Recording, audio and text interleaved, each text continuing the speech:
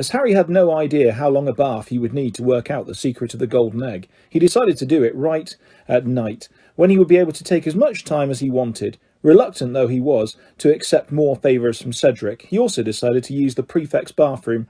Far fewer people were allowed in there, so it was much less likely that he would be disturbed.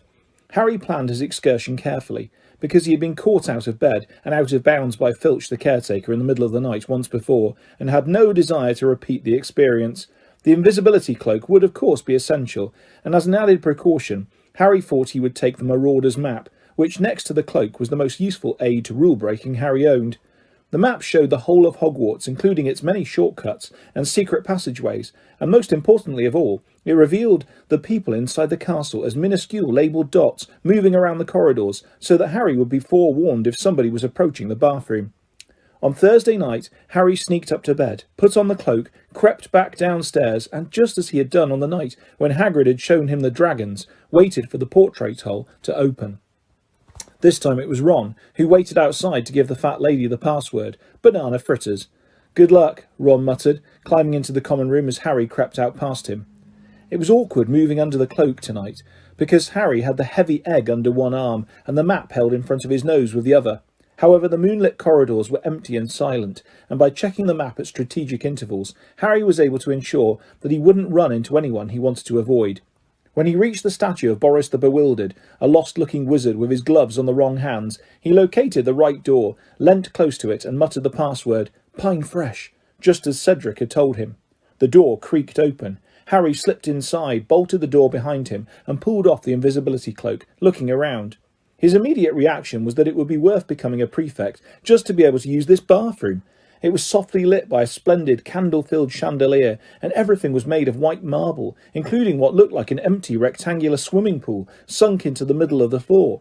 About 100 golden taps stood all around the pool's edges, each with a different coloured jewel set into its handle. There was also a diving board. Long white linen curtains hung at the windows, a large pile of fluffy white towels sat in a corner, and there was a single golden-framed painting on the wall. It featured a blonde mermaid, who was fast asleep on a rock, her long hair fluttering over her face every time she snored. Harry put down his cloak, the egg and the map, and moved forwards, looking around, his footsteps echoing off the walls. Magnificent though the bathroom was, and quite keen though he was to try out a few of those taps, now he was here, he couldn't quite suppress the feeling that Cedric might have been having him on. How on earth was this supposed to help solve the mystery of that egg? Nevertheless, he put one of the fluffy towels on, the cloak, the map, and the egg at the side of the swimming pool-sized bath, and then knelt down and turned on a few of the taps. He could tell at once that they carried different sorts of bubble bath mixture with the water, though it wasn't bubble bath as Harry had ever experienced it. One tap gushed pink, and blew bubbles the size of footballs. Another poured ice-white foam so thick that Harry thought it would have supported his weight if he'd cared to test it. A third sent heavily perfumed purple clouds hovering over the surface of the water. Harry amused himself for a while, turning on taps on and off, particularly enjoying the effect of one whose jet bounced off the surface of the water in large arcs. Then, when the deep pool was full of hot water, foam and bubbles, which took a very short time considering its size, Harry turned off all the taps, pulled off his pyjamas, slippers and dressing gown, and slid into the water. It was so deep that his feet barely touched the bottom, and he actually did a couple of lengths before swimming back to the side and treading water, staring at the egg. Highly enjoyable though it was to swim in hot and foamy water, with clouds of different coloured steam wafting all around him, no stroke of brilliance came to him, no sudden burst of understanding. Harry stretched out his arms, lifted the egg in his wet hands and opened it. The wailing, screeching sound filled the bathroom, echoing and reverberating off the marble walls, but it sounded just as incomprehensible as ever, if not more so with all the echoes. He snapped it shut again, worried that the sound would attract Filch, wondering whether that hadn't been Cedric's plan, and then, making him jump so badly that he dropped the egg, which clattered away across the bathroom floor, someone spoke. "I'd try putting it in the water, if I were you." Harry had swallowed a considerable amount of bubbles in shock. He stood up, spluttering, and saw the ghost of a very glum-looking girl sitting cross-legged on top of one of the taps.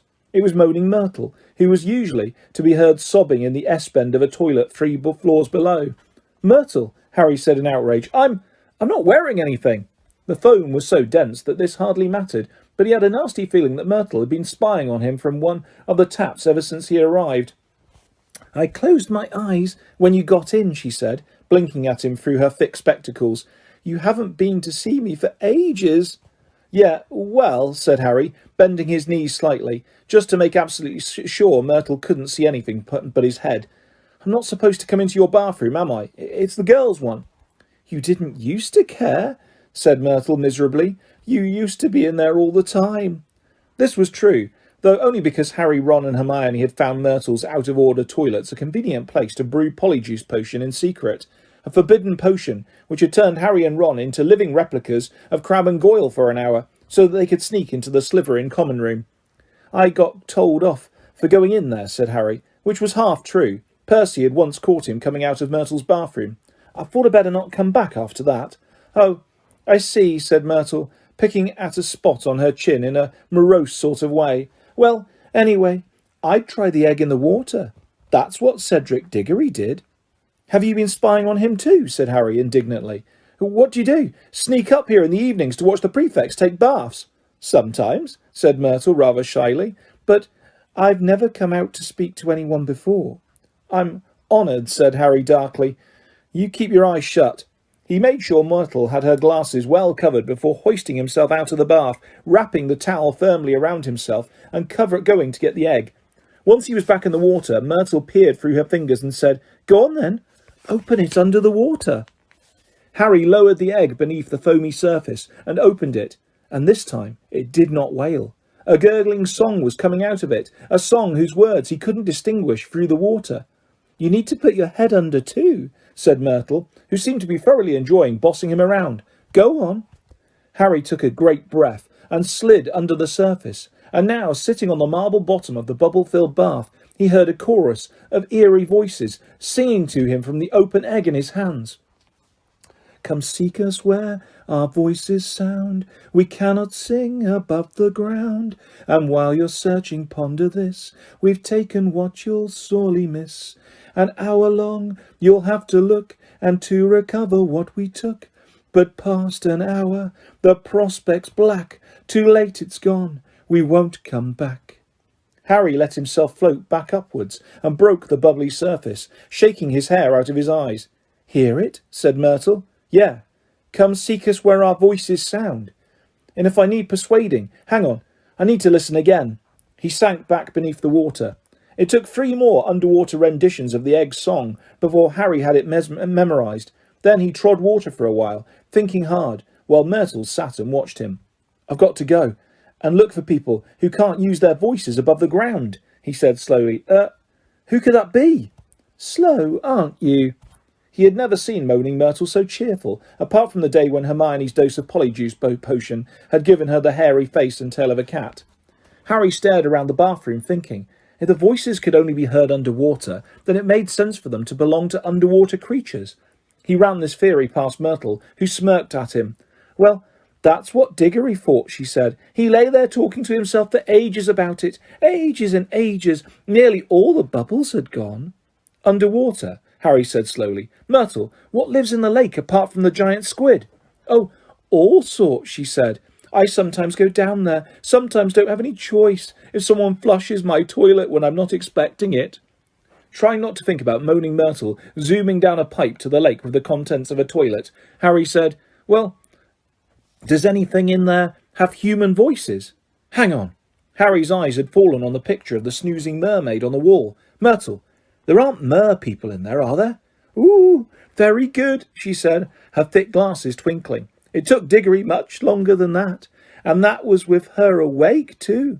Myrtle jerked her head towards the mermaid with an expression of great dislike on her glum face, giggling and showing off and flashing her fins. That's it, isn't it? Said Harry excitedly. The second task's to go and find the mer people in the lake, and... But he suddenly realised what he was saying, and he felt the excitement drain out of him as though someone had just pulled a plug in his stomach. He wasn't a very good swimmer. He'd never had much practice. Dudley had had lessons in their youth, but Aunt Petunia and Uncle Vernon, no doubt hoping that Harry would drown one day, hadn't bothered to give him any. A couple of lengths of this bath was all very well, but that lake was very large and very deep, and mer people would surely live right at the bottom. Myrtle, Harry said slowly, how am I supposed to breathe? At this, Myrtle's eyes filled with sudden tears again. Tactless, she muttered, groping in her robes for a handkerchief. What's tactless? Said Harry, bewildered. Talking about breathing in front of me, she said shrilly, and her voice echoed loudly around the bathroom. When I can't, when I haven't, not for ages. She buried her face in her handkerchief and sniffed loudly. Harry remembered how touchy Myrtle had always been about being dead, but none of the other ghosts he knew made such a fuss about it. Sorry, he said impatiently. I didn't mean, I just forgot. Oh, yes, very easy to forget Myrtle's dead, said Myrtle, gulping, looking at him out of swollen eyes. Nobody missed me, even when I was alive. Took them hours and hours to find my body. I know, I was sitting there waiting for them. Olive Hornby came into the bathroom. Are you in here again? Sulking, Myrtle, she said. Because Professor Dippet asked me to look for you, and then she saw my body. Ooh, she didn't forget it until her dying day. I made sure of that. Followed her around and reminded her I did. I remember at her brother's wedding. But Harry wasn't listening. He was thinking about the Mer People's song again. We've taken what you'll sorely miss. That sounded as though they were going to steal something of his, something he had to get back. What were they going to take? And then, of course, she went to the Ministry of Magic to stop me stalking her, so I had to come back here and live in my toilet. Good, said Harry vaguely. Well, I'm a lot further on than I was. Shut your eyes again, will you? I'm getting out. He retrieved the egg from the bottom of the bath, climbed out, dried himself, and pulled on his pyjamas and dressing gown again. Will you come and visit me in my bathroom again sometime? Moaning Myrtle asked mournfully, as Harry picked up the invisibility cloak. I'll try, Harry said, though privately thinking the only way he'd be visiting Myrtle's bathroom again was if every other toilet in the castle got blocked. See you, Myrtle. Thanks for your help. Bye-bye, she said gloomily, and as Harry put on the invisibility cloak, he saw her zoom back up the tap.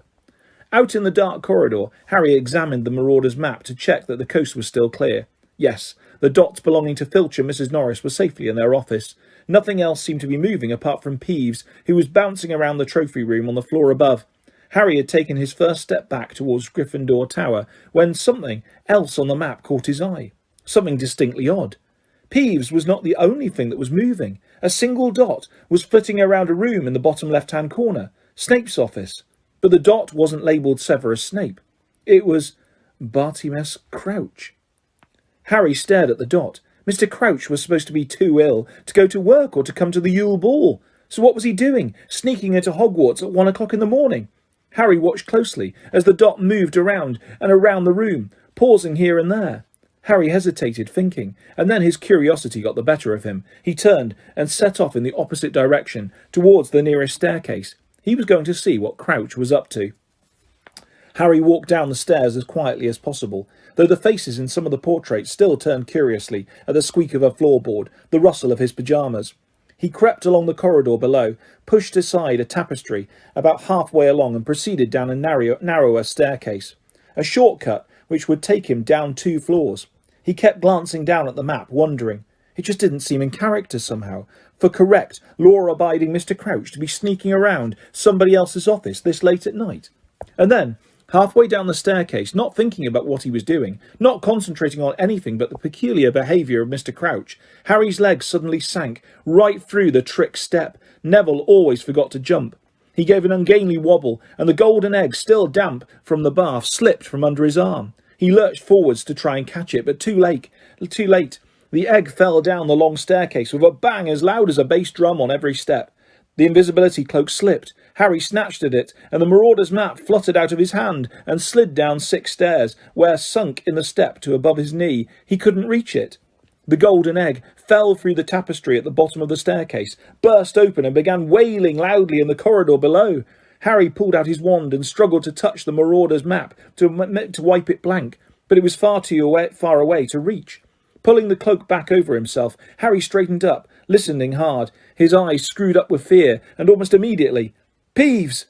It was the unmistakable hunting cry of Filch the caretaker. Harry could hear his rapid, shuffling footsteps coming nearer and nearer, his wheezy voice raised in fury. What's this racket? Wake up the whole castle, will you? I'll have you, Peeves, I'll have you. You'll...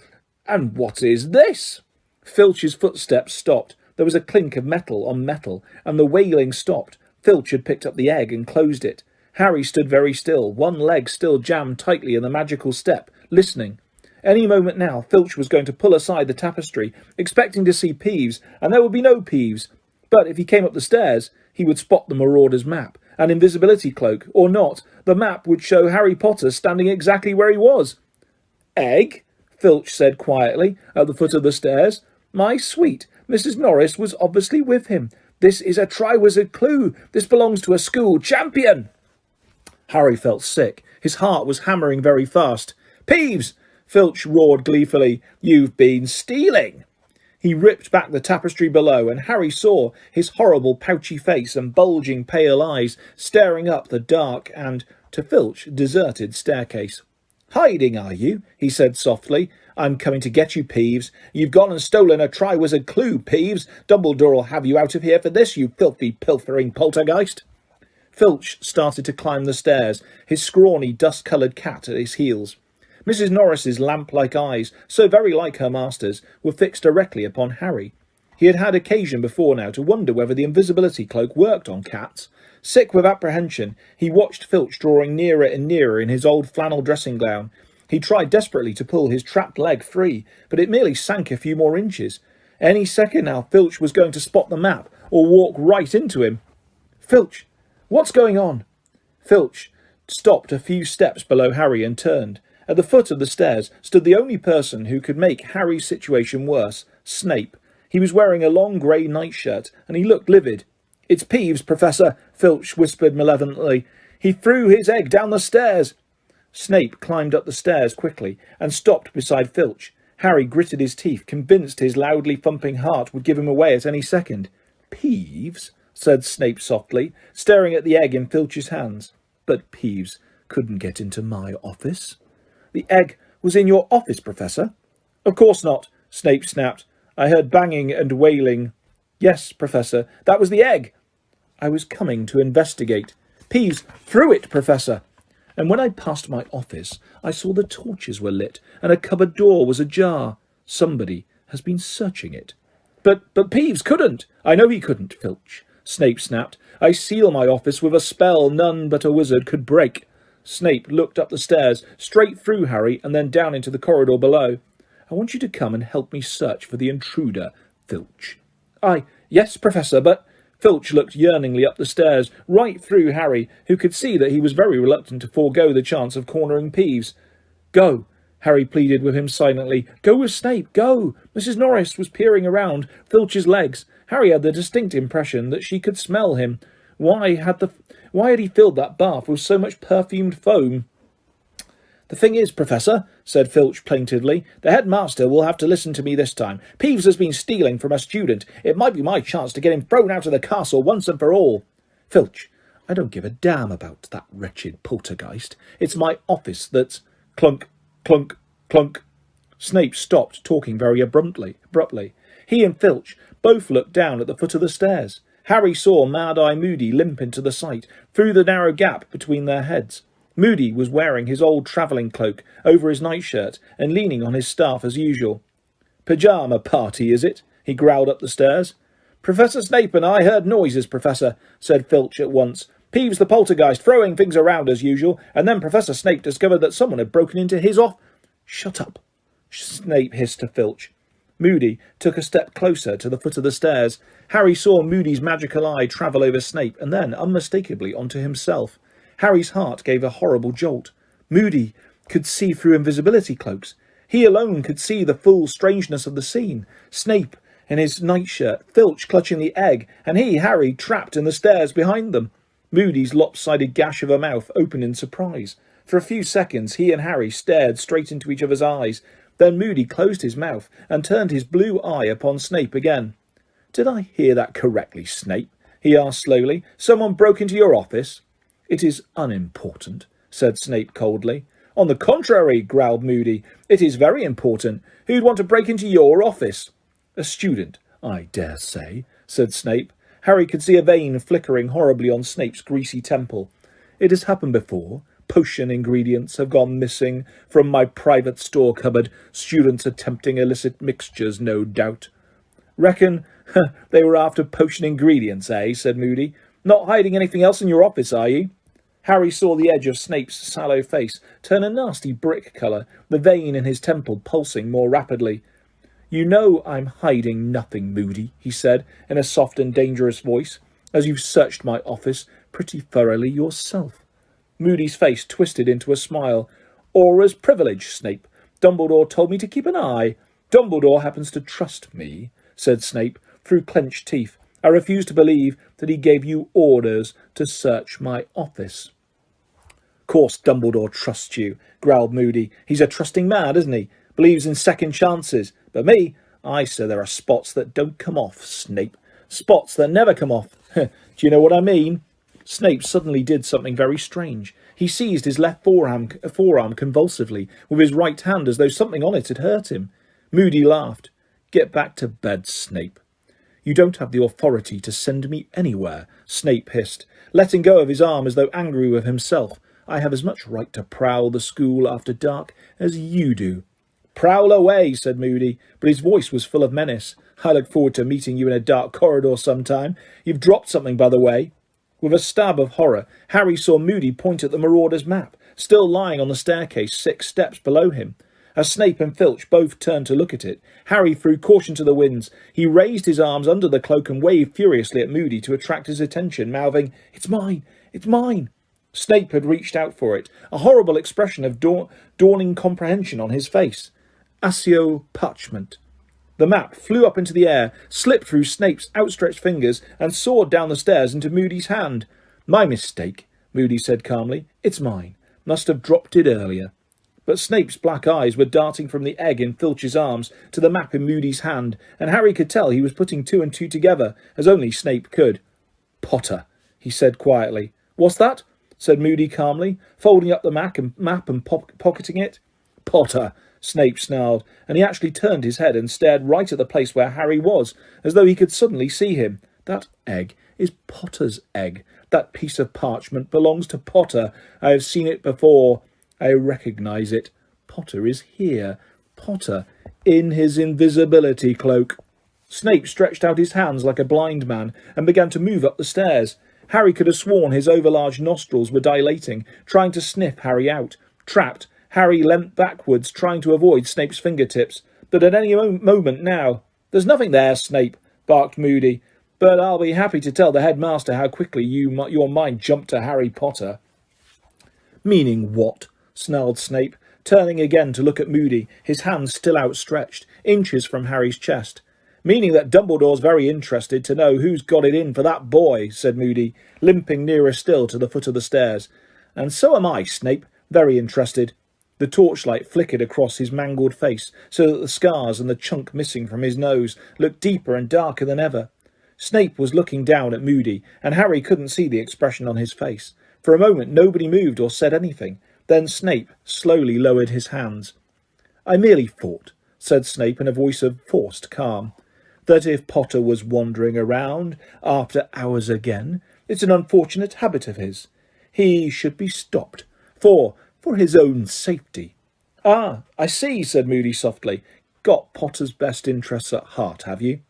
There was a pause. Snape and Moody were still staring at each other. Mrs. Norris gave a loud meow, still peering around Filch's legs, looking for the source of Harry's bubble bath smell. "I think I will go back to bed," Snape said curtly. "Best idea you've had all night," said Moody. "Now, Filch, if you'll just give me that egg." "No," said Filch, clutching the egg, as though it was his firstborn son. "Professor Moody, this is evidence of Peeves' treachery." "It's the property of the champion he stole it from," said Moody. "Hand it over now." Snape swept downstairs and past Moody without another word. Filch made a chirruping noise to Mrs. Norris, who stared blankly at Harry for a few more seconds before turning and following her master. Still breathing very fast, Harry heard Snape walking away down the corridor. Filch handed Moody the egg and disappeared from view too, muttering to Mrs. Norris, "Never mind, my sweet. We'll see Dumbledore in the morning. Tell him what Peeves was up to." A door slammed. Harry was left staring down at Moody, who placed his staff on the bottommost stair and started to climb laboriously towards him, a dull clunk on every other step. "Close shave, Potter," he muttered. "Yeah, thanks," said Harry weakly. "What is this thing?" said Moody, drawing the Marauder's map out of his pocket and unfolding it. "Map of Hogwarts," said Harry. hoping Moody was going to pull him out of the staircase soon. His leg was really hurting him. Merlin's beard, Moody whispered, staring at the map, his magical eye going haywire. This is some map, Potter. Yeah, it's quite useful, Harry said. His eyes were starting to water from the pain. Professor Moody, do you think you could help me? What? Oh, yes, of course. Moody took hold of Harry's arms and pulled. Harry's leg came free of the trick step, and he climbed onto the one above it. Moody was still gazing at the map. Potter, he said slowly, you didn't happen by any chance to see who broke into Snape's office, did you? On this map, I mean. Yeah, I did, Harry admitted. It was Mr. Crouch. Moody's magical eye whizzed over the entire surface of the map. He looked suddenly alarmed. Crouch, he said. You're sure, Potter? Positive, said Harry. Well, he's not here any more, said Moody, his eyes still whizzing over the map. Crouch. That's very, very interesting. He said nothing for almost a minute, still staring at the map. Harry could tell that this news meant something to Moody, and very much wanted to know what it was. He wondered whether he dared ask Moody.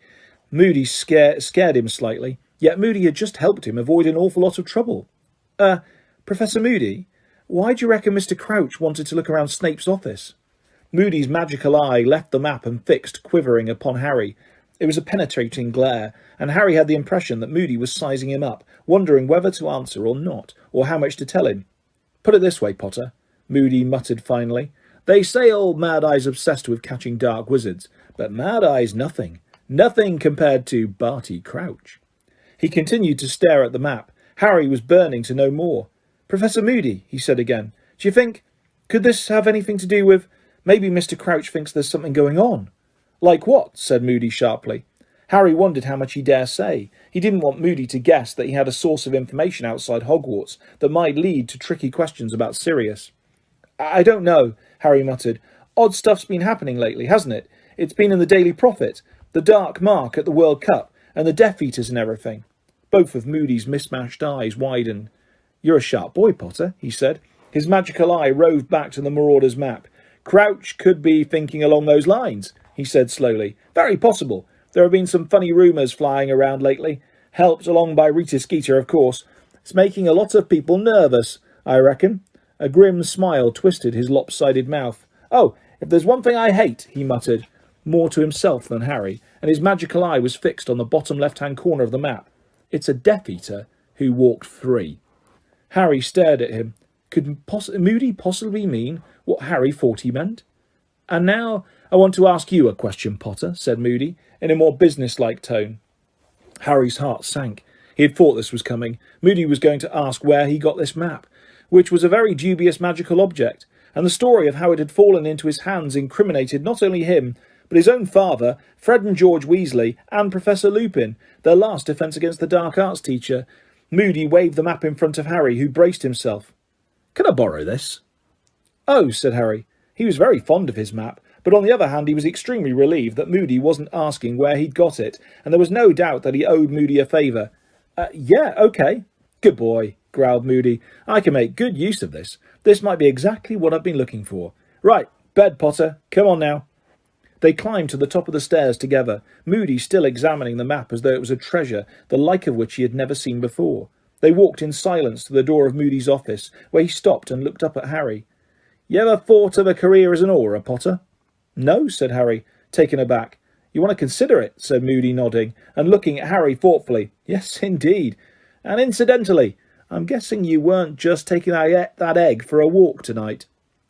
No, said Harry, grinning. I've been working out the clue. Moody winked at him, his magical eye going haywire again. Nothing like a nighttime stroll to give you ideas, Potter. See you in the morning. He went back into his office, staring down at the Marauder's map again, and closed the door behind him. Harry walked slowly back to Gryffindor Tower, lost in thought about Snape and Crouch, and what it all meant. Why was Crouch pretending to be ill, if he could manage to get to Hogwarts when he wanted to? What did he think Snape was concealing in his office?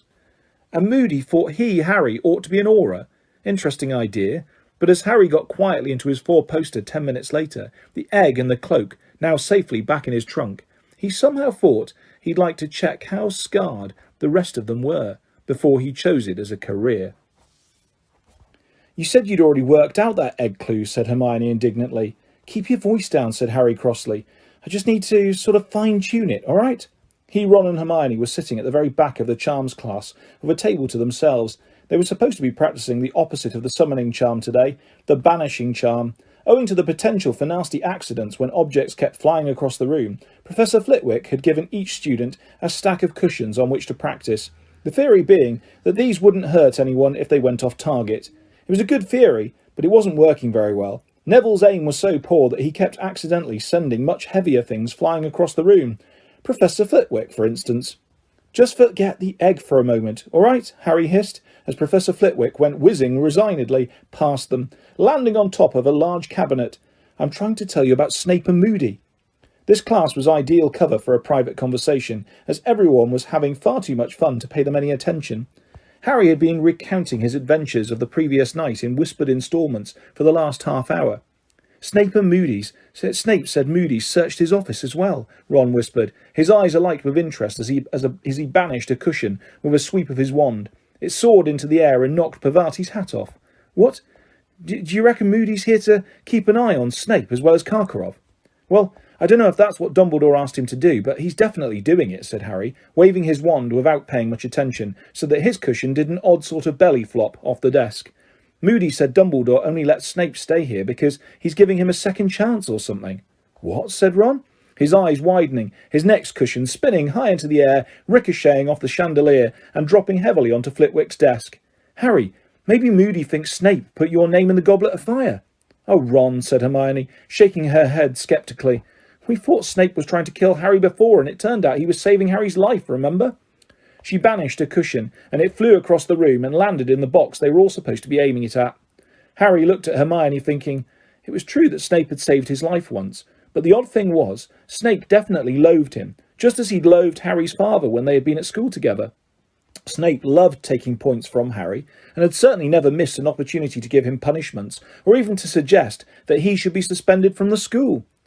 I don't care what Moody says, Hermione went on. Dumbledore's not stupid. He was right to trust Hagrid and Professor Lupin, even though loads of people wouldn't have given them jobs. So why shouldn't he be right about Snape, even if Snape is a bit evil, said Ron promptly. Come on, Hermione. Why are all these dark wizard catchers searching his office then?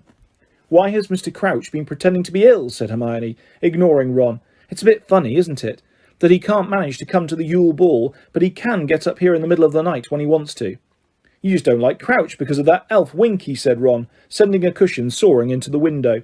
You just want to think Snape's up to something, said Hermione, sending her cushion zooming neatly into the box. I just want to know what Snape did with his first chance, if he's on his second one, said Harry grimly, and his cushion, to his very great surprise, flew straight across the room and landed neatly on top of Hermione's. Obedient to Sirius's wishes of hearing about anything odd at Hogwarts, Harry sent him a letter by Brown Owl that night, explaining all about Mr. Crouch breaking into Snape's office, and Moody and Snape's conversation. Then Harry turned his attention in earnest to the most urgent problem facing him, how to survive underwater for an hour on the 24th of February. Ron quite liked the idea of using the summoning charm again. Harry had explained about aqualungs, and Ron couldn't see why Harry shouldn't summon one from the nearest Muggle town. Hermione squashed this plan by pointing out that, in the unlikely event that Harry managed to learn how to operate an aqualung within the set limit of an hour, he was sure to be disqualified for breaking the International Code of Wizarding Secrecy. It was too much to hope that no Muggles would spot an aqualung zooming across the countryside to Hogwarts. Of course, the ideal solution would be for you to transfigure yourself into a submarine or something, she said. If only we'd done human transfiguration already, but I don't think we start that until 6th year. And it can go badly wrong if you don't know what you're doing. Yeah, I don't fancy walking around with a periscope sticking out of my head, said Harry. I suppose I could always attack someone in front of Moody. He might do it for me. I don't think he'd let you choose what you wanted to be turned into, though, said Hermione seriously. No, I think your best chance is some sort of charm. So Harry, thinking that he would soon have had enough of the library to last him a lifetime, buried himself once more among the dusty volumes, looking for any spell that might enable a human to survive without oxygen. However, though he, Ron and Hermione searched through their lunchtimes, evenings, and whole weekends, though Harry asked Professor McGonagall for a note of permission to use the restricted section, and even asked the irritable vulture-like librarian Madame Pince for help, they found nothing whatsoever that would enable Harry to spend an hour underwater and live to tell the tale. Familiar flutterings of panic were starting to disturb Harry now, and he was finding it difficult to concentrate in lessons again. The lake, which Harry had always taken for granted as just another feature of the grounds, drew his eyes whenever he was near a classroom window, a great iron-grey mass of chilly water, whose dark and icy depths were starting to seem as distant as the moon. Just as it had done before he had faced the horntail, time was slipping away as though somebody had bewitched the clocks to go extra fast. There was a week to go before February the 24th. There was still time. There were 5 days to go. He was bound to find something soon. 3 days to go. Please let me find something, please. With 2 days left, Harry started to go off food again.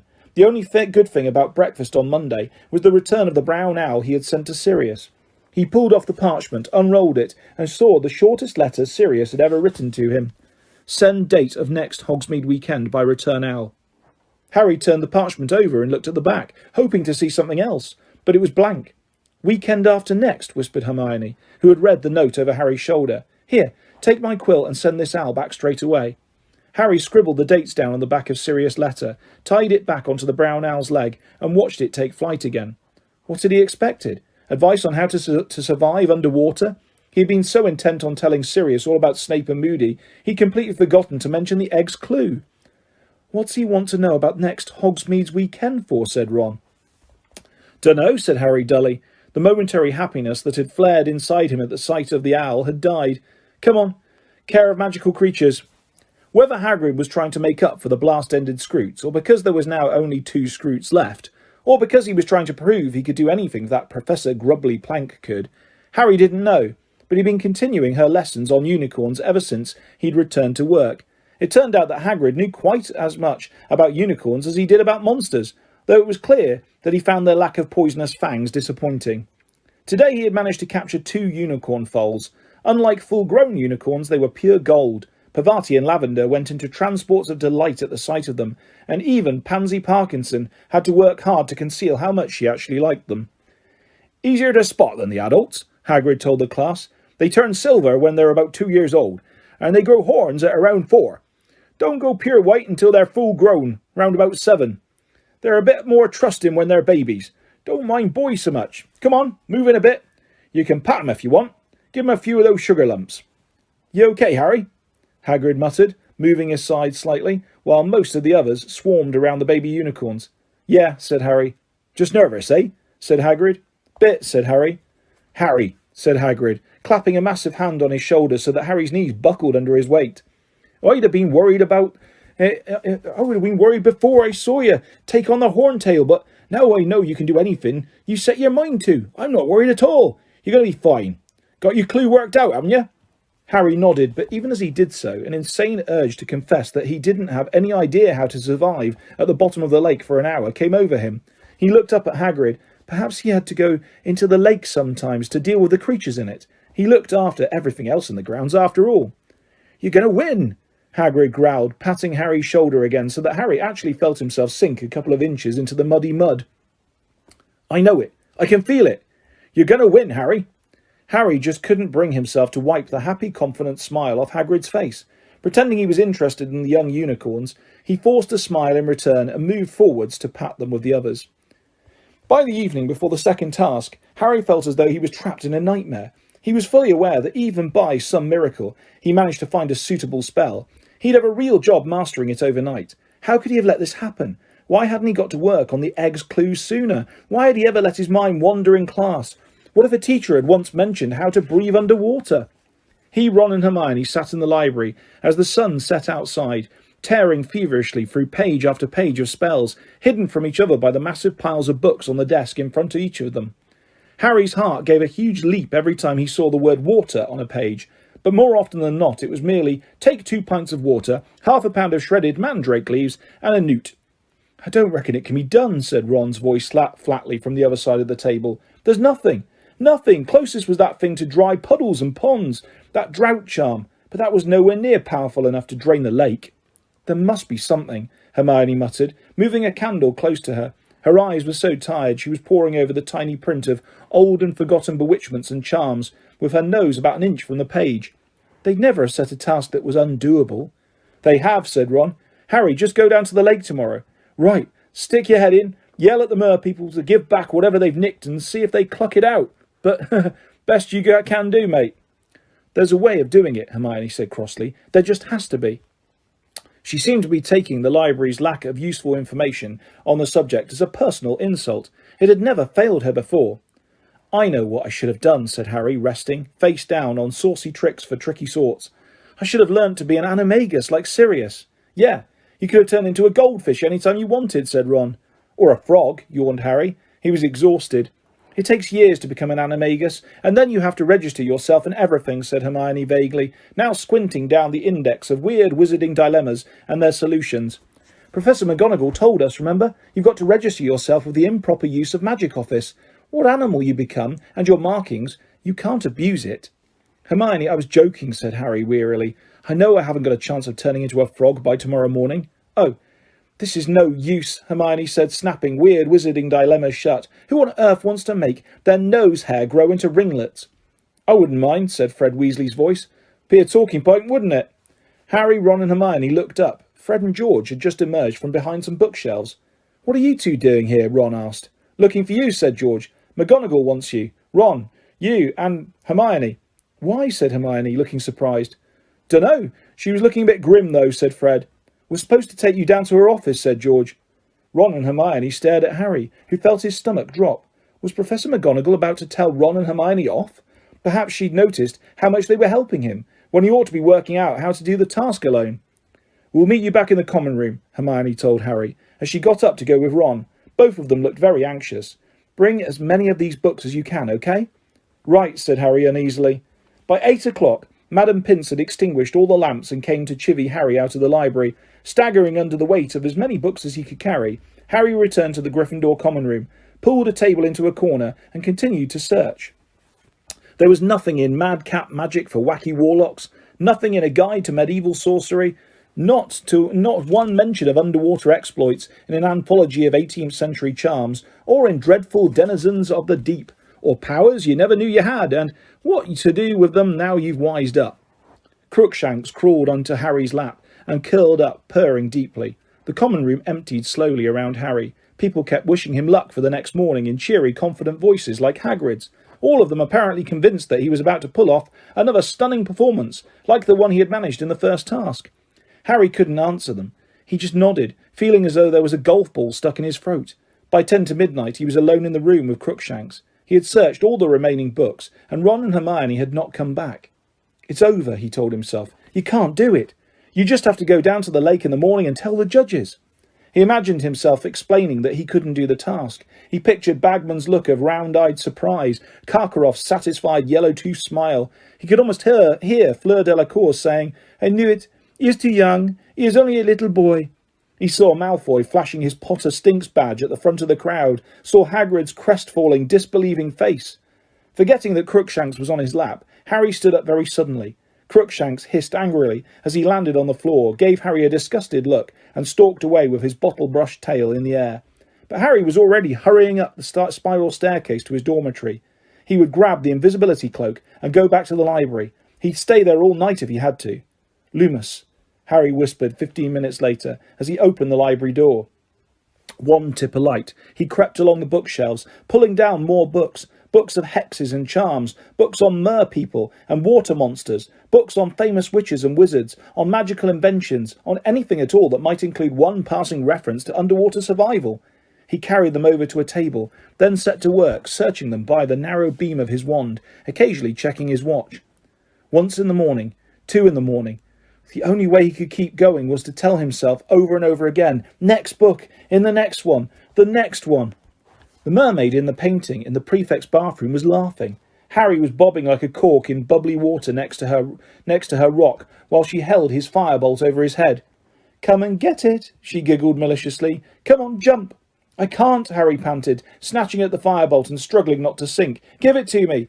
But she just poked him painfully in the side with the end of the broom, laughing at him. "That hurts. Get off. Ouch." "Harry Potter must wake up, sir." "Stop poking me." "Dobby must poke Harry Potter, sir. He must wake up." Harry opened his eyes. He was still in the library. The invisibility cloak had slipped off his head as he slept, and the side of his face was stuck to the pages of "Where there's a wand, there's a way." He sat up, straightening his glasses, blinking in the bright daylight. "Harry Potter needs to hurry," squeaked Dobby. "The second task starts in 10 minutes, and Harry Potter—" 10 minutes, Harry croaked. 10 minutes. He looked down at his watch. Dobby was right. It was 9:20. A large dead weight seemed to fall through Harry's chest into his stomach. "Hurry, Harry Potter," squeaked Dobby, plucking at Harry's sleeve. "You were supposed to be down by the lake with the other champions, sir." "It's too late, Dobby," Harry said hopelessly. "I'm not doing the task. I don't know how." "Harry Potter will do the task," squeaked the elf. "Dobby knew Harry had not found the right book, so Dobby did it for him." "What?" said Harry. "But you don't know what the second task is." "Dobby knows, sir. Harry Potter has to go into the lake and find his Wheezy." "Find my what?" "And take his Wheezy back for the Mer people." "What's a Wheezy?" "Your Wheezy, sir. Your Wheezy. Wheezy who is giving Dobby his jumper." Dobby plucked at the shrunken maroon sweater he was now wearing over his shorts. "What?" Harry gasped. They've got Ron." "The thing Harry Potter will miss most, sir," squeaked Dobby. "And past an hour." The prospect's black," Harry recited, staring horror-struck at the elf. "Too late, it's gone. It won't come back." "Dobby, what have I got to do?" "You has to eat this, sir," squeaked the elf, and he put his hand in his pocket of his shorts and drew out a ball of what looked like slimy greyish-green rat tails. "Right before you go into the lake, sir. Gillyweed." "What's it do?" said Harry, staring at the gillyweed. "It will make Harry Potter breathe underwater, sir." "Dobby," said Harry frantically. "Listen, are you sure about this?" He couldn't quite forget that the last time Dobby had tried to help him, he had ended up with no bones in his right arm. "Dobby is quite sure, sir," said the elf earnestly. "Dobby hears things, sir. He is a house elf. He goes all over the castle as he lights the fires and mops the floors. Dobby heard Professor McGonagall and Professor Moody in the staff room talking about the next task. Dobby cannot let Harry Potter lose his Wheezy." Harry's doubts vanished. Jumping to his feet, he pulled off the invisibility cloak, stuffed it into his bag, grabbed the gillyweed and put it into his pocket, and then tore out of the library with Dobby at his heels. "Dobby is supposed to be in the kitchen, sir," Dobby squealed as they burst into the corridor. "Dobby will be missed. Good luck, Harry Potter, sir. Good luck." "See you later, Dobby," Harry shouted, and he sprinted along the corridor and down the stairs, 3 at a time. The entrance hall contained a few last-minute stragglers, all leaving the great hall after breakfast and heading through the double oak doors to watch the second task. They stared as Harry flashed past, sending Colin and Dennis Creevey flying as he leapt down the stone steps and out into the bright, chilly grounds. As he pounded down the lawn, he saw the seats that had encircled the dragon's enclosure in November were now ranged along the opposite bank, rising in stands that were packed to bursting point and reflecting in the lake below. The excited babble of the crowd echoed strangely across the water as Harry ran flat out around the other side of the lake towards the judges, who were sitting at another gold-draped table at the water's edge. Cedric, Fleur and Crumb were beside the judges' table, watching Harry sprint towards them. I'm here," Harry panted, skidding to a halt in the mud and accidentally splattering Fleur's robes. "Where have you been?" said a bossy, disapproving voice. "The task's about to start." Harry looked around. Percy Weasley was sitting at the judges' table. Mr. Crouch had failed to turn up again. Now, Percy," said Ludo Bagman, who was looking intensely relieved to see Harry. "Let him catch his breath." Dumbledore smiled at Harry, but Karkaroff and Madame Maxime didn't look at all pleased to see him. It was obvious from the looks on their faces that they had thought he wasn't going to turn up. Harry bent over, hands on his knees, gasping for breath. He had a stitch in his side that felt as though he had a knife between his ribs. But there was no time to get rid of it. Ludo Bagman was now moving among the champions, spacing them along the bank at intervals of 10 feet. Harry was on the very end of the line next to Crumb, who was wearing swimming trunks and was holding his wand ready. "All right, Harry," Bagman whispered, as he moved Harry a few feet further away from Crumb. "Now, know what you're going to do?" "Yeah," Harry panted, massaging his ribs. Bagman gave his shoulder a quick squeeze and returned to the judges' table. He pointed his wand at his throat, as he had done at the World Cup, said, "Sonorous!" and his voice boomed out across the dark water towards the stands. "Well, all our champions are ready for the second task, which will start on my whistle. They have precisely an hour to recover what has been taken from them. On the count of 3. Then 1, 2, 3. The whistle echoed shrilly in the cold, still air. The stands erupted with cheers and applause. Without looking to see what the other champions were doing, Harry pulled off his shoes and socks, pulled the handful of gillyweed out of his pocket and stuffed it into his mouth, and waded out into the lake. The lake was so cold, he felt the skin on his legs searing as though this was fire, not icy water. His sodden robes weighed him down as he walked in deeper. Now the water was over his knees, and his rapidly numbing feet were slipping over silt and flat, slimy stones.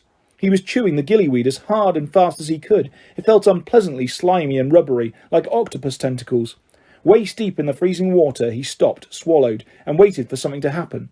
He could hear laughter in the crowd, and knew he must look stupid, walking into the lake without showing any sign of magical power. The part of him that was still dry was covered in goose pimples, half immersed in the icy water, a cool breeze lifting his hair. Harry started to shiver violently. He avoided looking at the stands. The laughter was becoming louder, and there were catcalls and jeering from the Slytherins. Then, quite suddenly, Harry felt as though an invisible pillow had been clapped over his mouth and nose. He tried to draw breath, but it made his head spin. His lungs were empty, and he suddenly felt a piercing pain on either side of his neck. Harry clapped his hands around his throat and felt two large slits just below his ears, flapping in the cold air. He had gills. Without pausing to think, he did the only thing that made sense. He flung himself forwards into the water. The first gulp of icy lake water felt like the breath of life. His head had stopped spinning. He took another great gulp of water and felt it pass smoothly through his gills, sending oxygen back to his brain. He stretched out his hands in front of him and stared at them. They looked green and ghostly under the water, and they had become webbed. He twisted around and looked at his bare feet. They had become elongated, and his toes were webbed too. It looked as though he had sprouted flippers. The water didn't feel icy anymore, either. On the contrary, he felt pleasantly cool and very light. Harry stuck out once more, marvelling at how far and fast his flipper-like feet propelled him through the water, and noticing how clearly he could see, and how he no longer needed to blink. He had soon swum so far into the lake that he could no longer see the bottom. He flipped over and dived into its depths. Silence pressed upon his ears as he soared over a strange, dark, foggy landscape. He could only see 10 feet around him, so that as he sped through the water, new scenes seemed to loom suddenly out of the oncoming darkness. Forests of rippling, tangled black weed, wide plains of mud littered with dull, glimmering stones. He swam deeper and deeper, out towards the middle of the lake, his eyes wide, staring through the eerily grey-lit water around him, to the shadows beyond, where the water became opaque. Small fish flickered past him like silver darts. Once or twice he thought he saw something larger moving ahead of him, but when he got nearer he discovered it to be nothing but a large blackened log, or a dense clump of weed. There was no sign of any of the other champions, merpeople, Ron, nor thankfully the giant squid. Light green weed stretched ahead of him as far as he could see, 2 feet deep, like a meadow of very overgrown grass. Harry was staring unblinkingly ahead of him, trying to discern shapes through the gloom, and then, without warning, something grabbed hold of his ankle. Harry twisted his body around and saw a Grindylow, a small horned water demon, poking out of the weeds, its long fingers clutched tightly around Harry's leg, its pointed fangs bared. Harry stuck his webbed hand quickly inside his robes and fumbled for his wand. By the time he had grasped it, 2 more Grindylows had risen out of the weed and seized handfuls of Harry's robes and were attempting to drag him down. "Relatio!"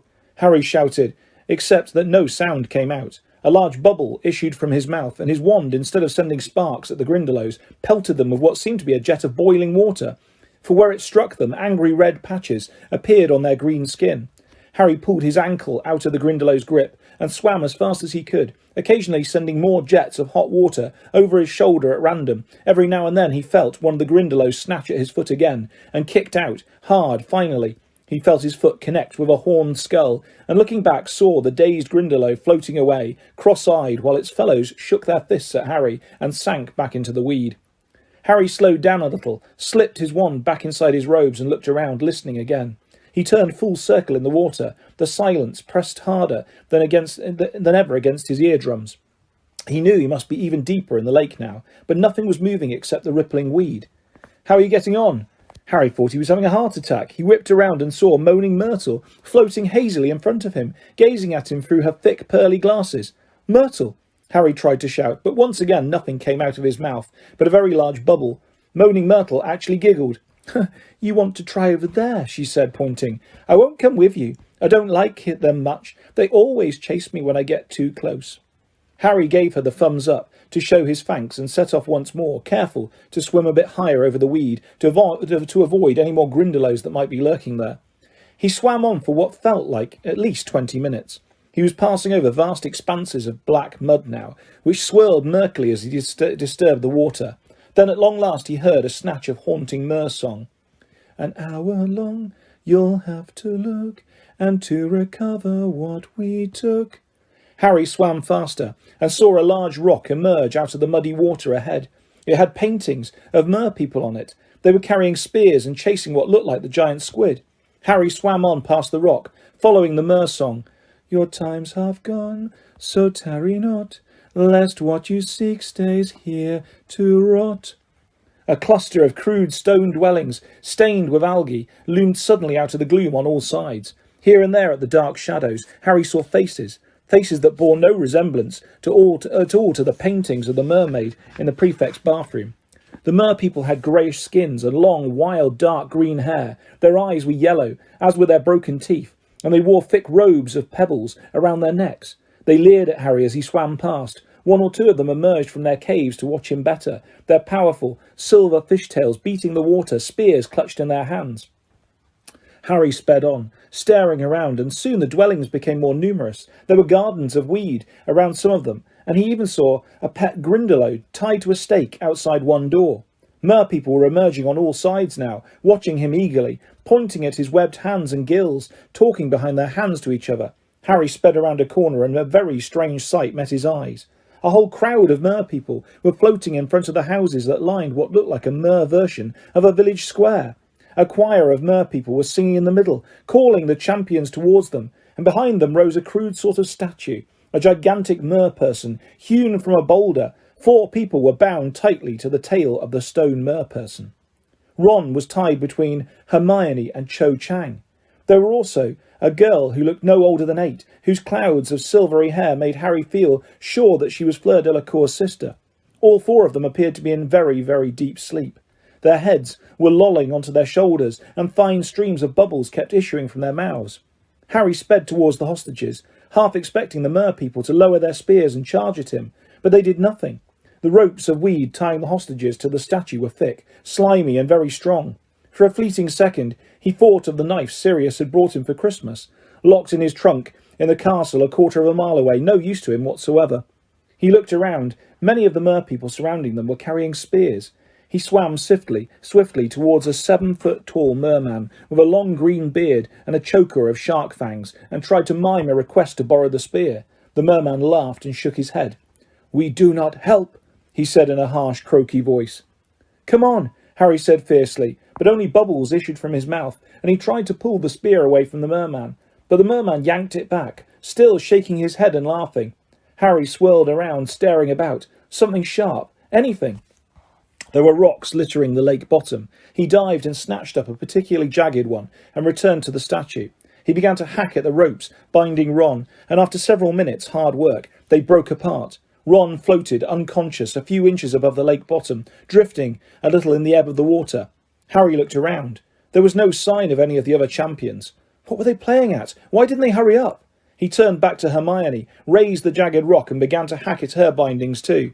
At once, several pairs of strong grey hands seized him. 6 mermen were pulling him away from Hermione, shaking their green-haired heads and laughing. "You take your own hostage," one of them said to him. "Leave the others." "No way," said Harry furiously, but only 2 large bubbles came out. "Your task is to retrieve your own friend. Leave the others." "She's my friend too," Harry yelled, gesturing towards Hermione, an enormous silver bubble emerging soundlessly from his lips. "And I don't want them to die either." Cho's head was on Hermione's shoulder. The small silver-haired girl was ghostly green and pale. Harry struggled to fight off the mermen, but they laughed harder than ever, holding him back. Harry looked wildly around. Where were the other champions? Would he have time to take Ron to the surface and come back down for Hermione and the others? Would he be able to find them again? He looked down at his watch to see how much time was left. It had stopped working. But then the mer people around him started pointing excitedly over his head. Harry looked up and saw Cedric swimming towards them. There was an enormous bubble around his head, which made his features look oddly wide and stretched. "Got lost?" he mouthed, looking panic-stricken. "Fleur and Crumb are coming now." Feeling enormously relieved, Harry watched Cedric pull a knife out of his pocket and cut Cho free. He pulled her upwards and out of sight. Harry looked around, waiting. Where were Fleur and Crumb? Time was getting short, and according to the song, the hostages would be lost after an hour. The merpeople started screeching excitedly. Those holding Harry loosened their grip, staring behind him. Harry turned and saw something monstrous cutting through the water towards them, a human body in swimming trunks with the head of a shark. It was Crumb. He appeared to have transfigured himself, but badly. The shark man swam straight to Hermione and began snapping and biting at her ropes. The trouble was that Crumb's new teeth were positioned very awkwardly for biting anything smaller than a dolphin, and Harry was quite sure that if Crumb wasn't careful, he was going to rip Hermione in half. Darting forwards, Harry hit Crumb hard on the shoulder and held up the jagged stone. Crumb seized it and began to cut Hermione free. Within seconds he had done it. He grabbed Hermione around the waist and without a backward glance began to rise rapidly with her towards the surface. Now what? Harry thought desperately. If he could be sure that Fleur was coming. But still no sign. There was nothing for it. He snatched up the stone, which Crumb had dropped, but the mermen now closed in around Ron and the little girl, shaking their heads at him. Harry pulled out his wand. Get out of the way! Only bubbles flew out of his mouth, but he had the distinct impression that the mermen had understood him, because they suddenly stopped laughing. Their yellowish eyes were fixed upon Harry's wand, and they looked scared. There might be a lot more of them than there were of him, but Harry could tell by the looks of their faces that they knew no more magic than the giant squid did. You've got until 3, Harry shouted. A great stream of bubbles burst from him, but he held up 3 fingers to make sure they got the message. 1. He put down a finger. 2. He put down a second. They scattered.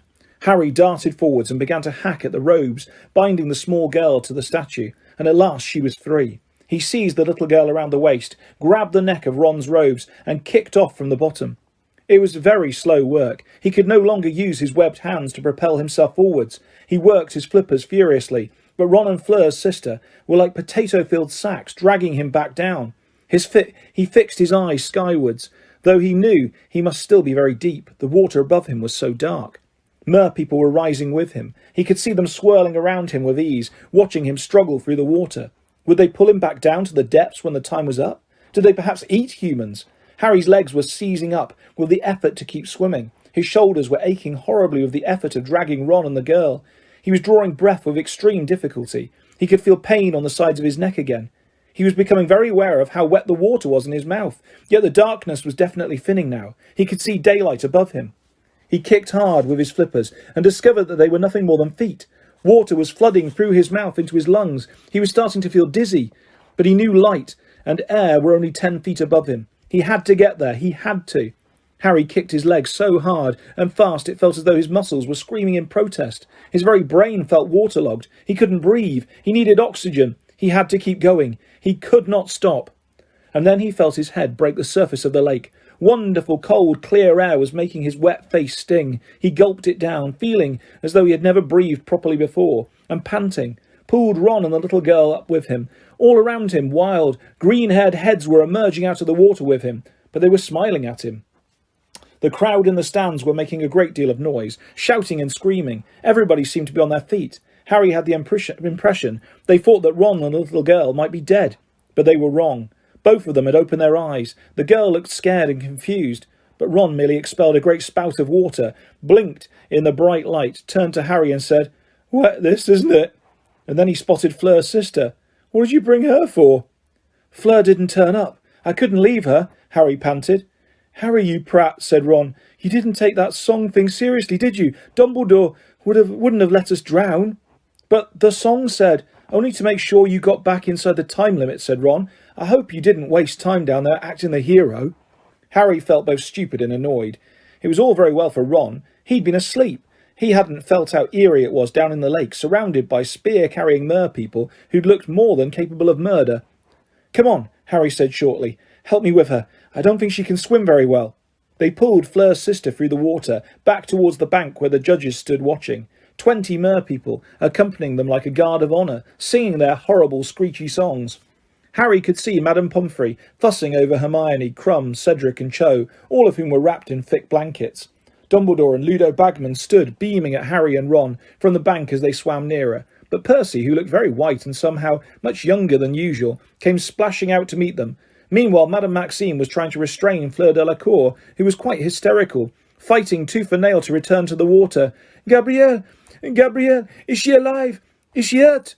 She's fine, Harry tried to tell her, but he was so exhausted he could hardly talk, let alone shout.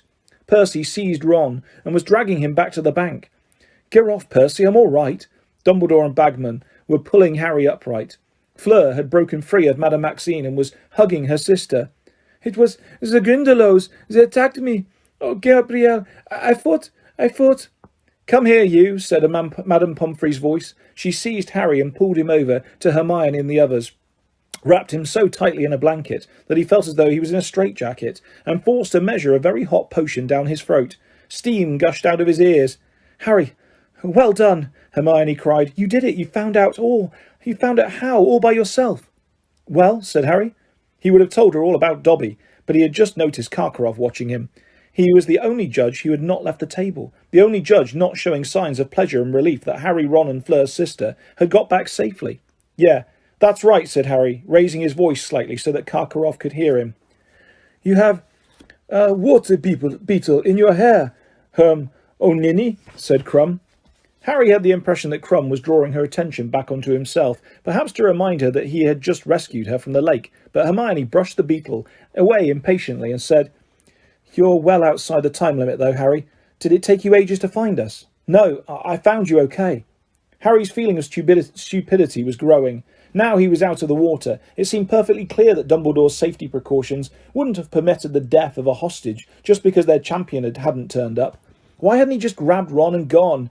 He would have been first back. Cedric and Crumb hadn't wasted time worrying about anyone else. They hadn't taken the Mer song seriously. Dumbledore was crouching at the water's edge, deep in conversation with what seemed to be the chief Mer person, a particularly wild and ferocious-looking female. He was making the same sort of screechy noises that the Mer people made when they were above water. Clearly, Dumbledore could speak Mermish. Finally, he straightened up, turned to his fellow judges and said, A conference, before we give the marks, I think. The judges went into a huddle. Madame Pomfrey had gone to rescue Ron from Percy's clutches. She led him over to Harry and the others, gave him a blanket and some pepper-up potion, then went to fetch Fleur and her sister. Fleur had many cuts on her face and arms, and her robes were torn, but she didn't seem to care, nor would she allow Madame Pomfrey to clean them. Look after Gabrielle, she told her, and then she turned to Harry. You saved her, she said breathlessly, even though she was not your hostage. Yeah, said Harry, who was now heartily wishing he'd left all three girls tied to the statue. Fleur bent down, kissed Harry twice on each cheek. He felt his face burn and wouldn't have been surprised if steam was coming out of his ears again, and then said to Ron, And you too? You helped? Yeah, said Ron, looking extremely hopeful. Yeah, a bit.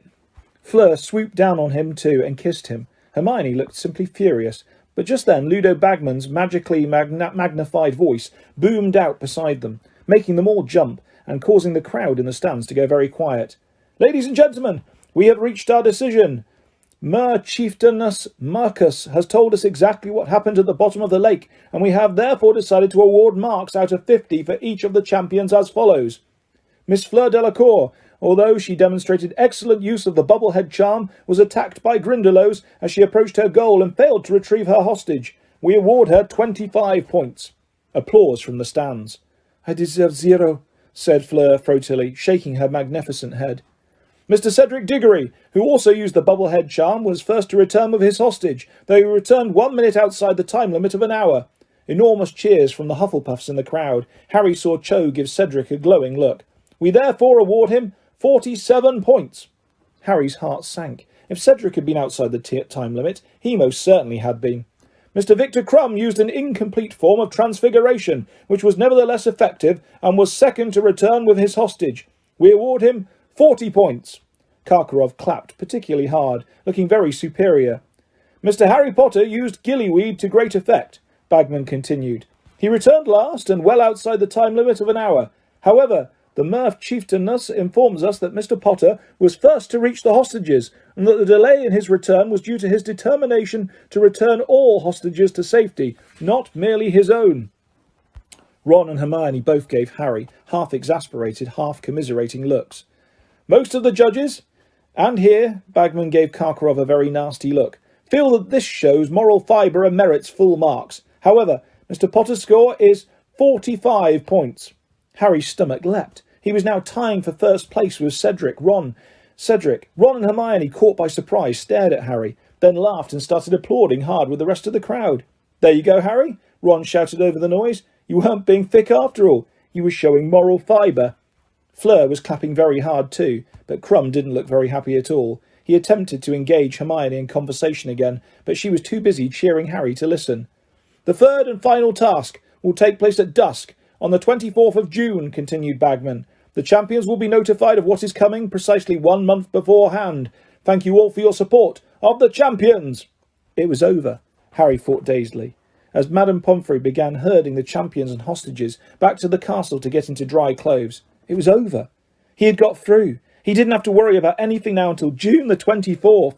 Next time he was in Hogsmeade, he decided, as he walked back up the stone steps into the castle, he was going to buy Dobby a pair of socks for every day of the year. One of the best things about the aftermath of the second task was that everybody was very keen to hear details of what had happened down in the lake, which meant that for once Ron was getting to share Harry's limelight. Harry noticed that Ron's version of events changed subtly with every retelling. At first, he gave what seemed to be the truth. It tallied with Hermione's story anyway. Dumbledore had put all the hostages into a bewitched sleep in Professor McGonagall's office, first assuring them that they would be quite safe and would awake when they were back above the water. 1 week later, however, Ron was telling a thrilling tale of kidnap, in which he struggled single-handedly against 50 heavily armed merpeople who had to beat him into submission before tying him up. "But I had my wand hidden up my sleeve," he assured Padma Patil, who seemed to be a lot keener on Ron now that he was getting so much attention, and was making a point of talking to him every time they passed in the corridors. "I could have taken those mer-idiots any time I wanted." "What were you going to do, snore at them?" said Hermione waspishly. People had been teasing her so much about being the thing that Victor Crumb would miss most that she was in a rather tetchy mood. Ron's ears went red, and he reverted thereafter to the bewitched sleep version of events. As they entered March, the weather became drier, but cruel winds skinned their hands and faces every time they went out into the grounds. There were delays in the post because the owls kept being blown off course. The brown owl that Harry had sent to Sirius with the dates of the Hogsmeade weekend turned up at breakfast on Friday morning with half its feathers sticking up the wrong way. Harry had no sooner torn off Sirius' reply than it took flight, clearly afraid it was going to be sent outside again. Sirius' letter was almost as short as the previous one. "Be at Stile at end of road of Hogsmeade, past Dervish and Banshees, at 2 o'clock on Saturday afternoon. Bring as much food as you can." "He hasn't come back to Hogsmeade?" said Ron incredulously. "It looks like it, doesn't it?" said Hermione. "I can't believe him," said Harry tensely. "If he's caught—" "Made it so far, though, hasn't he?" said Ron. "And it's not like the place is swarming with Dementors any more." Harry folded up the letter, thinking. If he was honest with himself, he really wanted to see Sirius again. He therefore approached the final lesson of the afternoon, double potions, feeling considerably more cheerful than he usually did when descending the steps to the dungeons. Malfoy, Crabbe and Goyle were standing in a huddle outside the classroom door, with Pansy Parkinson's gang of slivering girls.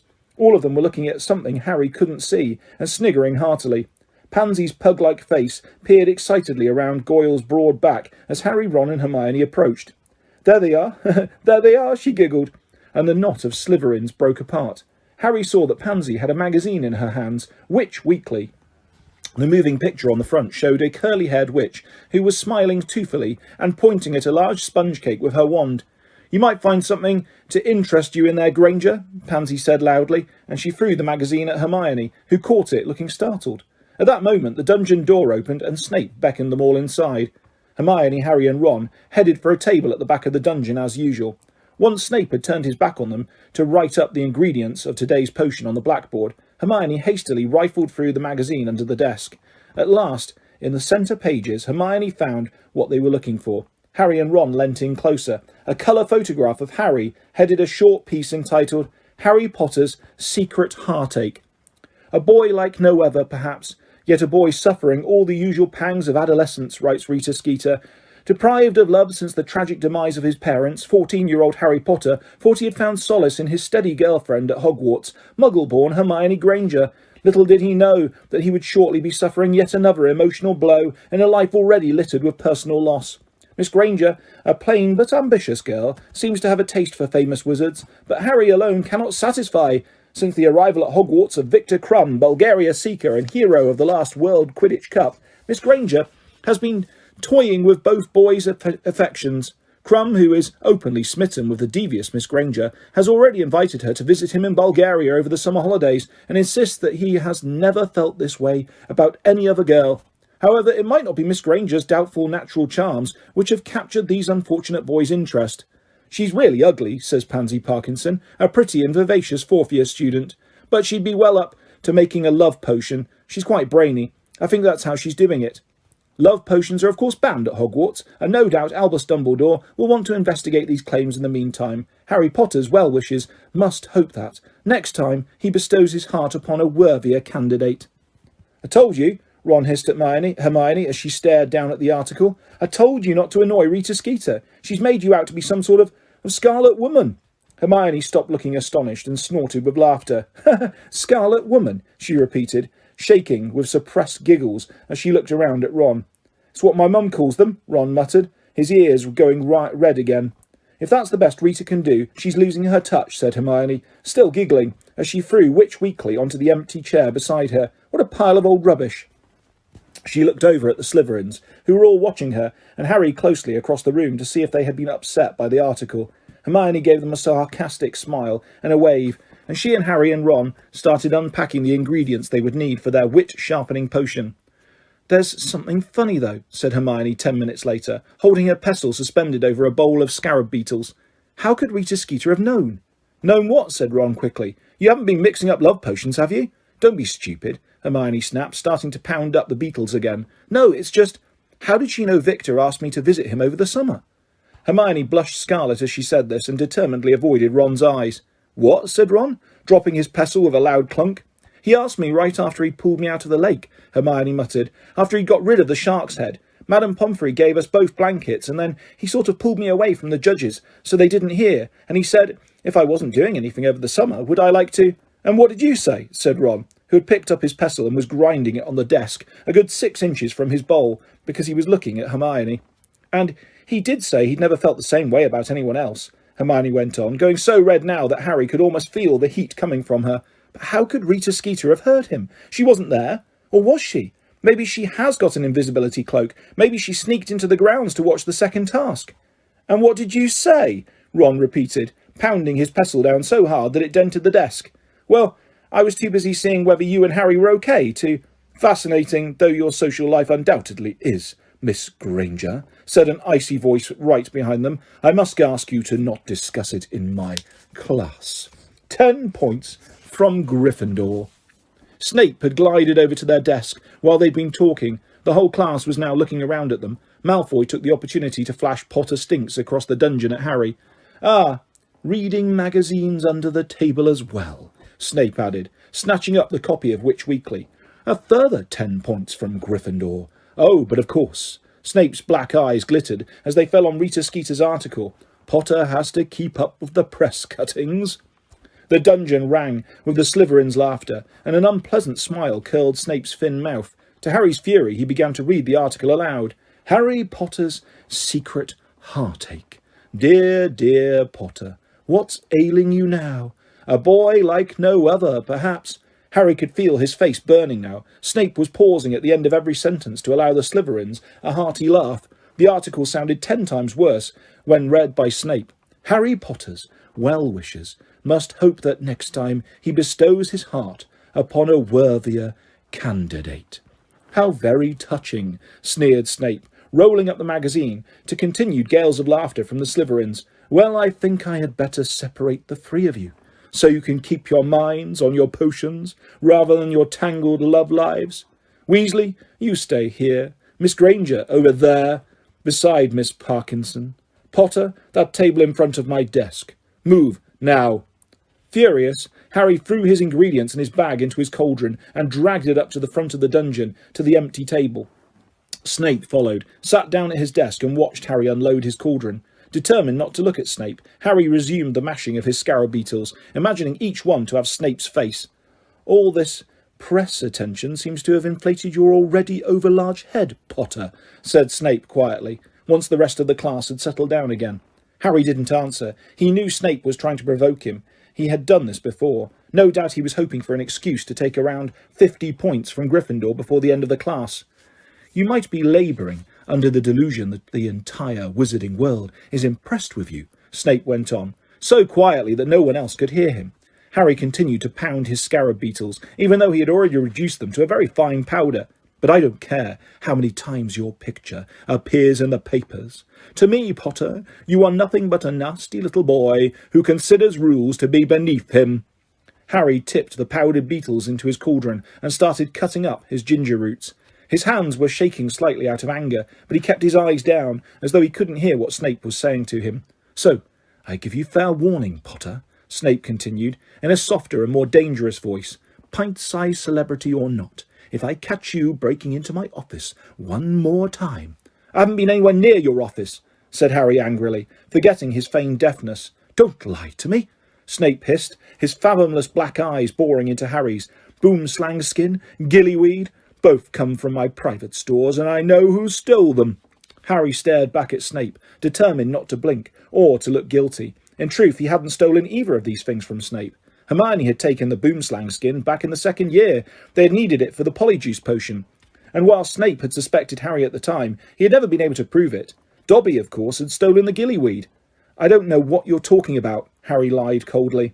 "You were out of bed on the night my office was broken into," Snape hissed. "I know it, Potter. Now, Mad-Eye Moody might have joined your fan club, but I will not tolerate your behaviour. One more nighttime stroll into my office, Potter, and you will pay." "Right," said Harry coolly, turning back to his ginger roots. "I'll bear that in mind if I ever get the urge to go in there." Snape's eyes flashed. He plunged a hand into the inside of his black robes. For one wild moment, Harry thought Snape was about to pull out his wand and curse him. Then he saw that Snape had drawn out a small crystal bottle of a completely clear potion. Harry stared at it. "Do you know what this is, Potter?" Snape said, his eyes glittering dangerously again. "No," said Harry, completely honestly this time. "It is Veritaserum, a truth potion so powerful that 3 drops would have you spilling your innermost secrets for this entire class to hear," said Snape viciously. "Now, the use of this potion is controlled by very strict ministry guidelines. But unless you watch your step, you might just find that my hand slips." He shook the crystal bottle slightly, "right over your evening pumpkin juice. And then, Potter, then we'll find out whether you've been in my office or not." Harry said nothing. He turned back to his ginger roots once more, picked up his knife and started slicing them again. He didn't like the sound of that truth potion at all, and nor would he be put it past Snape to slip him some. He repressed a shudder at the thought of what might come spilling out of his mouth if Snape did. Quite apart from landing a whole lot of people in trouble, Hermione and Dobby for a start, there were all other things he was concealing, like the fact that he was in contact with Sirius, and his insides squirmed at the thought how he felt about Cho.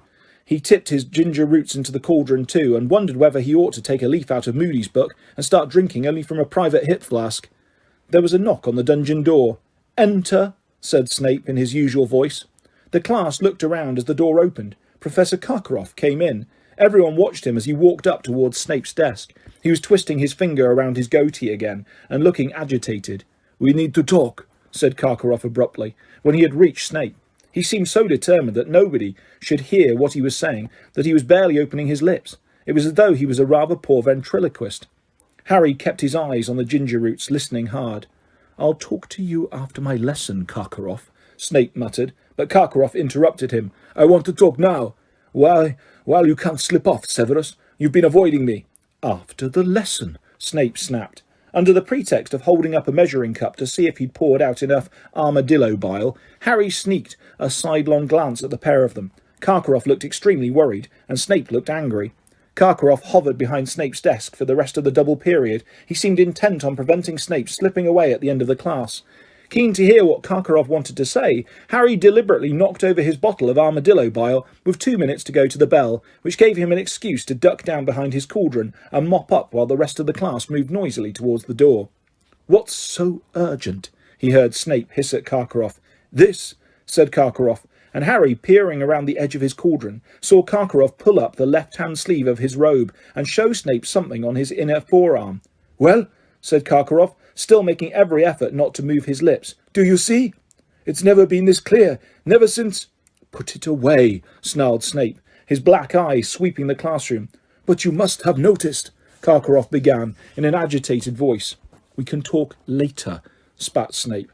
"Potter, what are you doing?" Cleaning up my armadillo bile, Professor, said Harry innocently, straightening up and showing Snape the sodden rag he was holding. Karkaroff turned on his heel and strode out of the dungeon. He looked both worried and angry. Not wanting to remain alone with an exceptionally angry Snape, Harry saw his books and ingredients back into his bag and left at top speed to tell Ron and Hermione what he had just witnessed. They left the castle at noon the next day to find a weak silver sun shining down upon the grounds. The weather was milder than it had been all year, and by the time they arrived in Hogsmeade, all three of them had taken off their cloaks and thrown them over their shoulders. The food Sirius had told them to bring was in Harry's bag. They had sneaked a dozen chicken legs, a loaf of bread and a flask of pumpkin juice from the lunch table. They went into the Glad Rags Wizardwear to buy a present for Dobby, where they'd had fun selecting all the most lurid socks they could find, including a pair patterned with flashing gold and silver stars, and another that screamed loudly when they became too smelly. Then at 1:30 they made their way up the high street, past Dervish and Banshees, and out towards the edge of the village. Harry had never been in this direction before. The winding lane was leading them out onto the wild countryside around Hogsmeade. The cottages were fewer here, and their gardens larger. They were walking towards the foot of the mountain in whose shadow Hogsmeade lay. Then they turned a corner and saw a stile at the end of the lane. Waiting for them, its front paws on the topmost bar, was a very large, shaggy black dog, which was carrying some newspapers in its mouth, and looked very familiar. "Hello, Sirius," said Harry, when they had reached him. The black dog sniffed Harry's bag eagerly, wagged its tail once, then turned and began to trot away from them across the scrubby patch of ground which rose to meet the rocky foot of the mountain. Harry, Ron and Hermione climbed over the stile and followed. Sirius led them to the very foot of the mountain, where the ground was covered with boulders and rocks. It was easy for him with his 4 paws, but Harry, Ron and Hermione were soon out of breath. They followed Sirius higher, up into the mountain itself. For nearly half an hour they climbed a steep, winding and stony path, following Sirius' wagging tail, sweating in the sun, the shoulder straps of Harry's bag cutting into his shoulders. Then at last Sirius slipped out of sight, and when they reached the place where he had vanished, they saw a narrow fissure on the rock. They squeezed into it and found themselves in a cool, dimly lit cave. Tethered at the end of it, one end of his rope around a large rock, was Buckbeak the hippogriff. Half grey horse, half giant eagle, Buckbeak's fierce orange eye flashed at the sight of them. All three of them bowed low to him, and after regarding them imperiously for a moment, Buckbeak bent his scaly front knees and allowed Hermione to rush her forward and stroke his feathery neck. Harry, however, was looking at the black dog, which had just turned into his godfather.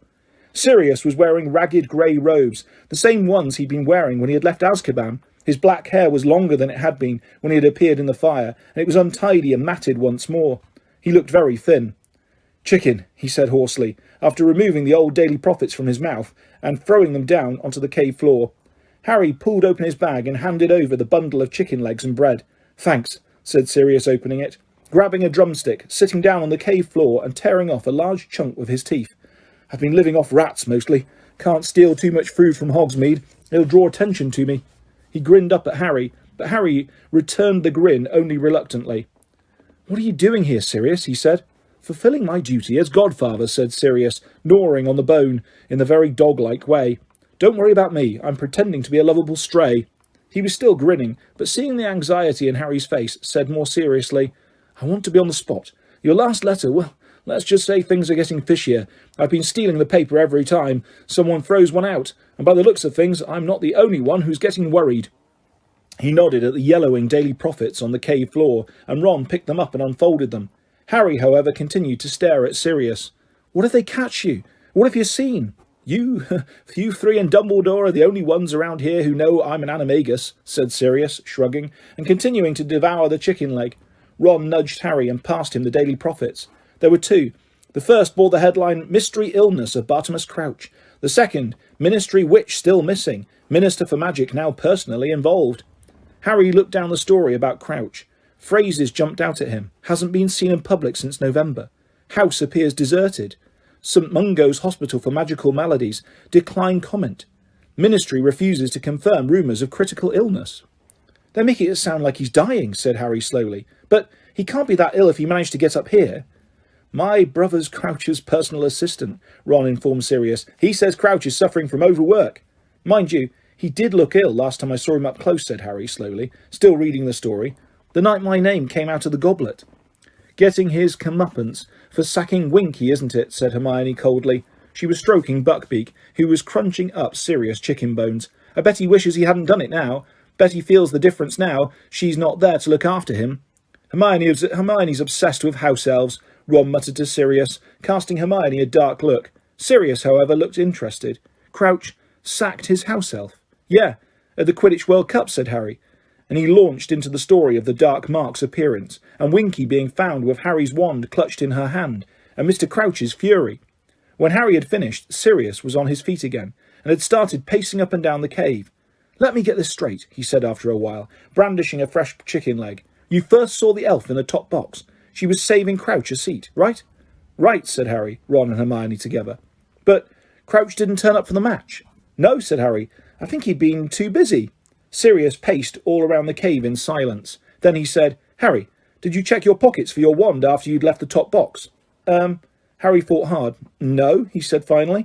I didn't need to use it before we got to the forest, and then I put my hand in my pocket, and all that was in there was my omnoculars. He stared at Sirius. Are you saying whoever conjured the mark stole my wand in the top box? It's possible, said Sirius. Winky didn't steal that wand, said Hermione shrilly. The elf wasn't the only one in that box, said Sirius. His brow furrowed as he continued to pace. Who else was sitting behind you? Loads of people, said Harry. Some Bulgarian ministers. Cornelius Fudge, the Malfoys.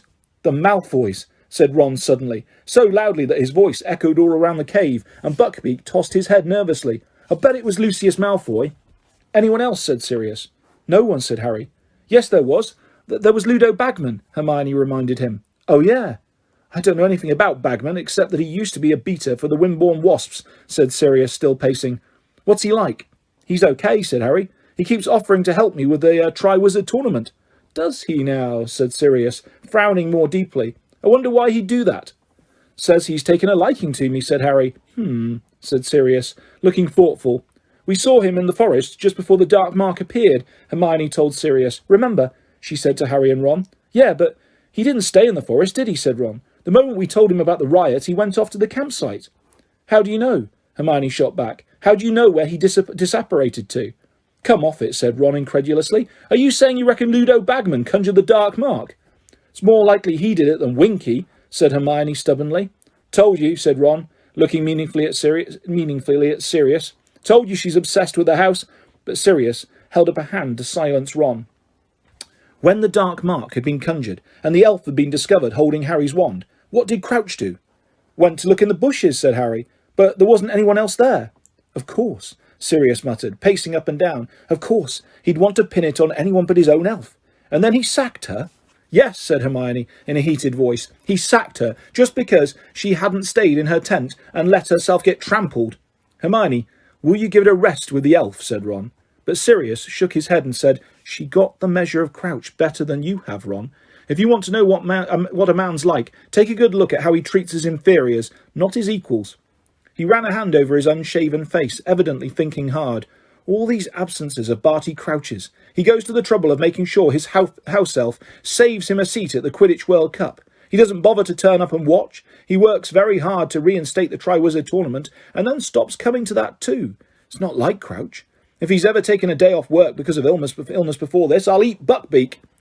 Do you know Crouch, then? Said Harry. Sirius' face darkened. He suddenly looked as menacing as the night when Harry had first met him, the night when Harry had still believed Sirius to be a murderer. Oh, I know Crouch all right, he said quietly. He was the one who gave the order for me to be sent to Azkaban, without a trial. What? Said Ron and Hermione together. You're kidding, said Harry. No, I'm not, said Sirius, taking another great bite of chicken.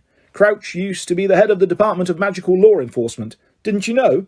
Harry, Ron and Hermione shook their heads. He was tipped as the next Minister for Magic, said Sirius. He's a great wizard, Barty Crouch, powerfully magical and power-hungry. Oh, never a Voldemort supporter, he said, reading the look on Harry's face. No, Barty Crouch was always very outspoken against the dark side. But then a lot of people who were against the dark side, well, you wouldn't understand. You're too young. That's what my dad said at the World Cup, said Ron, with a trace of irritation in his voice. Try us. Why don't you? A grin flashed across Sirius' thin face. All right, I'll try you. He walked once up the cave, back again, and then said, Imagine that Voldemort's powerful now. You don't know who his supporters are. You don't know who's working for him and who isn't. You know he can control people so that they do terrible things without being able to stop themselves. You're scared for yourself and your family and your friends. Every week news comes of more deaths, more disappearances, more torturing. The Ministry of Magic's in disarray. They don't know what to do. They're trying to keep everything hidden from the Muggles, but meanwhile Muggles are dying too. Terror everywhere, panic, confusion. That's how it used to be. Well, times like that bring out the best in some people, and the worst in others. Crouch's principles might have been good in the beginning. I wouldn't know. He rose quickly through the ministry, and he started ordering very harsh measures against Voldemort's supporters. The Aurors were given new powers to kill rather than capture, for instance. And I wasn't the only one who was handed straight to the Dementors without trial. Crouch fought violence with violence, and authorized the use of unforgivable curses against suspects. I would say he became as ruthless and cruel as many on the dark side. He had his supporters, mind you. Plenty of people thought he was going about things the right way, and there were a lot of witches and wizards clamouring for him to take over as Minister for Magic. When Voldemort disappeared, it looked like only a matter of time until Crouch got the top job. But then something rather unfortunate happened. Sirius smiled grimly. Crouch's own son was caught with a group of Death Eaters who managed to talk their way out of Azkaban. Apparently, they were trying to find Voldemort and return him to power. Crouch's son was caught, gasped Hermione. Yup, said Sirius, throwing his chicken bone to Buckbeak and flinging himself back down on the ground beside the loaf of bread and tearing it in half. Nasty little shock for old Barty. I'd imagine should have spent a bit more time at home with his family, shouldn't he? Ought to have left the office early once in a while, got to know his own son. He began to wolf down large pieces of bread. Was his son a Death Eater? Said Harry. No idea, said Sirius, still stuffing down bread. I was in Azkaban myself when he was brought in. This is mostly stuff I've found out since I got out. The boy was definitely caught in the company of people I'd bet my life were Death Eaters, but he might have been in the wrong place at the wrong time, just like the house elf. Did Crouch try and get his son off? Hermione whispered. Sirius let out a laugh that was much more like a bark. Crouch let his son off? I thought you had the measure of him, Hermione. Anything that threatened a tarnish to his reputation had to go. He had dedicated his whole life to becoming a minister for magic. You saw him dismiss a devoted house elf because she associated him with the dark mark again. Doesn't that tell you what he's like? Crouch's fatherly affection stretched just far enough to give his son a trial, and by all accounts, it wasn't much more than an excuse for Crouch to show how much he hated the boy. Then he sent him straight to Azkaban. He gave his son to the Dementors? Asked Harry quietly. That's right, said Sirius, and he didn't look remotely amused now. I saw the Dementors bringing him in, watched them throw the bars in my cell door. He can't have been more than 19. They took him into a cell near mine. He was screaming for his mother by nightfall. He went right quiet after a few days, though. They all went quiet in the end, except when they shrieked in their sleep. For a moment, the deadened look in Sirius' eyes became more pronounced than ever, as though shutters had closed behind them. So, he's still in Azkaban, Harry said. No, said Sirius dully. No, he's not in there any more. He died about a year after they brought him in. He died? He wasn't the only one, said Sirius bitterly. Most go mad in there, and plenty stop eating in the end. They lose the will to live. You could always tell when a death was coming because the Dementors could sense it. They got excited. The boy looked pretty sickly when he arrived. Crouch being an important ministry member, he and his wife were allowed a deathbed visit. That was the last time I saw Barty Crouch, half carrying his wife past my cell. She died herself, apparently, shortly afterwards. Grief, wasted away just like the boy. Crouch never came for his son's body. The Dementors buried him outside the fortress. I watched them do it. Sirius threw aside the bread he had just lifted to his mouth, and instead picked up the flask of pumpkin juice and drained it. So old Crouch lost it all, just when he thought he had made it, he continued, wiping his mouth with the back of his hand. One moment a hero poised to become Minister for Magic, next his son dead, his wife dead, the family name dishonoured, and so, I've heard since I escaped, a big drop in popularity. Once the boy had died, people started feeling a bit more sympathetic towards him, and started asking how a nice young lad from a good family had gone so badly astray. The conclusion was that his father never cared much for him, so Cornelius Fudge got the top job, and Crouch was shunted sideways into the Department of International Magical Cooperation.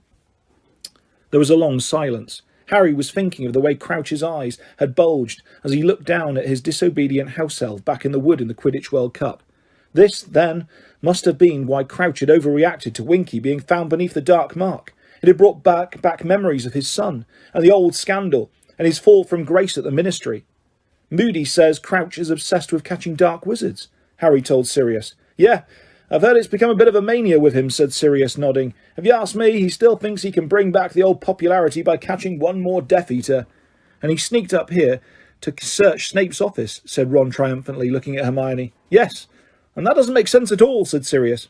Yeah, it does, said Ron excitedly. But Sirius shook his head. Listen, if Crouch wants to investigate Snape, why hasn't he been coming to judge the tournament? It would be an ideal excuse to make regular visits to Hogwarts and keep an eye on him. So you think Snape could be up to something then? Asked Harry. But Hermione broke in. Look, I don't care what you say. Dumbledore trusts Snape. Oh, come off it, Hermione, said Ron impatiently. I know Dumbledore's brilliant and everything, but that doesn't mean a really clever dark wizard couldn't fool him. Why did Snape save Harry's life in the first year then? Why didn't he just let him die? I don't know. Maybe he thought Dumbledore would kick him out. What do you think, Sirius? Harry said loudly, and Ron and Hermione stopped bickering to listen. I think they've both got a point, said Sirius, looking thoughtfully at Ron and Hermione. Ever since I found out Snape was teaching here, I've wondered why Dumbledore hired him. Snape's always been fascinated by the dark arts. He was famous for it at school. Slimy, oily, greasy-haired kid he was, Sirius added, and Harry and Ron grinned at each other. Snape knew more curses when he arrived at school than half the kids in 7th year, and he was part of a gang of Slytherins who nearly all turned out to be Death Eaters. Sirius held up his fingers and began ticking off names. Rosier and Wilkes, they were both killed by auras the year before Voldemort fell. The Lestrangers, they're a married couple. They're in Azkaban. Avery, from what I've heard, he wormed the way out of trouble by saying he'd been acting under the Imperius curse. He's still at large.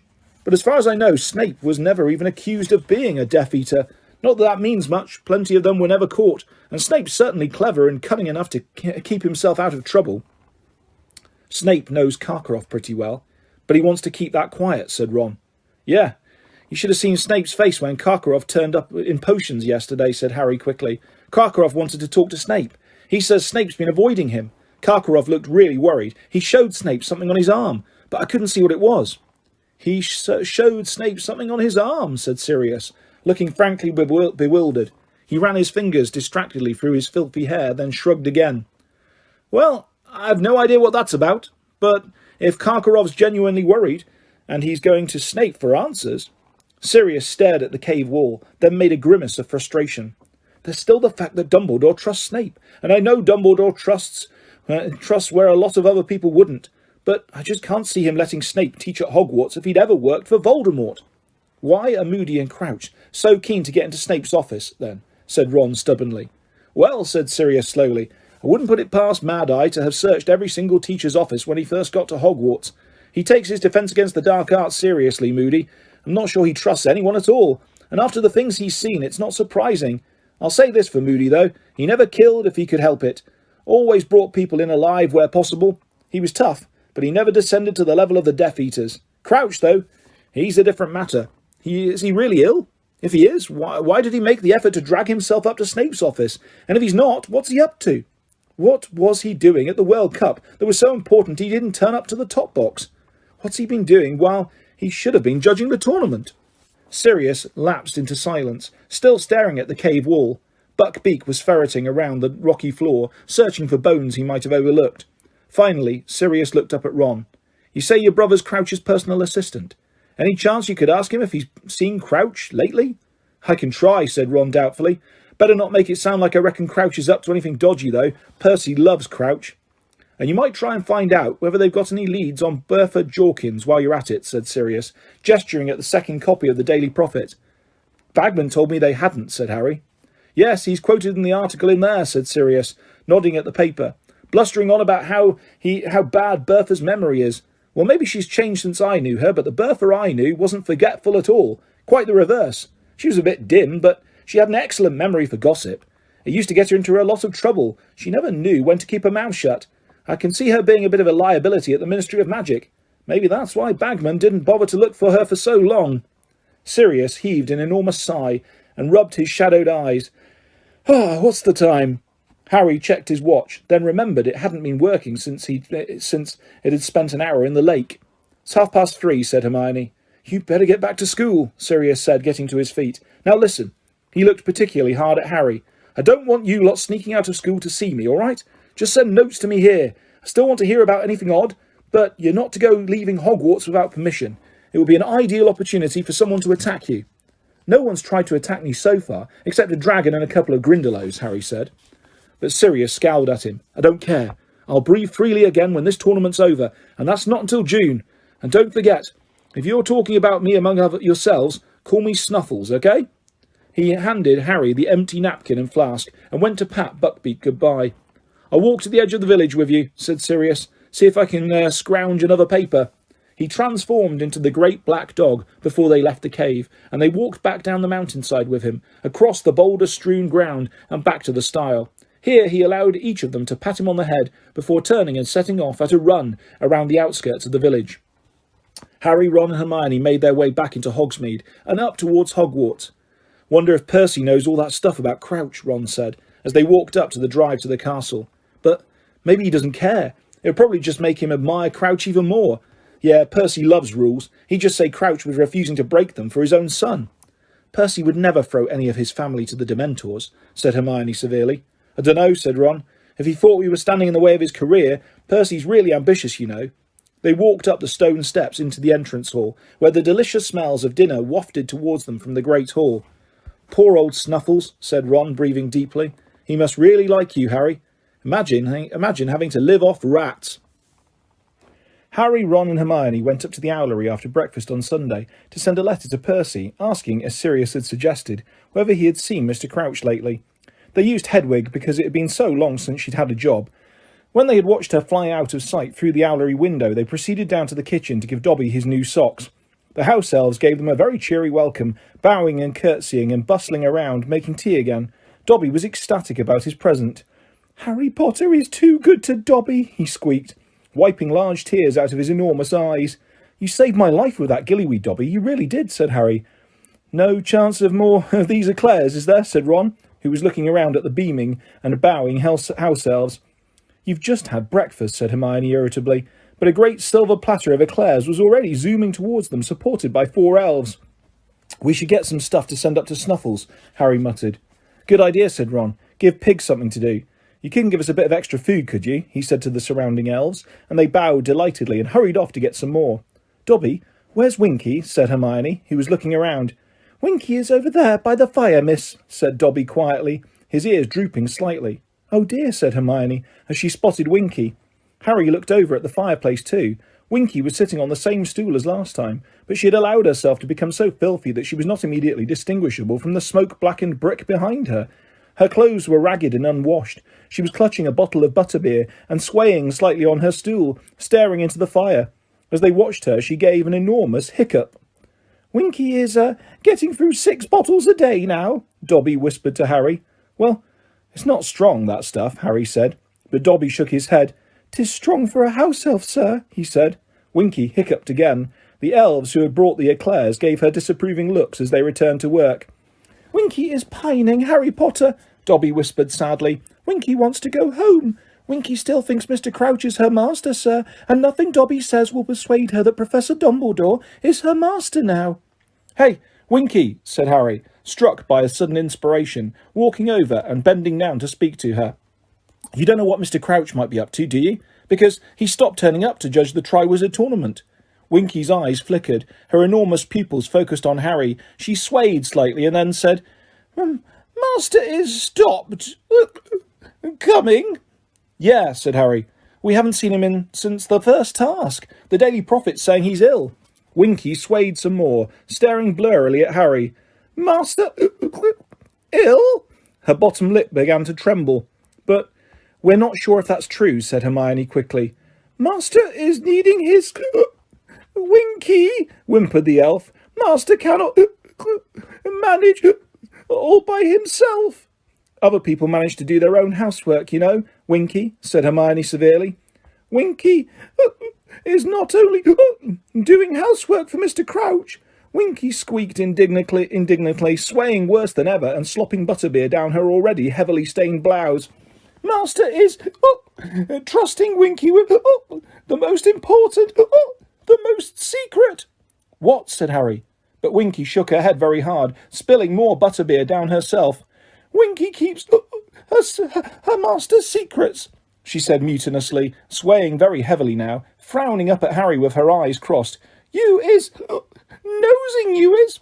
Winky must not talk like that to Harry Potter, said Dobby angrily. Harry Potter is brave and noble, and Harry Potter is not nosy. He is nosing into my master's private and secret. Winky is a good house elf. Winky keeps her silence. People trying to pry and poke. Winky's eyelids drooped, and suddenly, without warning, she slid off her stool onto the hearth, snoring loudly. The empty bottle of butterbeer rolled away across the stone-flagged floor. Half a dozen house elves came hurrying forward, looking disgusted. One of them picked up the bottle, the others covered Winky with a large check tablecloth and tucked the ends in neatly, hiding her from view. We is sorry you had to see that, sirs and miss, squeaked a nearby elf, shaking his head and looking very ashamed. We is hoping you will not judge us all by Winky, sirs and miss. She's unhappy, said Hermione, exasperated. Why don't you try and cheer her up instead of covering her up? Begging your pardon, miss, said the house elf, bowing deeply again, but house elves has no right to be unhappy when there is work to be done and masters to be served. Oh, for heaven's sake, said Hermione angrily. Listen to me, all of you. You've got just as much right as wizards to be unhappy. You've got the right to wages and holidays and proper clothes. You don't have to do everything you're told. Look at Dobby.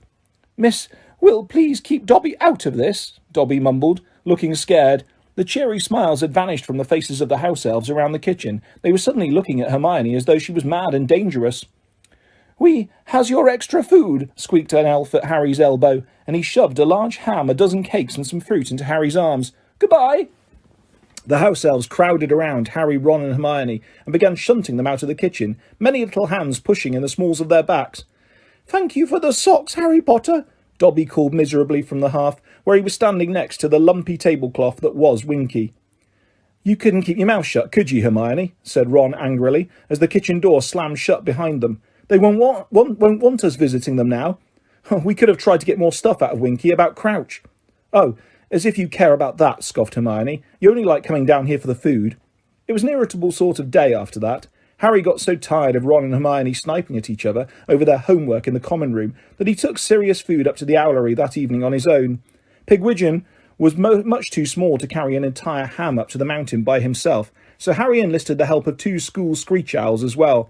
When they had set off into the dusk, looking extremely odd, carrying the large package between them, Harry leaned on the windowsill, looking out at the grounds, at the dark, rustling treetops of the forbidden forest, and the rippling sails of the Durmstrang ship. An eagle owl flew through the coil of smoke rising from Hagrid's chimney. It soared towards the castle, around the owlery, and out of sight. Looking down, Harry saw Hagrid digging energetically in front of his cabin. Harry wondered what he was doing. It looked as though he was making a new vegetable patch. As he watched, Madame Maxine emerged from the Beauxbatons carriage and walked over to Hagrid. She appeared to be trying to engage him in conversation. Hagrid leant up upon his spade, but did not seem keen to prolong their talk because Madame Maxine returned to the carriage shortly afterwards. Unwilling to go back to Gryffindor Tower and listen to Ron and Hermione snarling at each other, Harry watched Hagrid digging into the darkness until the darkness swallowed him, and the owls around Harry began to awake, swooshing past him into the night. By breakfast next day, Ron and Hermione's bad moods had burnt out, and to Harry's relief, Ron's dark predictions that the house elves would send substandard food up to the Gryffindor table because Hermione had insulted them proved false. The bacon, eggs and kippers were quite as good as usual. When the poster owls arrived, Hermione looked up eagerly. She seemed to be expecting something. Percy won't have had time to answer yet, said Ron. We only sent Hedwig yesterday. No, it's not that, said Hermione. I've taken out a new subscription to the Daily Prophet. I'm getting sick of finding everything out from the Slytherins. Good thinking, said Harry, also looking up at the owls. Hey, Hermione, I think you're in luck. A grey owl was soaring down towards Hermione. It hasn't got a newspaper, though, she said, looking disappointed. But to her bewilderment, the grey owl landed in front of her plate, closely followed by 4 barn owls, a brown owl and a tawny. How many subscriptions did you take out? Said Harry, seizing Hermione's goblet, before it was knocked over by the cluster of owls, all of whom were jostling close to her, trying to deliver their own letter first. What on earth? Hermione said, taking the letter from the grey owl, opening it and starting to read. Oh, really? She spluttered, going rather red. What's up? Said Ron. Oh, how ridiculous. She thrust the letter at Harry, who saw that it was not handwritten, but composed from pasted letters that seemed to have been cut out of the Daily Prophet. You are a wicked girl. Harry Potter deserves better. Go back where you came from, Muggle. They're all like it, said Hermione desperately, opening one letter after another. Harry Potter can do much better than the likes of you. You deserve to be boiled in frog spawn. Ouch.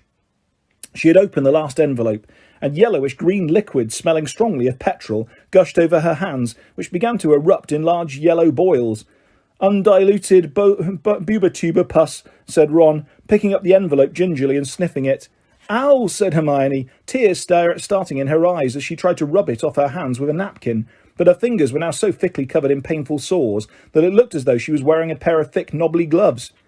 You better get up to the hospital wing, said Harry, as the owls around Hermione took flight. We'll tell Professor Sprout where you've gone. I warned her, said Ron, as Hermione hurried out of the great hall, cradling her hands. I warned her not to annoy Rita Skeeter. Look at this one. He read out one of the letters Hermione had left behind. I read in Witch Weekly about how you are playing Harry Potter false, and that boy has had enough hardship, and I will be sending you a curse by next post as soon as I can find a big enough envelope. Blimey, she'd better watch out for herself. Hermione didn't turn up for herbology. As Harry and Ron left the greenhouse for their Care of Magical Creatures class, they saw Malfoy, Crabbe and Goyle descending the stone steps from the castle.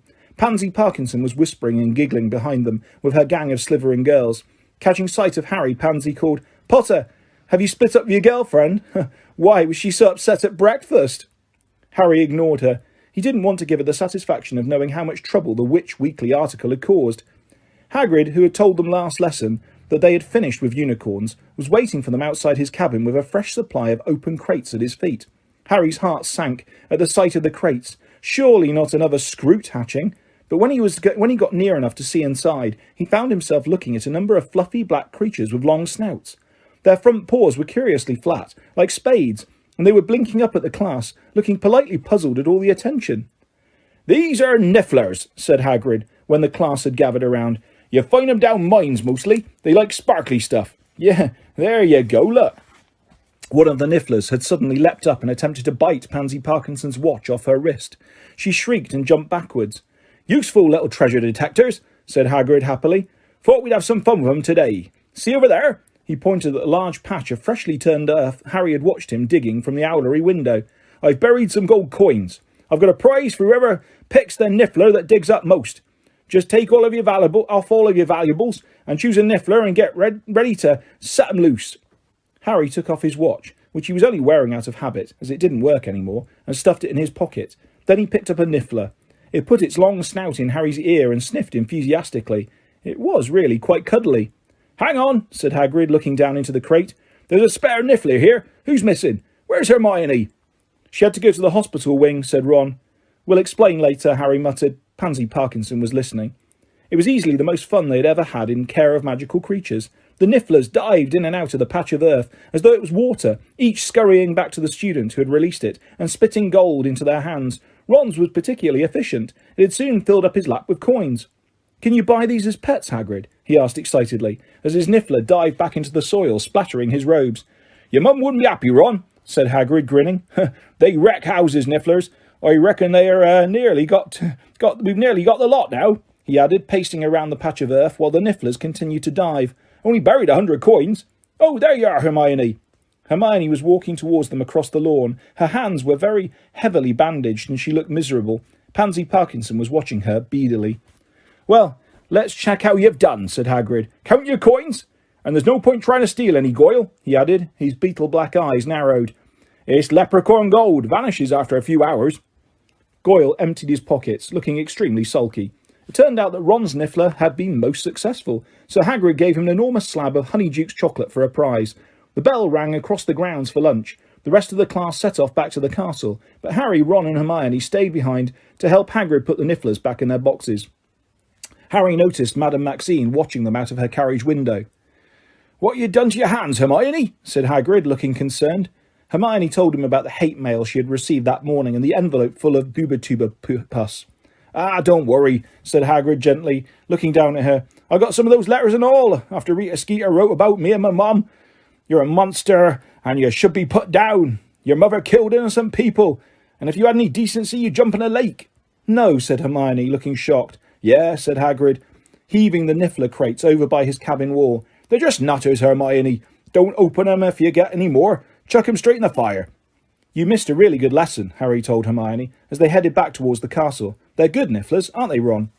Ron, however, was frowning at the chocolate Hagrid had given him. He looked thoroughly put out about something. "What's the matter?" said Harry. "Wrong flavour?" "No," said Ron shortly. "Why didn't you tell me about the gold?" "What gold?" said Harry. "The gold I gave you at the Quidditch World Cup," said Ron. "The leprechaun gold I gave you for my omnoculars in the top box. Why didn't you tell me it disappeared?" Harry had to think for a moment before he realised what Ron was actually talking about. "Oh," he said, the memory coming back at last. "I don't know. I never noticed it had gone. I was more worried about my wand, wasn't I?" They climbed the steps into the entrance hall and went into the Great Hall for lunch. "Must be nice," Ron said abruptly, when they had sat down and started serving themselves roast beef and Yorkshire puddings, "to have so much money you don't notice if a pocket full of galleons goes missing." "Listen, I had other stuff on my mind that night," said Harry impatiently. "We all did, remember?" "I didn't know leprechaun gold vanishes," Ron muttered. "I thought I was paying you back. You shouldn't have given me that Chudley cannon hat for Christmas." "Forget it, all right," said Harry. Ron speared a roast potato on the end of his fork, glaring at it, and then he said, "I hate being poor." Harry and Hermione looked at each other. Neither of them really knew what to say. "It's rubbish," said Ron, still glaring down at his potato. "I don't blame Fred and George for trying to make some extra money. Wish I could. Wish I had a niffler." "Well, we know what to get you next Christmas," said Hermione brightly. Then, when Ron continued to look gloomy, she said, "Come on, Ron. It could be worse. At least your fingers aren't full of pus." Hermione was having a lot of difficulty managing her knife and fork. Her fingers were so stiff and swollen. "I hate that Skeeter woman," she burst out savagely. "I'll get her back for this, if it's the last thing I do." Hate mail continued to arrive for Hermione over the following week, and although she followed Hagrid's advice and stopped opening it, several of her ill-wishers sent howlers, which exploded at the Gryffindor table and shrieked insults at her for the whole hall to hear. Even those people who didn't read Witch Weekly knew all about the supposed Harry, Crumb, Hermione triangle now. Harry was getting sick of telling people that Hermione wasn't his girlfriend.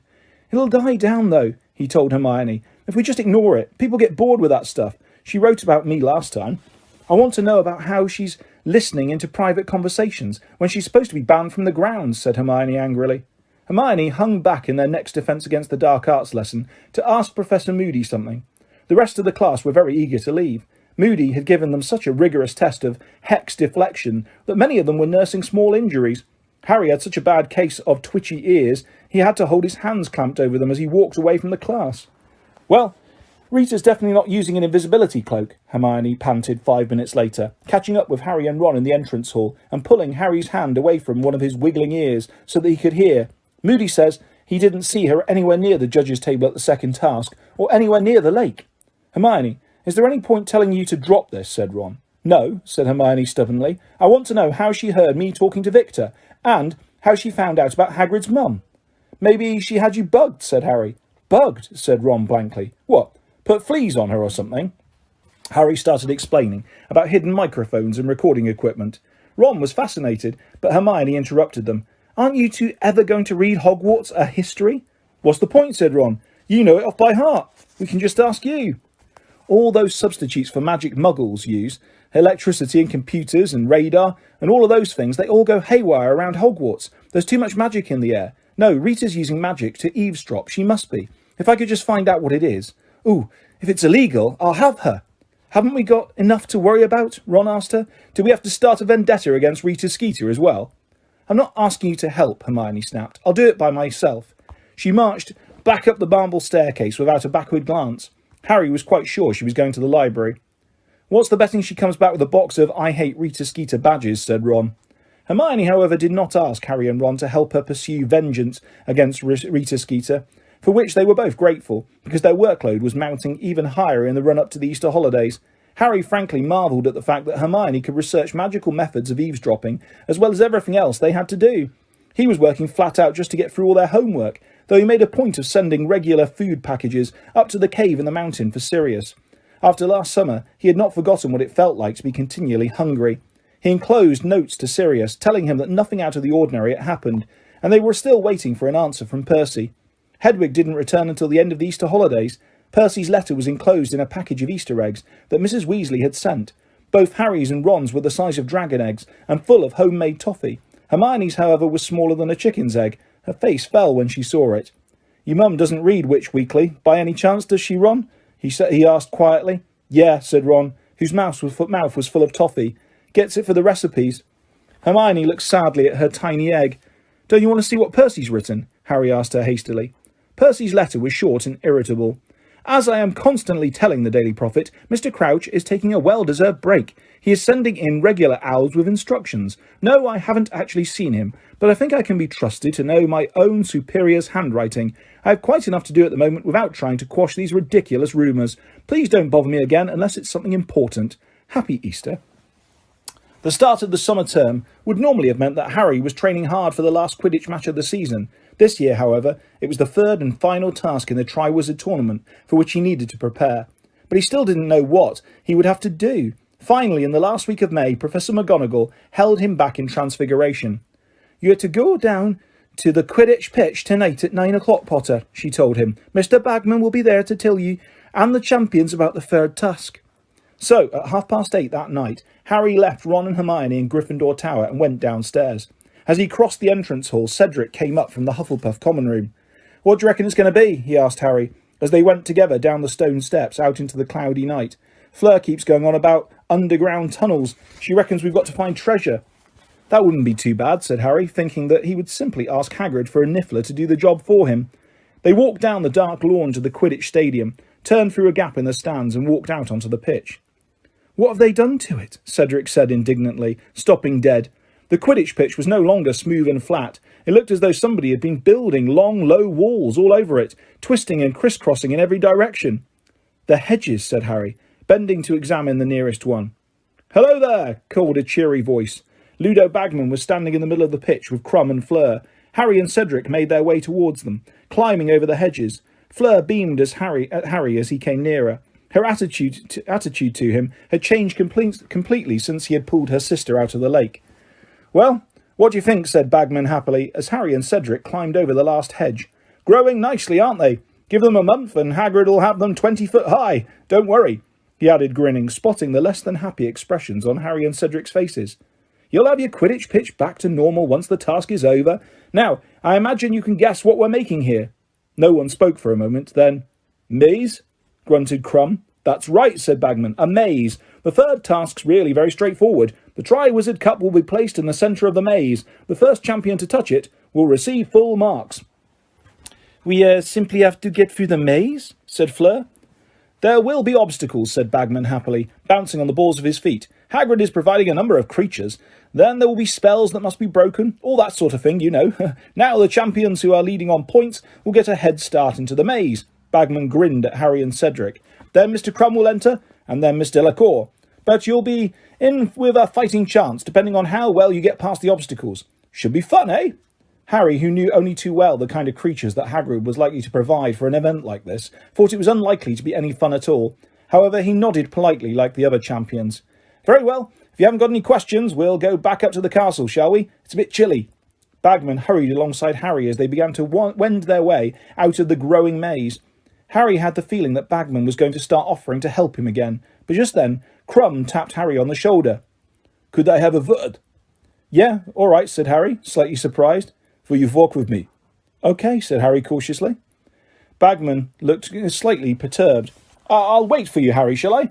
"No, it's okay, Mr. Bagman," said Harry, suppressing a smile. "I think I can find the castle on my own, thanks." Harry and Crumb left the stadium together, but Crumb did not set a course for the Durmstrang ship. Instead, he walked towards the forest.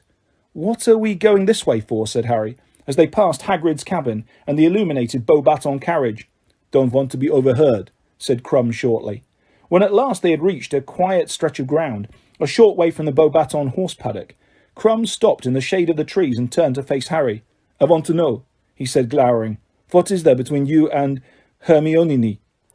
Harry, who from Crumb's secretive manner had expected something much more serious than this, stared at Crumb in amazement.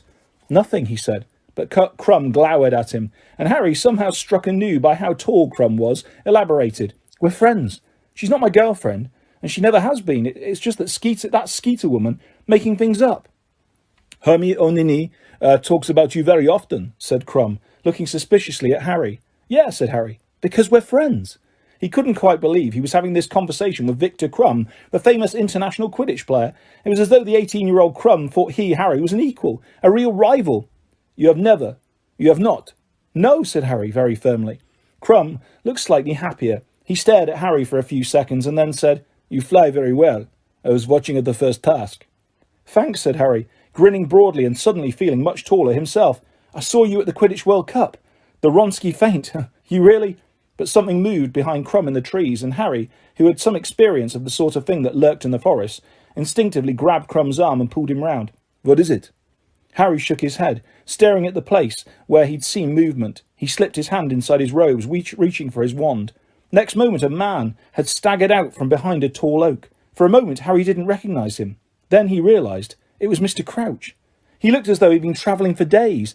The knees of his robes were ripped and bloody, his face scratched, he was unshaven and grey with exhaustion. His neat hair and moustache were both in need of a wash and trim. His strange appearance, however, was nothing to the way he was behaving, muttering and gesticulating. Mr. Crouch appeared to be talking to someone that he alone could see.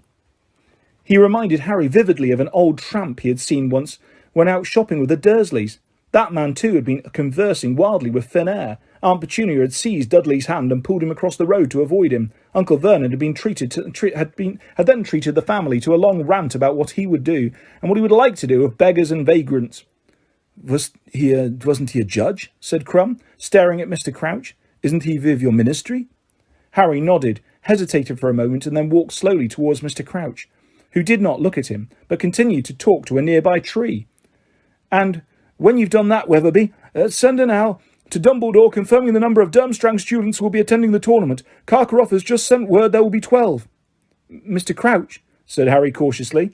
"And then send another owl to Madame Maxime, because she might want to up the number of students she's bringing. Now, Karkaroff's made it a round dozen. Do that, Weatherby, will you? Will you? Will—" Mr. Crouch's eyes were bulging. He stood staring at the tree, muttering soundlessly at it. Then he staggered sideways and fell to his knees. "Mr. Crouch," Harry said loudly, "are you all right?" Crouch's eyes were rolling in his head. Harry looked around at Crumb, who had followed him into the trees and was walking down and looking down at Crouch in alarm. "What is wrong with him?" "No idea," Harry muttered. "Listen, you'd better go and get someone."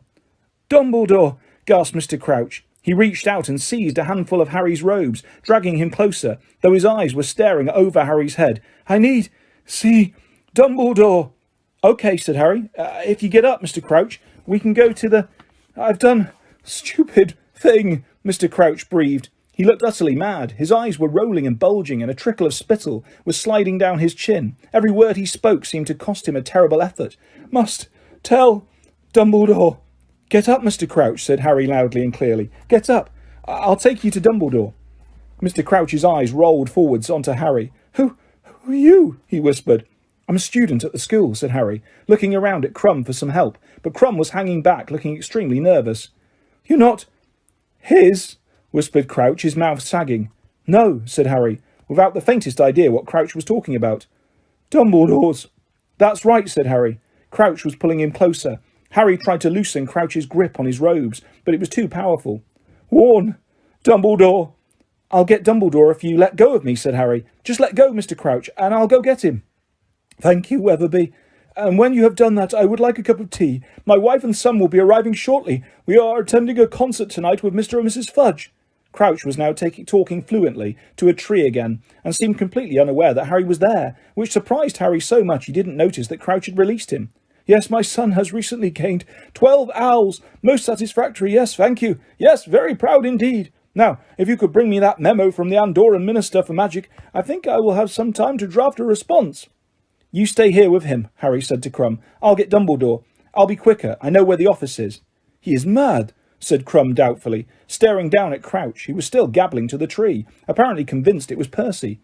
"Just stay with him," said Harry, starting to get up, but his movement seemed to trigger another abrupt change in Mr. Crouch, who seized him hard around the knees and pulled Harry back to the ground. "Don't leave me," he whispered, his eyes bulging again. "I escaped. Must warn. Must tell. See Dumbledore. My fault. All my fault. Bertha. Dead. All my fault. My son. My fault. Tell Dumbledore. Harry Potter. The Dark Lord. Stronger. Harry Potter." "I'll get Dumbledore if you let me go, Mr. Crouch," said Harry. He looked furiously around at Crumb. "Help me, will you?" Looking extremely apprehensive, Crumb moved forward and squatted down next to Mr. Crouch. "Just keep him here," said Harry, pulling himself free of Mr. Crouch. "I'll be back with Dumbledore." "Hurry, won't you?" Crumb called after him, as Harry sprinted away from the forest and up through the dark grounds. They were deserted. Bagman, Cedric and Fleur had disappeared. Harry tore up the stone steps, through the oak front doors and off up the marble staircase towards the second floor. 5 minutes later he was hurtling towards a stone gargoyle standing halfway along an empty corridor. Sherbet lemon, he panted at it. This was the password to the hidden staircase to Dumbledore's office, or at least it had been 2 years ago. The password had evidently changed, however, for the stone gargoyle did not spring to life and jump aside, but stood frozen, glaring at Harry malevolently. "Move!" Harry shouted at it. "Come on!" But nothing at Hogwarts had ever moved just because he shouted at it. He knew it was no good. He looked up and down the dark corridor. Perhaps Dumbledore was in the staff room. He started running as fast as he could towards the staircase. "Potter!" Harry skidded to a halt and looked around. Snape had just emerged from the hidden staircase behind the stone gargoyle. The wall was sliding shut behind him, even as he beckoned Harry back towards him. "What are you doing here, Potter?" "I need to see Professor Dumbledore," said Harry, running back up the corridor and skidding to a standstill in front of Snape instead. "It's Mr. Crouch. He's just turned up. He's in the forest. He's asking—" "What is this rubbish?" said Snape, his black eyes glittering. "What are you talking about?" "Mr. Crouch," Harry shouted, "from the Ministry. He's ill or something. He's in the forest. He wants to see Dumbledore. Just give me the password up to—" "The headmaster is busy, Potter," said Snape, his thin mouth curling into an unpleasant smile. "I've got to tell Dumbledore," Harry yelled. "Didn't you hear me, Potter?" Harry could tell Snape was thoroughly enjoying himself, denying Harry the thing he wanted when he was so panicky. "Look," said Harry angrily, "Crouch isn't right. He's out of his mind. He says he wants to warn."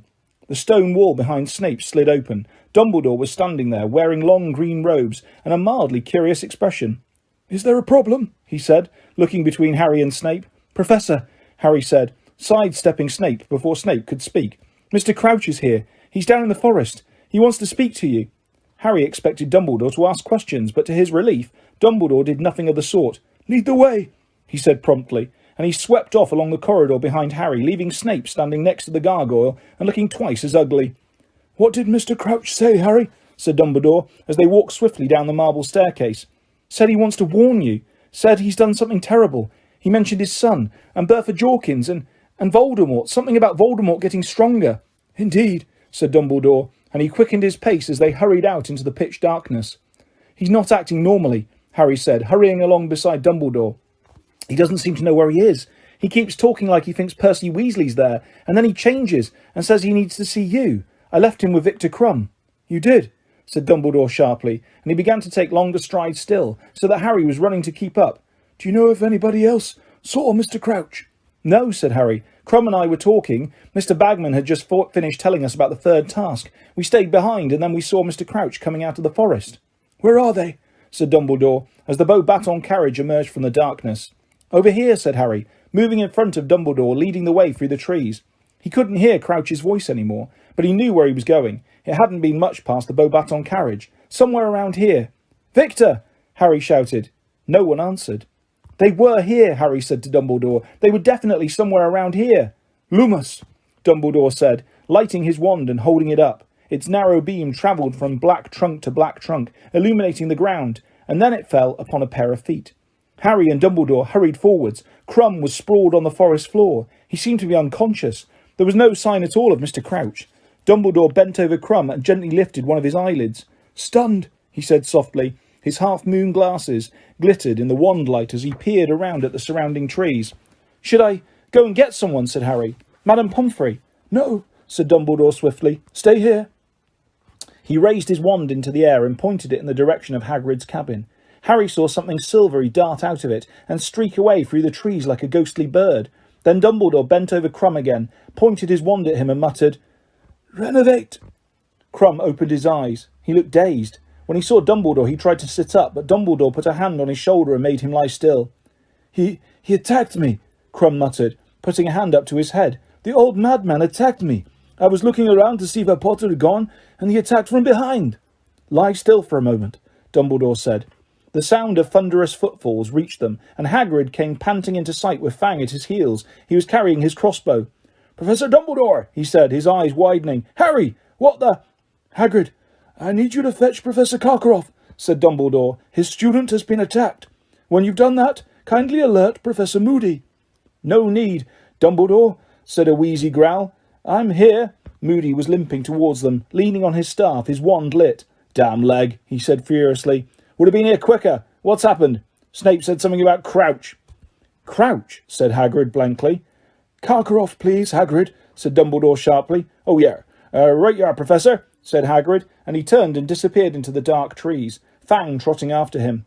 I don't know where Barty Crouch is, Dumbledore told Moody, but it is essential that we find him. I'm on to it, growled Moody, and he raised his wand and limped off into the forest. Neither Dumbledore nor Harry spoke again until they heard the unmistakable sounds of Hagrid and Fang returning. Karkaroff was hurrying along behind them. He was wearing his sleek silver furs, and he looked pale and agitated. What is this? He cried, when he saw Crumb on the ground and Dumbledore and Harry beside him. What's going on? I was attacked, said Crumb, sitting up now, and rubbing his head. Mr. Crouch, or whatever his name is. Crouch attacked you? Crouch attacked you? The Triwizard Judge? Ego, Dumbledore began, but Karkaroff had drawn himself up, clutching his furs around him, looking livid. Treachery, he bellowed, pointing at Dumbledore. It is a plot. You and your Ministry of Magic have lured me here under false pretenses, Dumbledore. This is not an equal competition. First you sneak Potter into the tournament, though he is underage. Now one of your Ministry friends attempts to put my champion out of action. I smell double-dealing and corruption in the whole affair. And you, Dumbledore, you with your talk of closer international wizarding links, of rebuilding old ties, of forgetting old differences. Here's what I think of you. Karkaroff spat into the ground at Dumbledore's feet. In one swift movement, Hagrid seized the front of Karkaroff's furs, lifted him into the air, and slammed him against a nearby tree. Apologise! Hagrid snarled, as Karkaroff gasped for breath. Hagrid's massive fist at his throat, his feet dangling in mid-air. Hagrid! No! Dumbledore shouted, his eyes flashing. Hagrid removed the hand pinning Karkaroff to the tree, and Karkaroff slid all the way down the trunk and slumped in a huddle at his roots. A few twigs and leaves showered down upon his head. Kindly escort Harry back up to the castle, Hagrid, said Dumbledore sharply. Breathing heavily, Hagrid gave Karkaroff a glowering look. Maybe I'd better stay here, Headmaster. You will take Harry back to the school, Hagrid, Dumbledore repeated firmly. Take him right up to Gryffindor Tower. And Harry, I want you to stay there. Anything you might want to do, any owls you might want to send, they can wait until morning. Do you understand me? Yes, said Harry, staring at him. How had Dumbledore known that at that very moment he had been thinking about sending Pigwidgeon straight to Sirius, to tell him what had happened? Oh, leave Fang with you, Headmaster, Hagrid said, still staring menacingly at Karkaroff, who was still sprawled at the feet of the tree, tangled in furs and tree roots. Stay, Fang. Come on, Harry. They marched in silence past the Beaubaton carriage and up towards the castle. How dare he? Hagrid growled as they strode past the lake. How dare he accuse Dumbledore? Like Dumbledore do anything like that. Like Dumbledore wanted you in the tournament in the first place. Worried? I don't know when I see Dumbledore more worried than he's been lately. And you, Hagrid suddenly said angrily to Harry, who looked up at him, taken aback. What were you doing wandering off with Ruddy Crumb? He's from Durmstrang, Harry. Could have jinxed you right there, couldn't he? Hasn't Moody taught you nothing? Imagine letting him lure you off in your own. Crumb's all right, said Harry, as they climbed the steps into the entrance hall. He wasn't trying to jinx me. He just wanted to talk about Hermione. I'll be having a few words with her and all, said Hagrid grimly, stomping up the stairs. The less you lot have to do with those foreigners, the happier you'll be. You can't trust any of them. You were getting on all right with Madame Maxine, Harry said, annoyed. Don't you talk about her, said Hagrid, and he looked quite frightening for a moment. I've got her number now, trying to get her back in my good books, trying to get her to tell what's coming in the third task. Ha! You can't trust any of them. Hagrid was in such a bad mood, Harry was quite glad to say goodbye to him in front of the fat lady. He clambered through the portrait hole in the common room and hurried straight for the corner where Ron and Hermione were sitting to tell them what had happened. It comes down to this, said Hermione, rubbing her forehead. Either Mr. Crouch attacked Victor, or somebody else attacked both of them when Victor wasn't looking. It must have been Crouch, said Ron at once. That's why he was gone when Harry and Dumbledore got there. He's done a runner. I don't think so, said Harry, shaking his head. He seemed really weak. I don't reckon he was up to disapparating or anything. You can't disapparate in the Hogwarts grounds. Haven't I told you enough times, said Hermione. OK, how's this for a theory, said Ron excitedly. Crumb attacked Crouch. No, wait for it. And then stunned himself. And Mr. Crouch evaporated, did he? Said Hermione coldly. Oh, yeah. It was daybreak. Harry, Ron and Hermione had crept out of their dormitories very early and hurried up to the owlery together to send a note to Sirius. Now they were standing looking out at the misty grounds. All three of them were puffy-eyed and pale, because they had been talking late into the night about Mr. Crouch.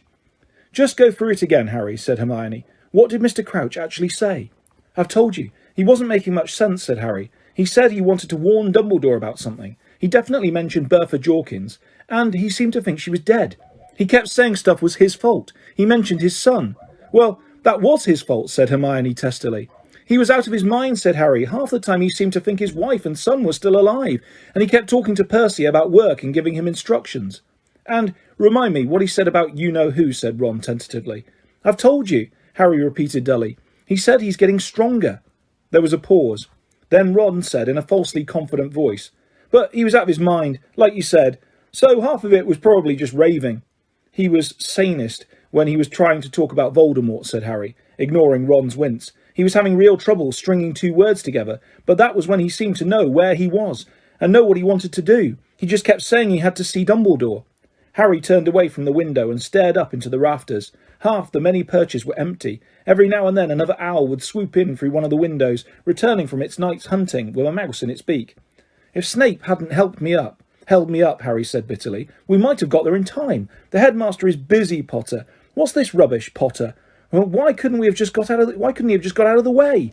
"Maybe he didn't want you to get there," said Ron quickly. "Maybe. Hang on. How fast do you reckon he could have got down to the forest? Do you reckon he could have beaten you and Dumbledore there?" "Not unless he can turn himself into a bat or something," said Harry. "Wouldn't put it past him," Ron muttered. "We need to see Professor Moody," said Hermione. "We need to find out whether he found Mr. Crouch." "If he had the Marauder's map on him, it would have been easy," said Harry. "Unless Crouch was already outside the grounds," said Ron, "because it only shows up on the boundaries, doesn't it?" "Shh," said Hermione suddenly. Somebody was climbing the steps up to the owlery. Harry could hear two voices arguing, coming closer and closer. "That's blackmail, that is. We could get into a lot of trouble for that." "We've tried being polite. It's time to play dirty like him. He wouldn't like the Ministry of Magic knowing what he did. I'm telling you, if you put that in writing, it's blackmail. Yeah, and you won't be complaining if we get a nice fat payoff, will you?" The owlery door banged open. Fred and George came over the threshold, then froze at the sight of Harry, Ron and Hermione. "What are you doing here?" Ron and Fred said at the same time.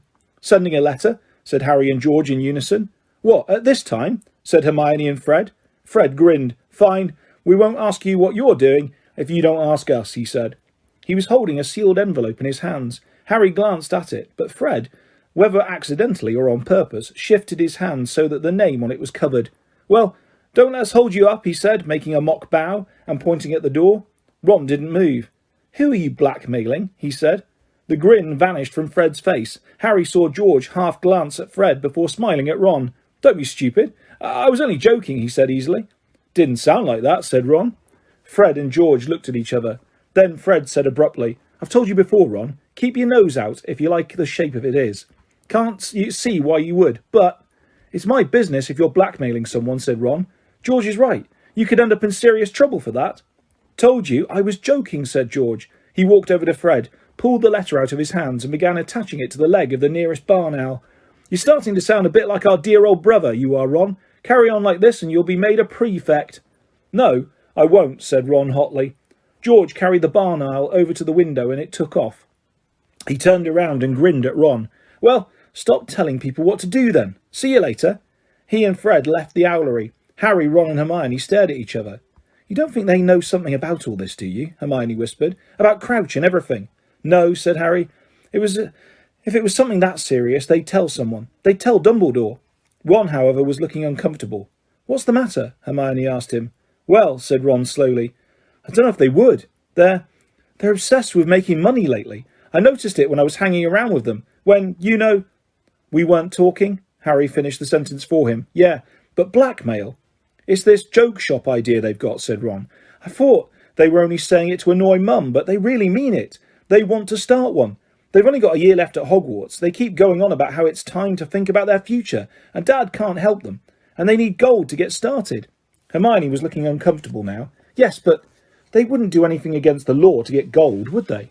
"Wouldn't they?" said Ron, looking sceptical. "I don't know. They don't exactly mind breaking rules, do they?" "Yes, but this is the law," said Hermione, looking scared. "This isn't some silly school rule. They'll get a lot more than detention for blackmail. Ron, maybe you'd better tell Percy."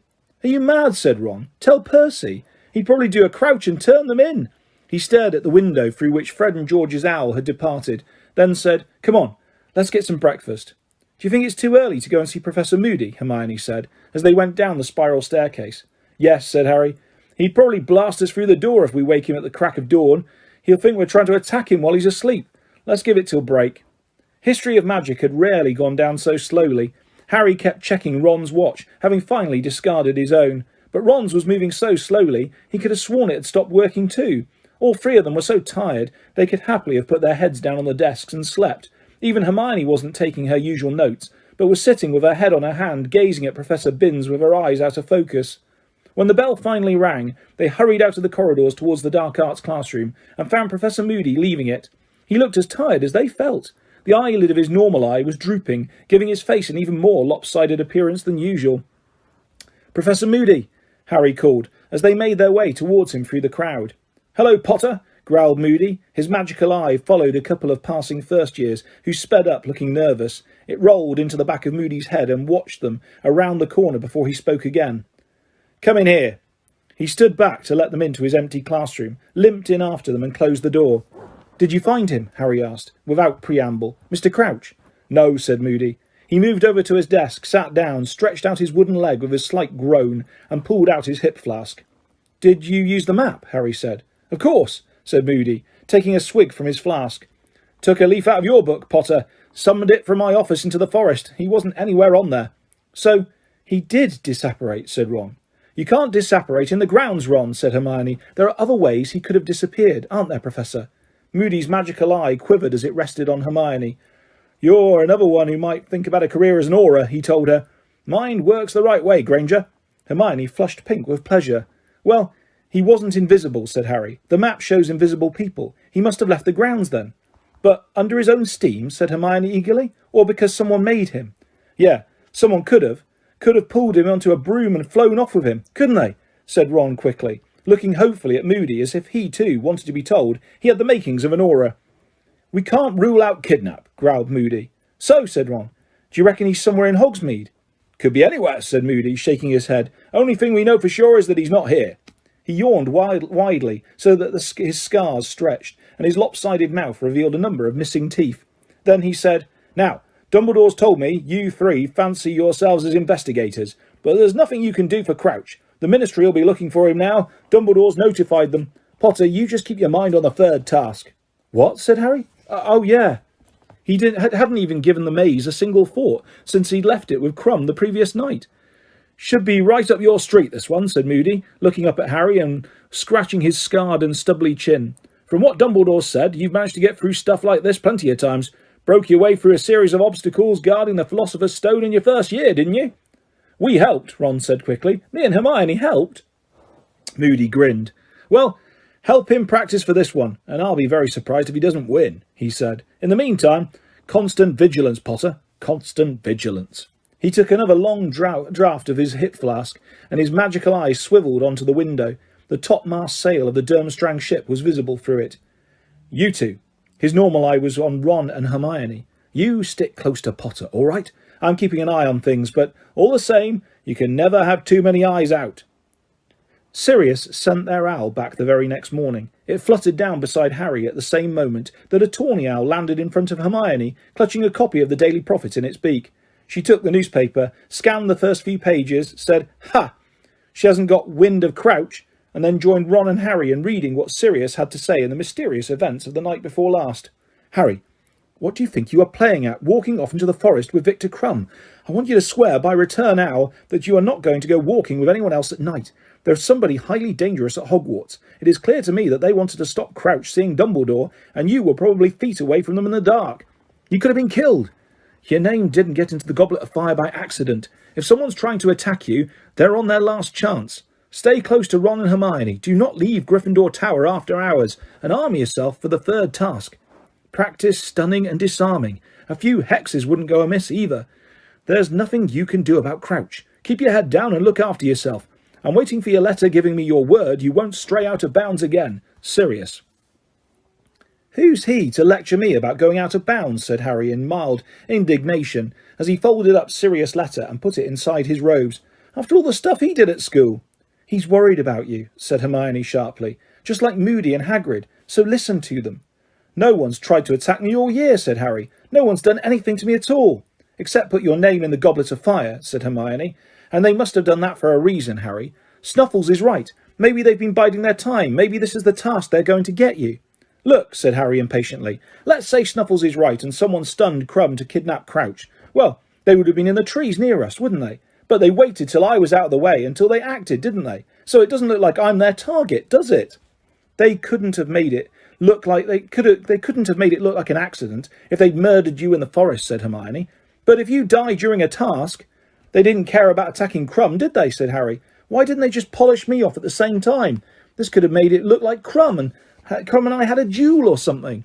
Harry, I don't understand it either, said Hermione desperately. I just know there are a lot of odd things going on, and I don't like it. Moody's right, Snuffles is right. You've got to get in training for the third task straight away. And you make sure you write back to Snuffles and promise him you're not going to be sneaking off alone again.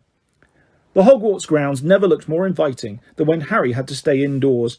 For the next few days he spent all his free time either in the library with Hermione and Ron, looking up hexes, or else in the empty classrooms, which they sneaked into to practice. Harry was concentrating on the stunning spell, which he had never used before. The trouble was that practicing it involved certain sacrifices on Ron and Hermione's part. Can't we kidnap Mrs. Norris? Ron suggested during Monday lunchtime, as he lay flat on his back in the middle of their charms classroom, having just been stunned and reawoken by Harry for the 5th time in a row. Let's stun for a bit. Or you could use Dobby, Harry. I bet he'd do anything to help you. I'm not complaining or anything. He got gingerly to his feet, rubbing his backside. But I'm aching all over. Well, you keep missing the cushions, don't you? Said Hermione impatiently, rearranging the pile of cushions they had used for the banishing spell, which Flitwick had left in the cabinet. Just try and fall backwards. Once you're stunned, you can't aim too well, Hermione, said Ron angrily. Why don't you take a turn? Well, I think Harry's got it now anyway, said Hermione hastily. And we don't have to worry about disarming, because he's been able to do that for ages. I think we ought to start on some of these hexes this evening. She looked down the list they had made in the library. I like the look of this one, she said. This impediment jinx. Should slow down anything that's trying to attack you, Harry. We'll start with that one. The bell rang. They hastily shoved the cushions back into Flitwick's cupboard and slipped out of the classroom. See you at dinner, said Hermione, and she set off for arithmancy while Harry and Ron headed towards North Tower and divination. Broad strips of dazzling gold sunlight fell across the corridor from the high windows. The sky outside was so brightly blue it looked as though it had been enamelled. It's going to be boiling in Trelawney's room. She never puts out the fire, said Ron, as they started up the staircase towards the silver ladder in the trapdoor. He was quite right. The dimly lit room was sweltering hot. The fumes from the perfumed fire were heavier than ever. Harry's head swam as he made his way over to one of the curtained windows, while Professor Trelawney was looking the other way, disentangling her shawl from a lamp. He opened it an inch or so and settled back in his chintz armchair, so that a soft breeze played across his face. It was extremely comfortable. My dears, said Professor Trelawney, sitting down in her winged armchair in front of the class and peering around them all with her strangely enlarged eyes, we have almost finished our work on planetary divination. Today, however, will be an excellent opportunity to examine the effects of Mars, for he is placed most interestingly at the present time. If you will all look this way, I will dim the lights. She waved her wand and the lamps went out. The fire was the only source of light now.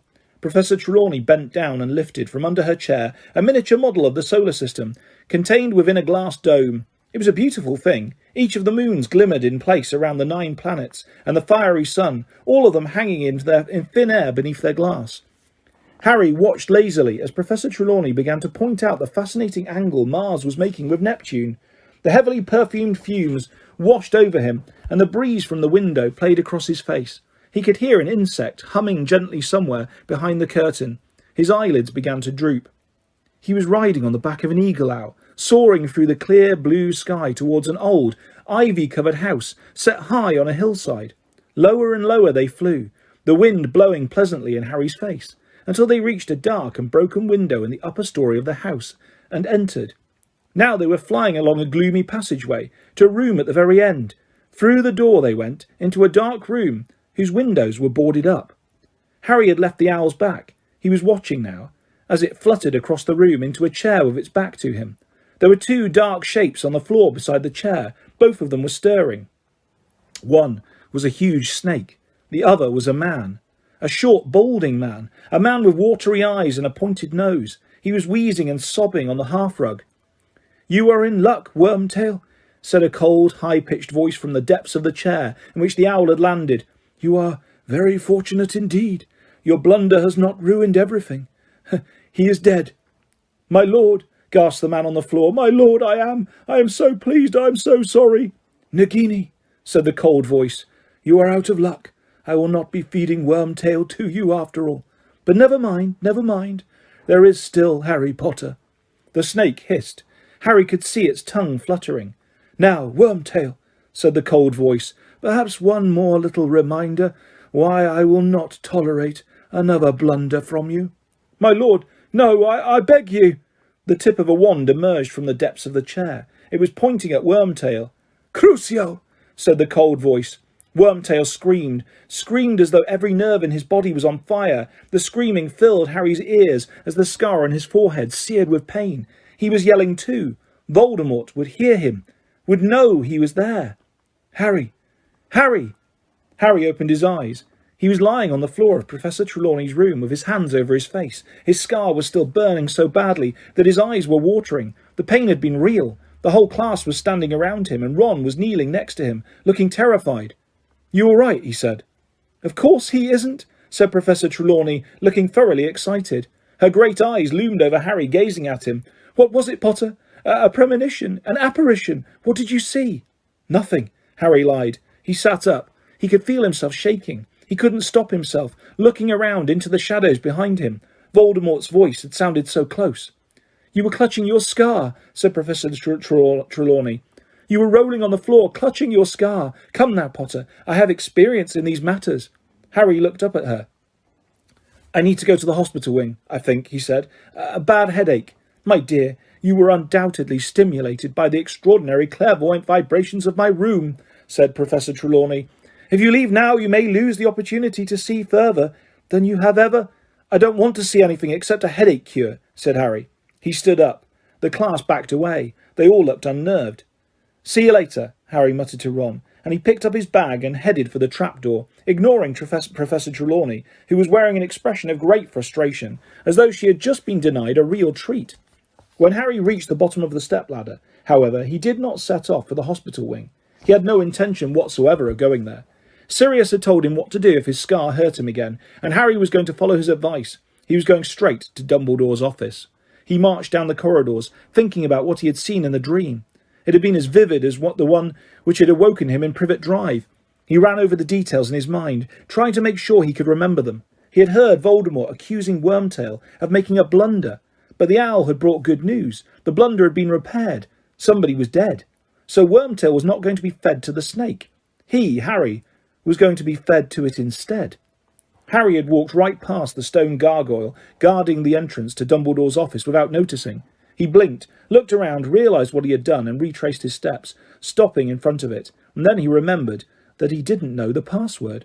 "Sherbet lemon," he tried tentatively. The gargoyle did not move. "OK," said Harry, staring at it. "Pear drop. Licorice wand? Fizzing Whizbee.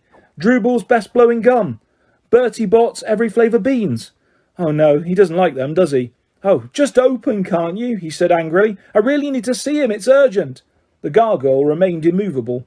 Harry kicked it, achieving nothing but excruciating pain in his big toe. "Chocolate frog," he yelled angrily, standing on one leg. "Sugar quill! Cockroach cluster!" The gargoyle sprang to life and jumped aside. Harry blinked.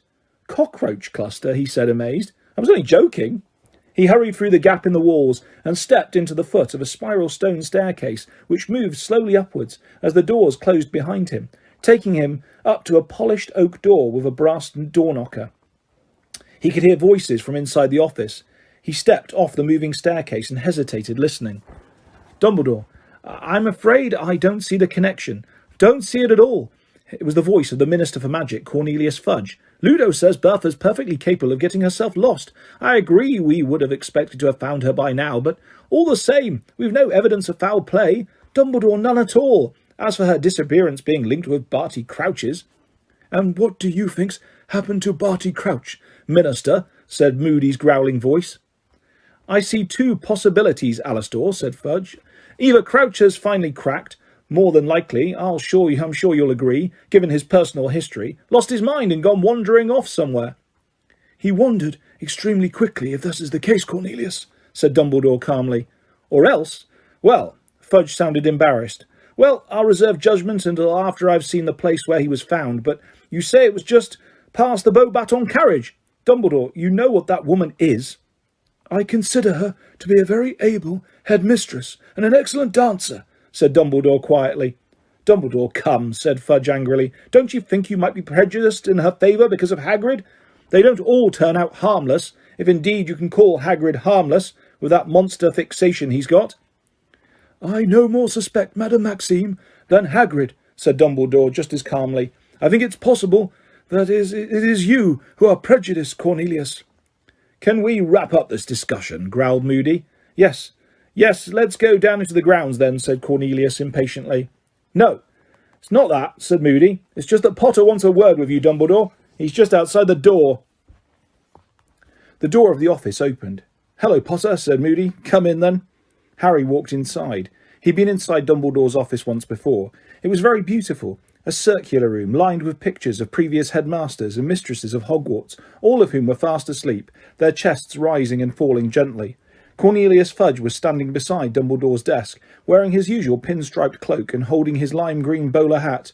Harry, said Fudge jovially, moving forwards. How are you? Fine, Harry lied. We were just talking about the night when Mr. Crouch turned up in the grounds, said Fudge. It was you who found him, was it not? Yes, said Harry. Then, feeling it was pointless to pretend that he hadn't overheard what they'd been saying, he added, I didn't see Madame Maxine anywhere, though, and she'd have a job hiding, wouldn't she? Dumbledore smiled at Harry behind Fudge's back, his eyes twinkling. Yes, well, said Fudge, looking embarrassed. We're about to go for a short walk in the grounds, Harry. If you'll excuse us, perhaps if you just go back to your class. I wanted to talk to you, Professor, Harry said quickly, looking at Dumbledore, who gave him a swift, searching look. Wait here for me, Harry, he said. Our examination of the grounds will not take long. They trooped out in silence past him and closed the door. After a minute or so, Harry heard the clunks of Moody's wooden leg growing fainter in the corridor below. He looked around. Hello, Fawkes, he said. Fawkes, Professor Dumbledore's phoenix, was standing on his golden perch beside the door. The size of a swan with magnificent scarlet and gold plumage, he swished his long tail and blinked benignly at Harry. Harry sat down in a chair in front of Dumbledore's desk. For several minutes he sat and watched the old headmasters and mistresses snoozing in their frames, thinking about what he had just heard, and running his fingers over his scar. It had stopped hurting now. He felt much calmer somehow, now he was in Dumbledore's office, knowing he would shortly be telling him about the dream. Harry looked up at the walls behind the desk. The patched and ragged sorting hat was standing on a shelf. A glass case next to it held a magnificent silver sword with large rubies set into the hilt, which Harry recognised as the one he himself had pulled out of the sorting hat in his second year. The sword had once belonged to Godric Gryffindor, founder of Harry's house. He was gazing at it, remembering how it had come to his aid when he had thought all hope was lost, when he noticed a patch of silvery light dancing and shimmering on the glass case. He looked around for the source of the light and saw a sliver of silver white shining brightly from within a black cabinet behind him, whose door had not been closed properly. Harry hesitated, glanced at Fawkes, then got up, walked across the office and pulled the cabinet door open. A shallow stone basin lay there, with odd carvings around the edge, runes and symbols that Harry did not recognise. The silvery light was coming from the basin's contents, which were like nothing Harry had ever seen before. He could not tell whether the substance was liquid or gas. It was a bright, whitish silver, and it was moving ceaselessly. The surface of it became ruffled like water beneath wind, and then like clouds separated and swirled smoothly. It looked like light made liquid, or like wind made solid. Harry couldn't make up his mind. He wanted to touch it, to find out what it felt like, but nearly 4 years' experience of the magical world told him that sticking his hand into a bowl full of some unknown substance was a very stupid thing to do. He therefore pulled his wand out of the inside of the robes, cast a nervous look around the office, looked back at the contents of the basin, and prodded them. The surface of the silvery stuff inside the basin began to swirl very fast. Harry bent closer, his head right inside the cabinet. The silvery substance had become transparent. It looked like glass. He looked down into it, expecting to see the stone bottom of the basin, and saw instead an enormous room below the surface of the mysterious substance, a room into which he seemed to be looking through a circular window in the ceiling. The room was dimly lit. He thought it might even be underground, for there were no windows, merely torches in brackets such as the ones that illuminated the walls of Hogwarts. Lowering his face so that his nose was a mere inch away from the glassy substance, Harry saw that the rows and rows of witches and wizards were sat around every wall on what seemed to be benches rising in levels. An empty chair stood in the very centre of the room. There was something about the chair that gave Harry an ominous feeling. Chains encircled the arms of it, as though its occupants were usually tied to it. Where was this place? It surely wasn't Hogwarts. He had never seen a room like that here in the castle. Moreover, the crowd in the mysterious room at the bottom of the basin was composed of adults, and Harry knew there were not nearly that many teachers at Hogwarts. They seemed, he thought, to be waiting for something, even though he could only see the tops of their pointed hats. They all seemed to be facing in one direction, and nobody was talking to anybody else. The basin being circular, and the room he was observing square, Harry could not make out what was going on in the corners of it. He leant even closer, tilting his head trying to see. The tip of his nose touched the strange substance into which he was staring. Dumbledore's office gave an almighty lurch. Harry was thrown forwards and pitched head first into the substance inside the basin. But his head did not hit the stone bottom. He was falling through something icy cold and black. It was like being sucked into a dark whirlpool. And suddenly he found himself sitting on a bench at the end of the room inside the basin, a bench raised high above the others. He looked up at the high stone ceiling, expecting to see the circular window through which he had just been staring, but there was nothing but dark, solid stone. Breathing hard and fast, Harry looked around him. Not one of the witches and the wizards in the room, and there were at least 200 of them, was looking at him. Not one of them seemed to have noticed that a 14-year-old boy had just dropped from the ceiling into their midst. Harry turned to the wizard next to him on the bench and uttered a loud cry of surprise that reverberated around the silent room. He was sitting right next to Albus Dumbledore. "Professor," Harry said, in a kind of strangled whisper, "I'm sorry, I didn't mean to. I was just looking at that basin in your cabinet. Where are we?" But Dumbledore didn't move or speak. He ignored Harry completely. Like every other wizard on the benches, he was staring into the far corner of the room, where there was a door. Harry gazed, nonplussed, at Dumbledore, then around at the silent, watchful crowd, then back at Dumbledore, and then it dawned on him. Once before, Harry had found himself in a place where nobody could see or hear him. That time he had fallen through a page in an enchanted diary, right into somebody else's memory, and unless he was very much mistaken, something of that sort had happened again. Harry raised his right hand, hesitated, and then waved it energetically in front of Dumbledore's face. Dumbledore did not blink, look around at Harry, or indeed move at all, and that, in Harry's opinion, settled the matter. Dumbledore wouldn't ignore him like that. He was inside a memory, and this was not the present-day Dumbledore. Yet it couldn't be that long ago. The Dumbledore sitting next to him was silver-haired, just like the present-day Dumbledore. But what was this place? What were all these wizards waiting for? Harry looked around more carefully. The room, as he had suspected when observing it from above, was almost certainly underground. More of a dungeon than a room, he thought. There was a bleak and forbidding air about the place. There were no pictures on the walls, no decorations at all, just these serried rows of benches, rising in levels all around the room, all positioned so that they had a clear view of that chair with the chains on its arms.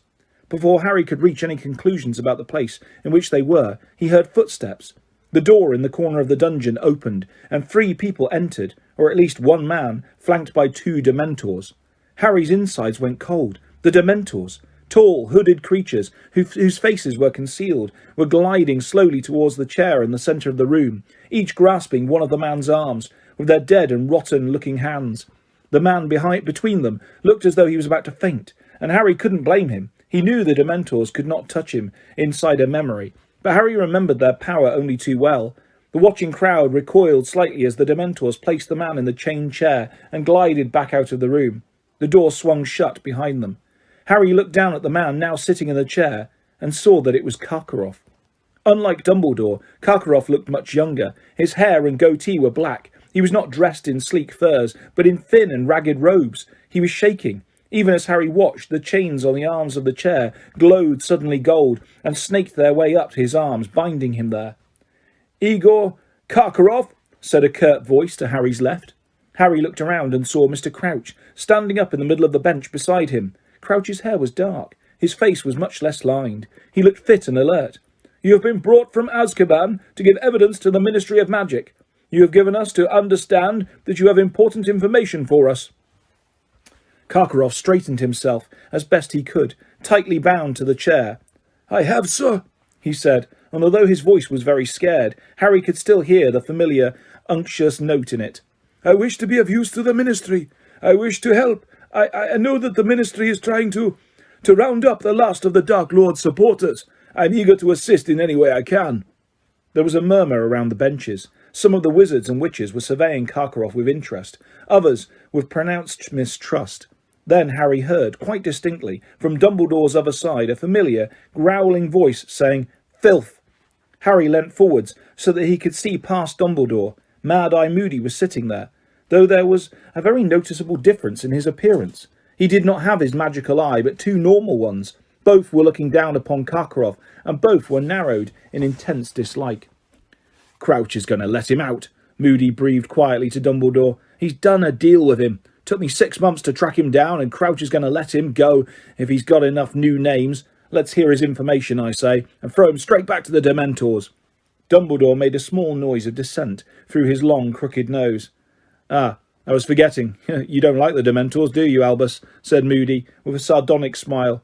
"No," said Dumbledore calmly. "I'm afraid I don't. I have long felt the Ministry is wrong to ally itself with such creatures. But for filth like this," Moody said softly. "You say you have names for us, Karkaroff," said Mr. Crouch. "Let us hear them, please." "You must understand," said Karkaroff hurriedly, "that he who must not be named operated always in the greatest secrecy. He preferred that his supporters, and I regret now very deeply that I ever counted myself among them." "Get on with it," sneered Moody. "We never knew the names of every one of our fellows. He alone knew exactly who we all were." "Which was a wise move, wasn't it? As it prevented someone like you, Karkaroff, turning all of them in," muttered Moody. "Yet you say you have some names for us," said Mr. Crouch. I do," said Karkaroff breathlessly, "and these were important supporters, mark you, people I saw with my own eyes doing his bidding.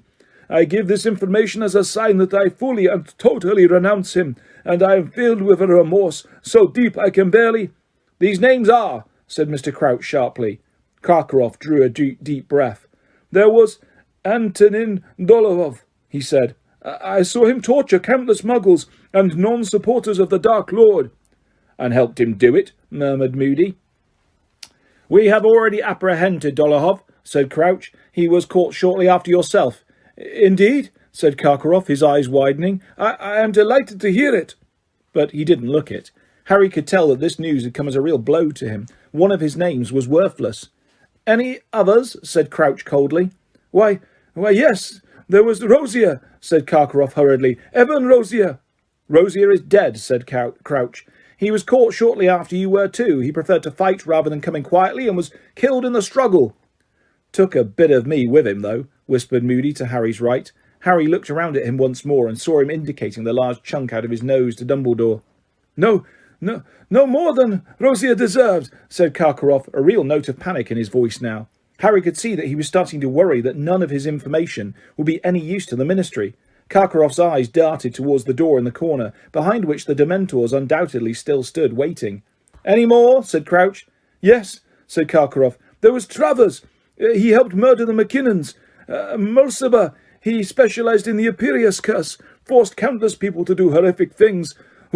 Rookwood, who was a spy, and passed, he who must not be named, useful information from inside the Ministry itself." Harry could tell that this name, Karkaroff, had struck gold. The watching crowd were all murmuring together. "Rookwood," said Mr. Crouch, nodding to a witch sitting in front of him, who began scribbling upon her piece of parchment. "Augustus Rookwood of the Department of Mysteries?" The very same," said Karkaroff eagerly. "I believe he used a network of well-placed wizards, both inside the Ministry and out, to collect information." "But Travers and Mulciber we have," said Mr. Crouch. "Very well, Karkaroff. If that is all, you will be returned to Azkaban while we decide." "Not yet," cried Karkaroff, looking quite desperate. "Wait, I have more." Harry could see him sweating in the torchlight, his white skin contrasting strongly with the black of his hair and beard. "Snape!" he shouted. "Severus Snape!" Snape has been cleared by this council, said Crouch coldly. He has been vouched for by Albus Dumbledore. No, shouted Karkaroff, straining at the chains which bound him to the chair. I assure you, Severus Snape is a Death Eater. Dumbledore had got to his feet. I have given evidence already on this matter, he said calmly. Severus Snape was indeed a Death Eater. However, he rejoined our side before Lord Voldemort's downfall and turned spy for us, at great personal risk. He is now no more a Death Eater than I am. Harry turned to look at Mad-Eye Moody. He was wearing a look of deep scepticism behind Dumbledore's back. Very well, Karkaroff, Crouch said coldly. You have been of assistance. I shall review your case. You will return to Azkaban in the meantime. Mr. Crouch's voice faded. Harry looked around. The dungeon was dissolving as though it was made of smoke. Everything was fading. He could see only his own body. All else was swirling darkness. And then the dungeon returned. Harry was sitting in a different seat, still on the highest bench, but now to the left side of Mr. Crouch. The atmosphere seemed quite different, relaxed, even cheerful. The witches and wizards all around the walls were talking to each other, almost as though they were at some sort of sporting event. A witch halfway up the rows of benches opposite caught Harry's eye. She had short blonde hair, was wearing magenta robes, and was sucking the end of an acid green quill. It was unmistakably a younger Rita Skeeter. Harry looked around. Dumbledore was sitting beside him again, wearing different robes. Mr. Crouch looked tireder and somehow fiercer, gaunter. Harry understood. It was a different memory, a different day, a different trial. The door in the corner opened, and Ludo Bagman walked into the room.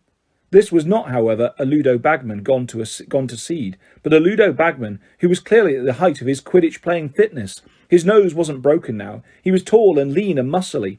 Bagman looked nervous as he sat down in the chain chair, but it did not bind him there, as it had bound Karkaroff, and Bagman, perhaps taking heart from this, glanced around at the watching crowd, waved at a couple of them, and managed a small smile.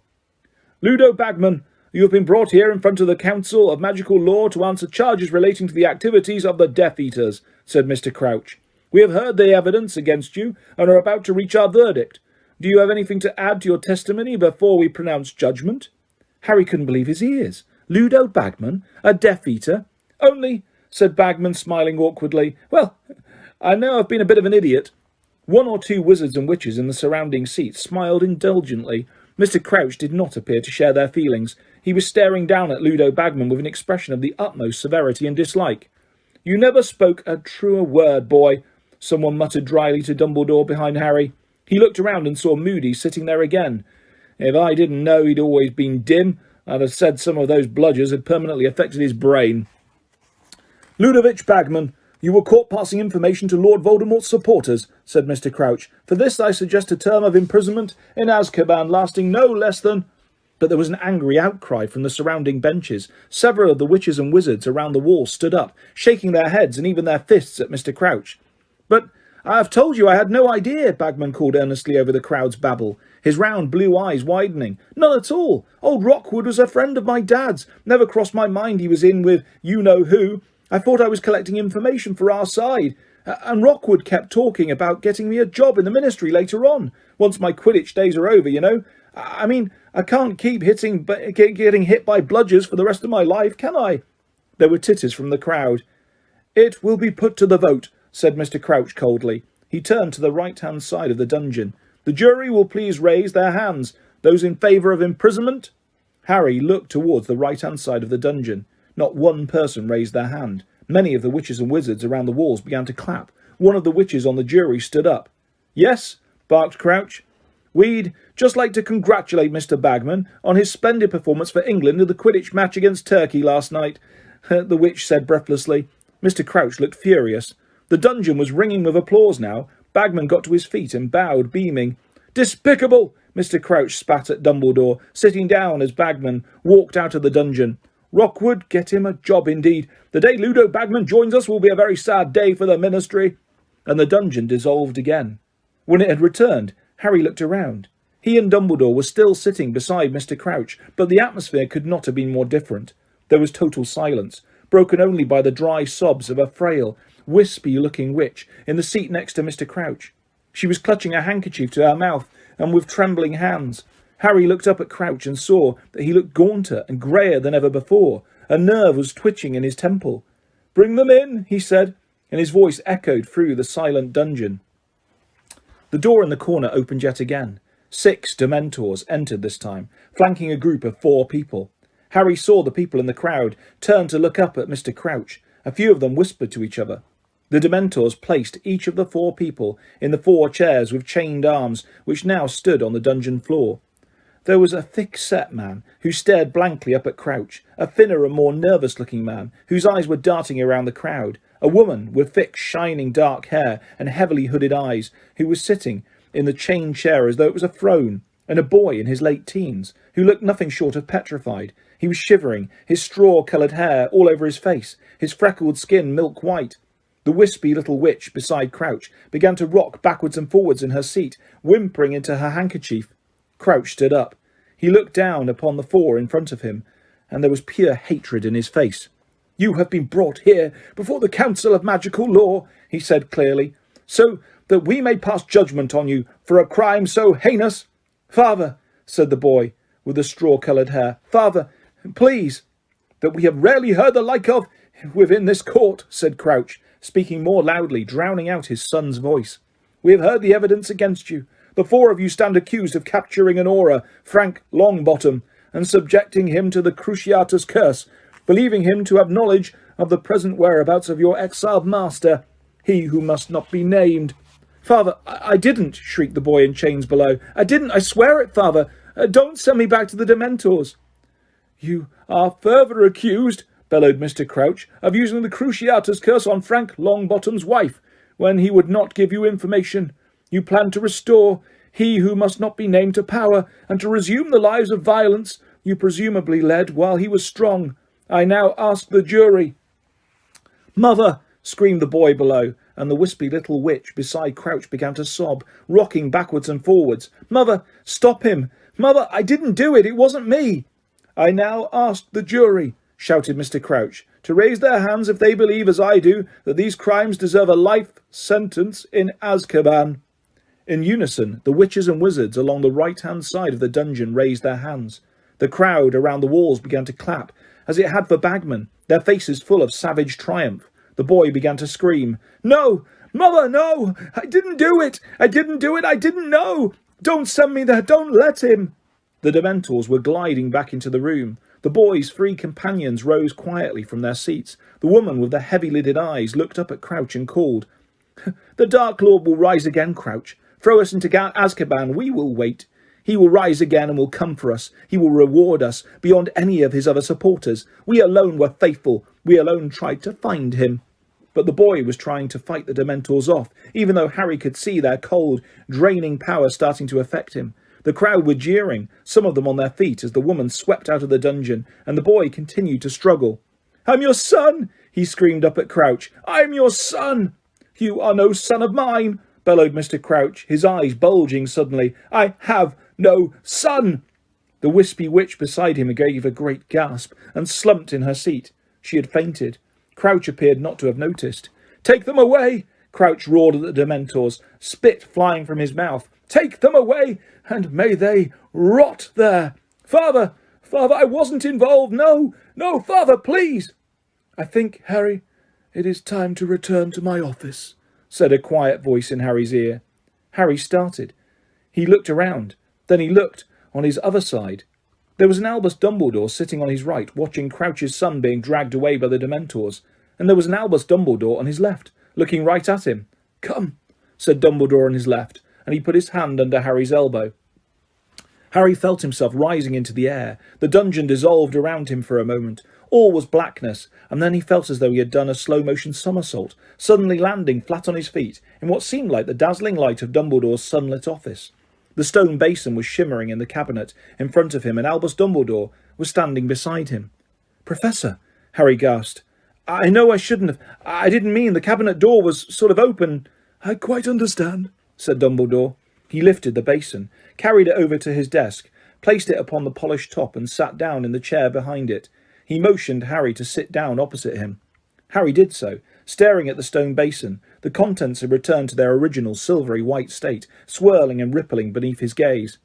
"What is it?" Harry asked shakily. "This. It is called a Pensieve," said Dumbledore.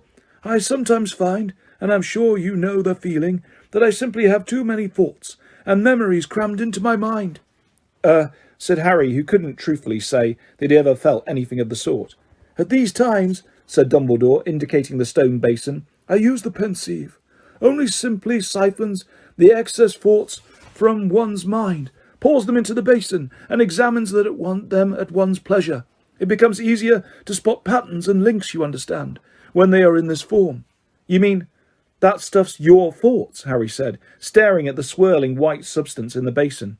"Certainly," said Dumbledore. "Let me show you." Dumbledore drew his wand out of the inside of his robes and placed the tip into his own silvery hair near his temple. When he took the wand away, hair seemed to be clinging to it. But then Harry saw that it was in fact a glistening strand of some strange silvery white substance that filled the Pensieve. Dumbledore added this fresh thought to the basin, and Harry, astonished, saw his own face swimming around in the surface of the bowl. Dumbledore placed his long hands on either side of the Pensieve and swirled it, rather as a gold prospector would swirl for fragments of gold, and Harry saw his own face change smoothly into Snape's, who opened his mouth and spoke to the ceiling, his voice echoing slightly. "It's coming back. Karkaroff's too, stronger and clearer than ever." "A connection I could have made without assistance," Dumbledore sighed, "but never mind." He peered over the top of his half-moon spectacles at Harry, who was gaping at Snape's face, which was continuing to swirl around the bowl. "I was using the Pensieve when Mr. Fudge arrived for our meeting, and put it away rather hastily. Undoubtedly I did not fasten the cabinet door properly. Naturally, it would have attracted your attention." "I'm sorry," Harry mumbled. Dumbledore shook his head.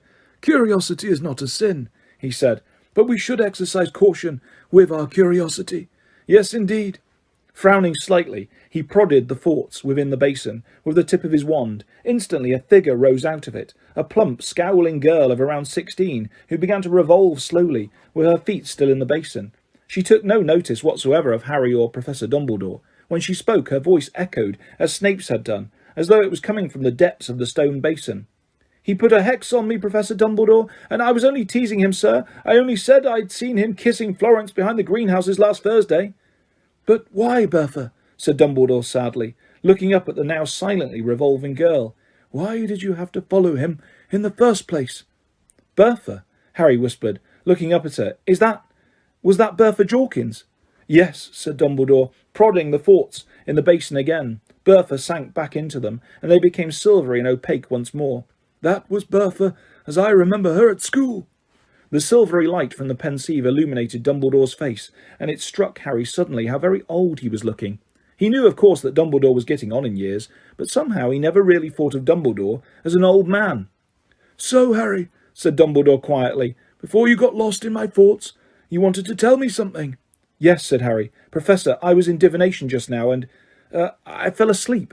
He hesitated here, wondering if a reprimand was coming, but Dumbledore merely said, "Quite understandable. Continue." "Well, I had a dream," said Harry. "A dream about Lord Voldemort. He was torturing Wormtail. You know who Wormtail—" "I do know," said Dumbledore promptly. "Please continue." "Voldemort got a letter from an owl. He said something like Wormtail's blunder had been repaired. He said someone was dead. Then he said Wormtail wouldn't be fed to the snake. There was a snake beside his chair. He said he'd be feeding me to it instead. Then he did the Cruciatus curse on Wormtail, and my scar hurt." Harry said, "It woke me up. It hurt so badly." Dumbledore merely looked at him. That's all," said Harry. "I see," said Dumbledore quietly. "I see. Now, has your scar hurt at any other time this year, excepting the time it woke you up over the summer?"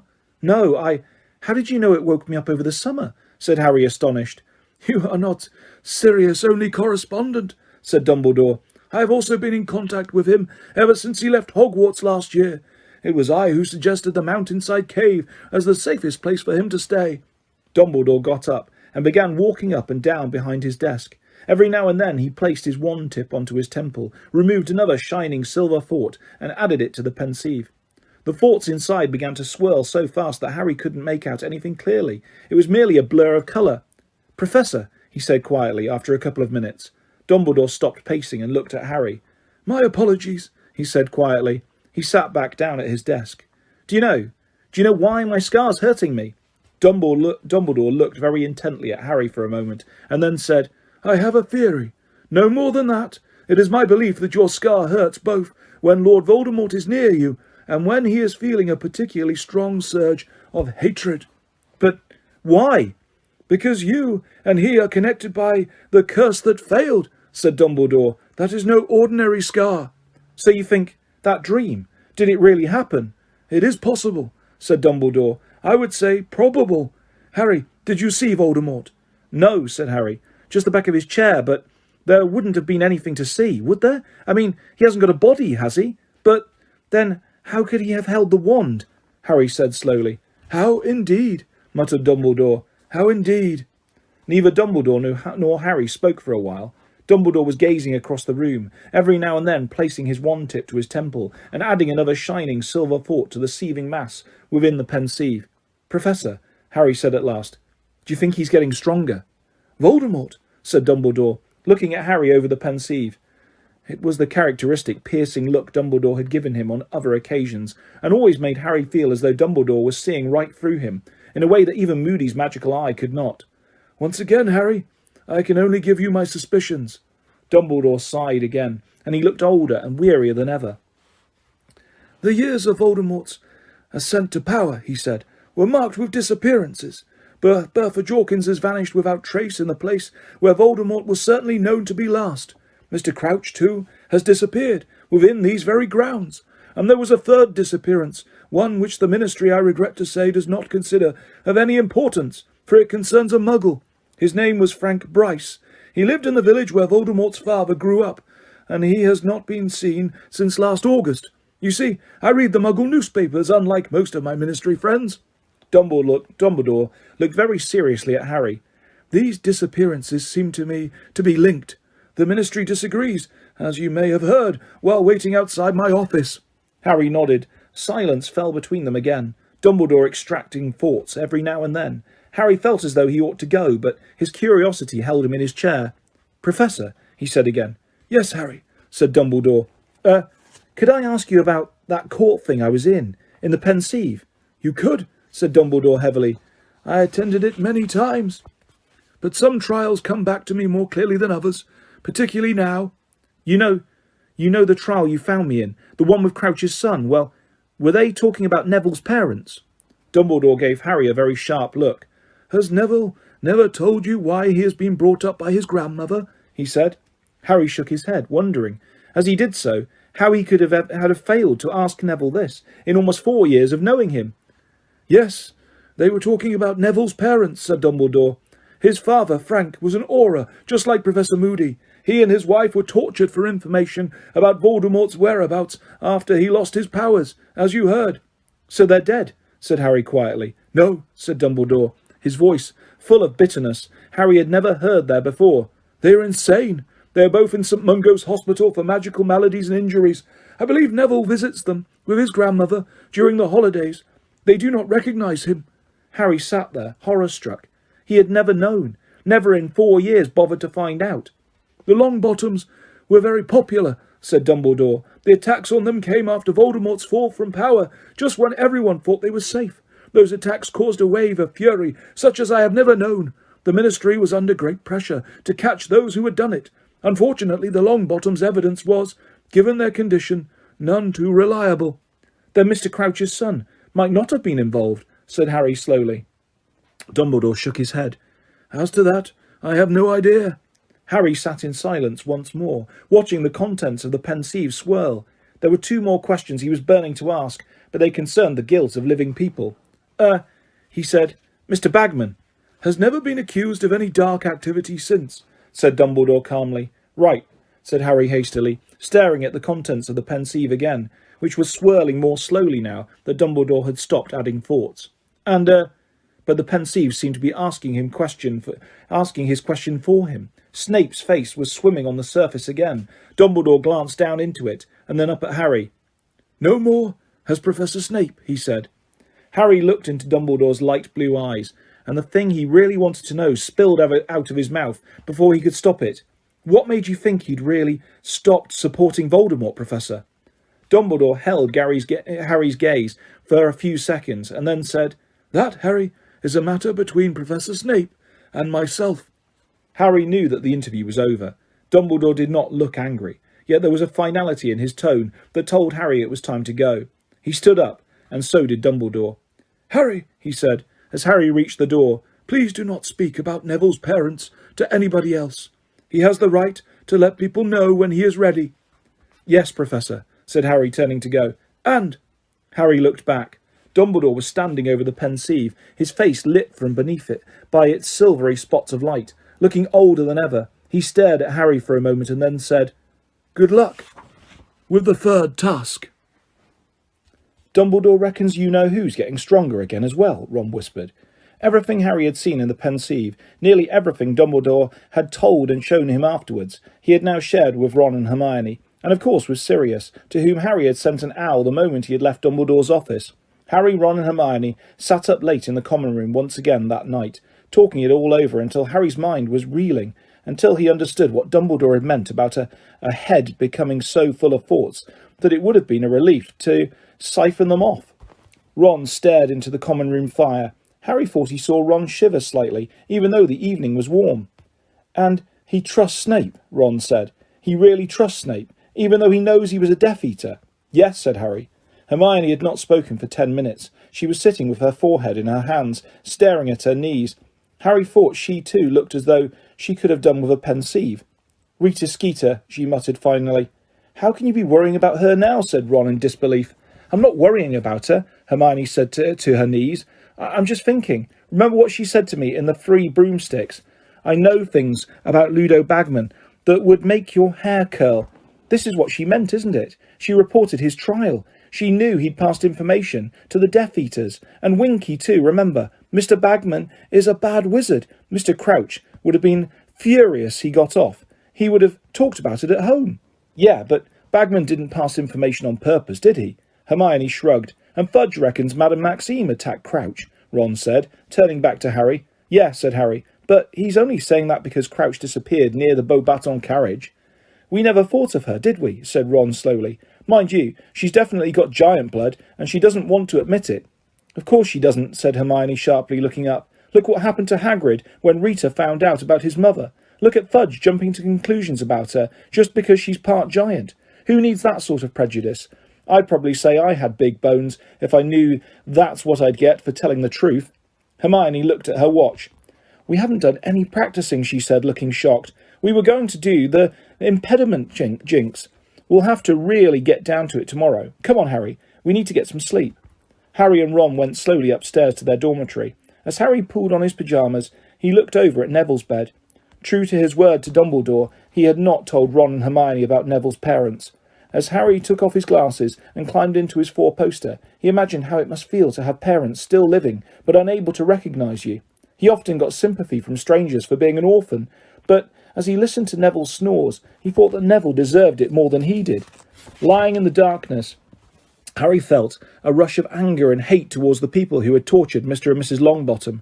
He remembered the jeers of the crowd as Crouch's son and his companions had been dragged from the court by the Dementors. He understood how they had felt. Then he remembered the milk-white face of the screaming boy and realised with a jolt that he had died a year later. It was Voldemort, Harry thought, staring up at the canopy of his bed in the darkness. It all came back to Voldemort. He was the one who had torn these families apart, who had ruined all these lives. Ron and Hermione were supposed to be revising for their exams, which would finish on the day of the third task, but they were putting most of their efforts into helping Harry prepare. "Don't worry about it," Hermione said shortly, when Harry pointed this out to them, and said he didn't mind practising on his own for a while. "At least we'll get top marks in Defence Against the Dark Arts. We'd never have found out about all these hexes in class." "Good training for when we're all auras," said Ron excitedly, attempting the impediment jinx on a wasp that had buzzed into the room, and making it stop dead in mid-air.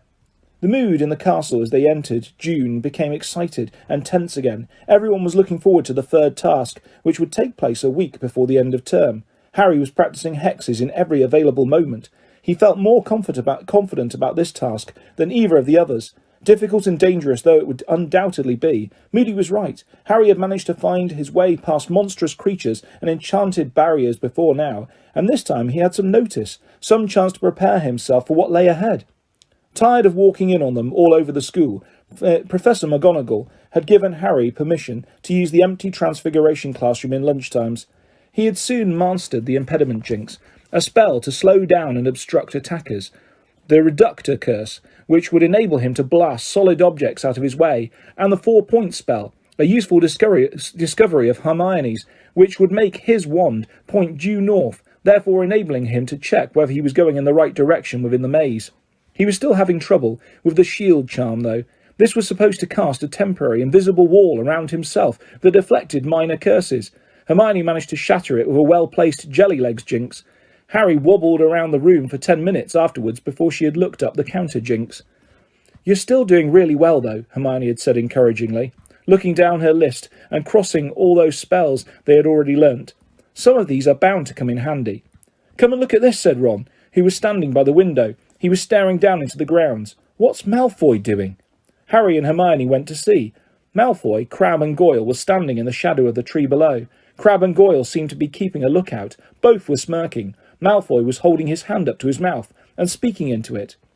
"He looks like he's using a walkie-talkie," said Harry curiously. "He can't be," said Hermione. "I've told you those sort of things don't work around Hogwarts.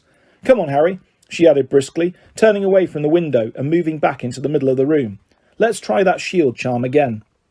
Sirius was sending daily owls now. Like Hermione, he seemed to want to concentrate on getting Harry through the last task before they concerned themselves with anything else. He reminded Harry in every letter that whatever might be going on outside the walls of Hogwarts was not Harry's responsibility, nor was it within his power to influence it. "If Voldemort is really getting stronger again," he wrote, "my priority is to ensure your safety. He cannot hope to lay hands on you while you're under Dumbledore's protection, but all the same, take no risks. Concentrate on getting through the maze safely, and then we can turn our attention to other matters." Harry's nerves mounted as June the 24th drew closer, but they were not as bad as those he had had before the first and second tasks. For one thing, he was confident that, this time, he had done everything in his power to prepare for the task. For another, this was the final hurdle, and however well or badly he did, the tournament would at last be over, which would be an enormous relief. Breakfast was a very noisy affair at the Gryffindor table on the morning of the third task. The post owls appeared, bringing Harry a good luck card from Sirius. It was only a piece of parchment, folded over and bearing a muddy paw print on its front, but Harry appreciated it all the same. A screech owl arrived for Hermione, carrying her morning copy of the Daily Prophet as usual. She unfolded the paper, glanced at the front page, and spat out a mouthful of pumpkin juice all over it. "What?" said Harry and Ron together, staring at her. "Nothing," said Hermione quickly, trying to shove the paper out of sight, but Ron grabbed it. He stared at the headline and said, "No way, not today. That old cow."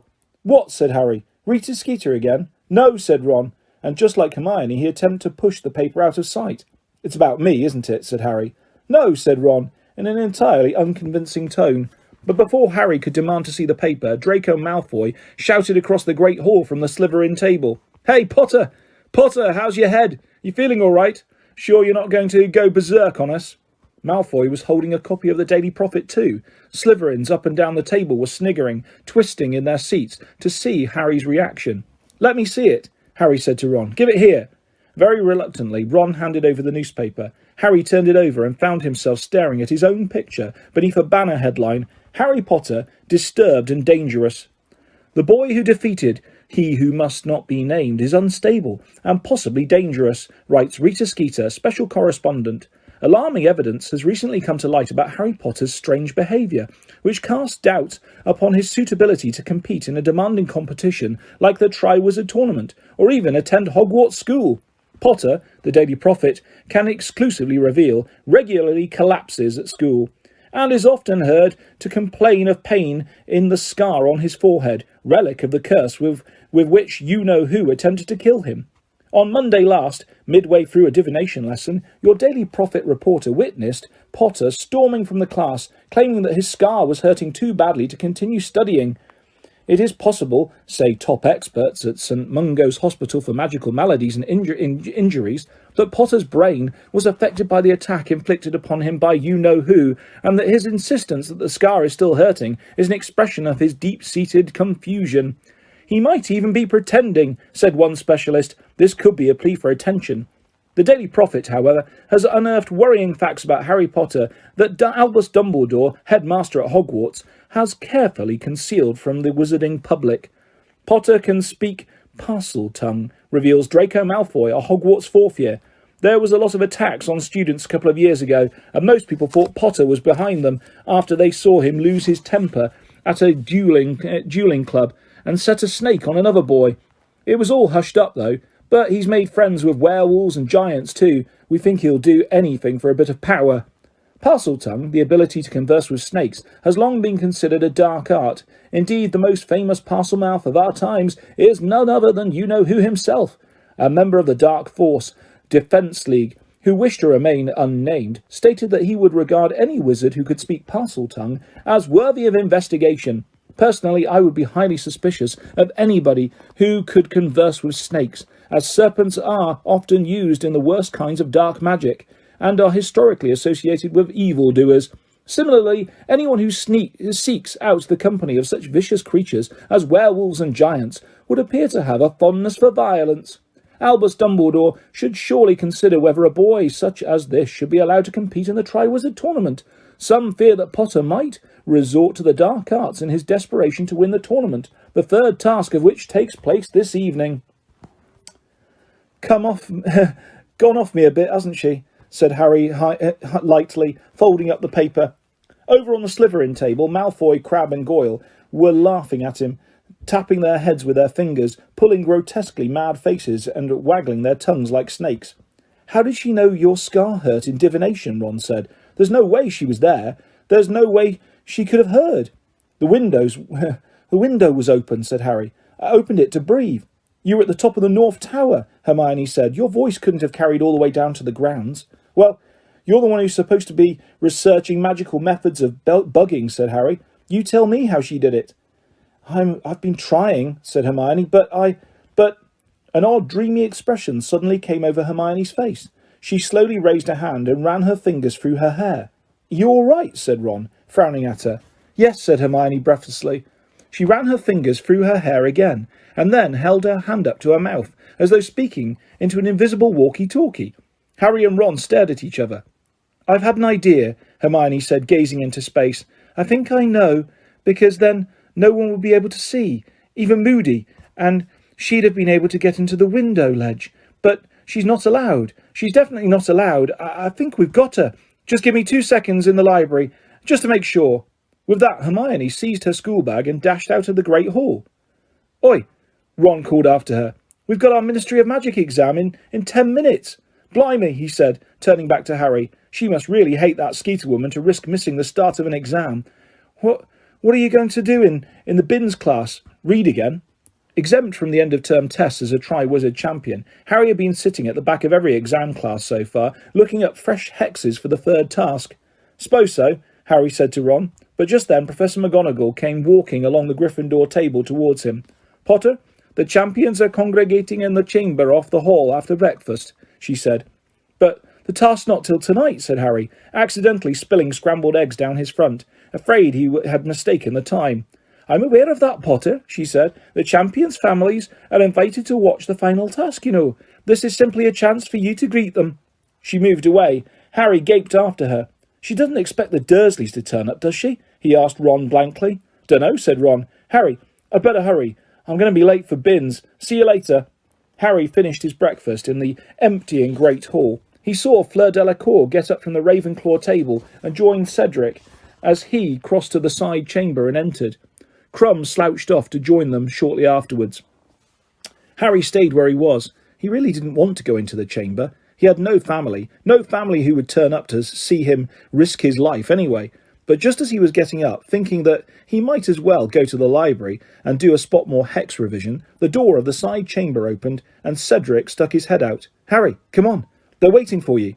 Utterly perplexed, Harry got up. The Dursleys couldn't possibly be here, could they? He walked across the hall and opened the door into the chamber. Cedric and his parents were just inside the door. Victor Crumb was over in a corner, conversing with his dark-haired mother and father in rapid Bulgarian. He had inherited his father's hooked nose. On the other side of the room, Fleur was jabbering away in French to her mother. Fleur's little sister, Gabrielle, was holding her mother's hand. She waved to Harry, who waved back. Then he saw Mrs. Weasley and Bill standing in front of the fireplace beaming at him. "Surprise!" Mrs. Weasley said excitedly, as Harry smiled broadly and walked over to them. Thought we'd come and watch you, Harry. She bent down and kissed him on the cheek. You all right? Said Bill, grinning at Harry and shaking his hand. Charlie wanted to come, but he couldn't get time off. He said you were incredible against the Horntail. Fleur Delacour, Harry noticed, was eyeing Bill with great interest over her mother's shoulder. Harry could tell she had no objection whatsoever to long hair or earrings with fangs on them. This is really nice of you, Harry muttered to Mrs. Weasley. I thought for a moment the Dursleys. Said Mrs. Weasley, pursing her lips. She had always refrained from criticising the Dursleys in front of Harry, but her eyes flashed every time they were mentioned. It's great being back here, said Bill, looking around the chamber. Violet, the fat lady's friend, winked at him from her frame. Haven't seen this place for 5 years. Is that picture of the Mad Knight still around? Sir Cadogan? Oh, yeah, said Harry, who had met Sir Cadogan the previous year. And the fat lady, said Bill. She was here in my time, said Mrs. Weasley. She gave me such a telling off one night when I got back into the dormitory at 4 a.m. What were you doing out of your dormitory at 4 a.m, said Bill, surveying Mrs. Weasley with amazement. Mrs. Weasley grinned, her eyes twinkling. Your father and I had been for a nighttime stroll, she said. He got caught by Apollyon Pringle. He was the caretaker in those days. Your father's still got the marks. Fancy giving us a tour, Harry, said Bill. Yeah, OK, said Harry, and they made their way back towards the door into the Great Hall. As they passed Amos Diggory, he looked around. There you are. Hi, are you? He said, looking Harry up and down. Bet you're feeling quite as full of yourself now Cedric's caught you up on points, are you? What? Said Harry. Ignore him, said Cedric in a low voice to Harry, frowning after his father.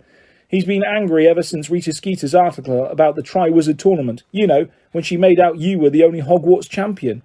Didn't bother to correct her, though, did he? Said Amos Diggory, loudly enough for Harry to hear, as he made to walk out of the door with Mrs. Weasley and Bill. Still, you'll show him, said he. Beat him once more, haven't you? Rita Skeeter goes out of her way to cause trouble, Amos, Mrs. Weasley said angrily. I would have thought you'd know that, working at the ministry. Mr. Diggory looked as though he was going to say something angry, but his wife had laid a hand on his arm, and he merely shrugged and turned away. Harry had a very enjoyable morning, walking over the sunny grounds with Bill and Mrs. Weasley, showing them the Beauxbatons carriage and the Durmstrang ship. Mrs. Weasley was intrigued by the Whomping Willow, which had been planted after she had left school, and reminisced at length about the gamekeeper before Hagrid, a man called Og. How's Percy? Harry asked, as they walked around the greenhouses. Not good, said Bill.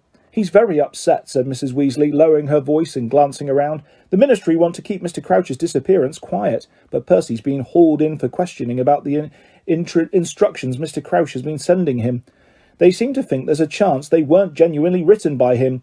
Percy's been under a lot of strain. They're not letting him fill in for Mr. Crouch as the 5th judge tonight. Cornelius Fudge is going to be doing it. They returned to the castle for lunch.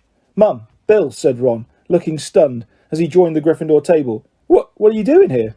Come to watch Harry in the last task, said Mrs. Weasley brightly. I must say it makes a lovely change, not having to cook. How was your exam? Oh, OK, said Ron. Couldn't remember all the Golden Rebels' names, so I invented a few. It's all right, he said, helping himself to a Cornish pasty, while Mrs. Weasley looked stern. They're all called stuff like Bodrod the Bearded and Erg the Unclean. It wasn't hard. Fred, George and Ginny came to sit next to them too, and Harry was having such a good time he felt almost as though he was back at the Burrow. He had forgotten to worry about the evening's task, and not until Hermione turned up halfway through lunch did he remember that she had a brainwave about Rita Skeeter. Are you going to tell us? Hermione shook her head warningly, and glanced at Mrs. Weasley. Hello, Hermione, said Mrs. Weasley, much more stiffly than usual. Hello, said Hermione, her smile faltering at the cold expression on Mrs. Weasley's face. Harry looked between them, then said, Mrs. Weasley, you didn't believe that rubbish Rita Skeeter wrote in Witch Weekly, did you? Because Hermione's not my girlfriend. Oh, said Mrs. Weasley. No, of course I didn't. But she became considerably warmer towards Hermione after that. Harry, Bill and Mrs. Weasley whirled away the afternoon with a long walk around the castle, and then returned to the Great Hall for the evening feast. Ludo Bagman and Cornelius Fudge had joined the staff table now. Bagman looked quite cheerful, but Cornelius Fudge, who was sitting next to Madame Maxime, looked stern and was not talking. Madame Maxime was concentrating on her plate, and Harry thought her eyes looked red. Hagrid kept glancing along the table at her. There were more courses than usual, but Harry, who was starting to feel really nervous now, didn't eat much, as the enchanted ceiling overhead began to fade from blue to dusky purple. Dumbledore rose to his feet at the staff table, and silence fell. Ladies and gentlemen, in 5 minutes' time, I will be asking you to make your way down to the Quidditch pitch for the third and last task of the Triwizard Tournament. Will the champions please follow Mr. Bagman down to the stadium now? Harry got up. The Gryffindors, all along the table, were applauding him. The Weasleys and Hermione all wished him good luck, and he headed off out of the Great Hall, with Cedric, Fleur and Crumb. "Feeling all right, Harry?" Bagman asked, as they went down the stone steps into the grounds. "Confident?" "I'm okay," said Harry. It was sort of true. He was nervous, but he kept running over all the hexes and spells he'd been practicing in his mind as they walked, and the knowledge that he could remember them all made him feel better. They walked into the Quidditch pitch, which was now completely unrecognisable. A 20-foot-high hedge ran all the way around the edge of it. There was a gap right in front of them, the entrance to the vast maze. The passage beyond it looked dark and creepy. 5 minutes later, the stands had begun to fill. The air was full of excited voices and the rumbling of feet as the hundreds of students filed into their seats. The sky was deep, clear blue now, and the first stars were starting to appear. Hagrid, Professor Moody, Professor McGonagall and Professor Flitwick were walking into the stadium and approaching Bagman and the champions. They were wearing large red luminous stars on their hats, all except Hagrid, who had his on the back of his moleskin waistcoat. "We are going to be patrolling the outside of the maze," said Professor McGonagall to the champions. "If you get into difficulty and wish to be rescued, send red sparks into the air, and one of us will come and get you. Do you understand?" The champions nodded. "Off you go then," said Bagman brightly to the 4 patrollers. "Good luck, Harry," Hagrid whispered, and the four of them walked away in different directions to station themselves around the maze. Bagman now pointed his wand at his throat, muttered, "Sonorous!" and his magically magnified voice echoed into the stands. "Ladies and gentlemen, the third and final task of the Triwizard Tournament is about to begin. Let me remind you how the points currently stand. Tied in first place, on 85 points each, Mr. Cedric Diggory and Mr. Harry Potter, both of Hogwarts School." The cheers and applause sent birds from the Forbidden Forest fluttering into the darkening sky. "In second place, on 80 points, Mr. Victor Crumb of Durmstrang Institute." More applause. "And in third place, Miss Fleur Delacour of Beauxbatons Academy." Harry could just make out Mrs. Weasley, Bill, Ron and Hermione applauding Fleur politely, halfway up the stands. He waved up at them, and they waved back, beaming at him. "So, on my whistle, Harry and Cedric," said Bagman. 3, 2, 1. He gave a short blast on his whistle, and Harry and Cedric hurried forwards into the maze. The towering hedges cast black shadows across the path, and whether because they were so tall and thick, or because they had been enchanted, the sound of the surrounding crowd was silenced the moment they entered the maze. Harry felt almost as though he was under water again. He pulled out his wand, muttered "Lumus," and heard Cedric do the same just behind him. After about 50 yards, they reached a fork. They looked at each other. "So, see you," Harry said, and he took the left one, while Cedric took the right. Harry heard Bagman's whistle for the second time. Crumb had entered the maze. Harry sped up. His chosen path seemed completely deserted. He turned right and hurried on, holding his wand high over his head, trying to see as far ahead as possible. Still, there was nothing in sight. Bagman's whistle blew in the distance for the third time. All of the champions were now inside the maze. Harry kept looking behind him. The old feeling that he was being watched was upon him. The maze was growing darker with every passing minute as the sky overhead deepened to navy. He reached a second fork. "Point me," he whispered to his wand, holding it flat in his palm.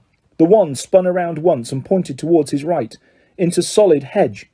That way was north, and he knew that he needed to go northwest for the centre of the maze. The best he could do was to take the left fork and go right again as soon as possible. The path ahead was empty too, and when Harry reached a right turn and took it, he again found his way unblocked. Harry didn't know why, but the lack of obstacles was unnerving him. Surely he should have met something by now. It felt as though the maze was luring him into a false sense of security.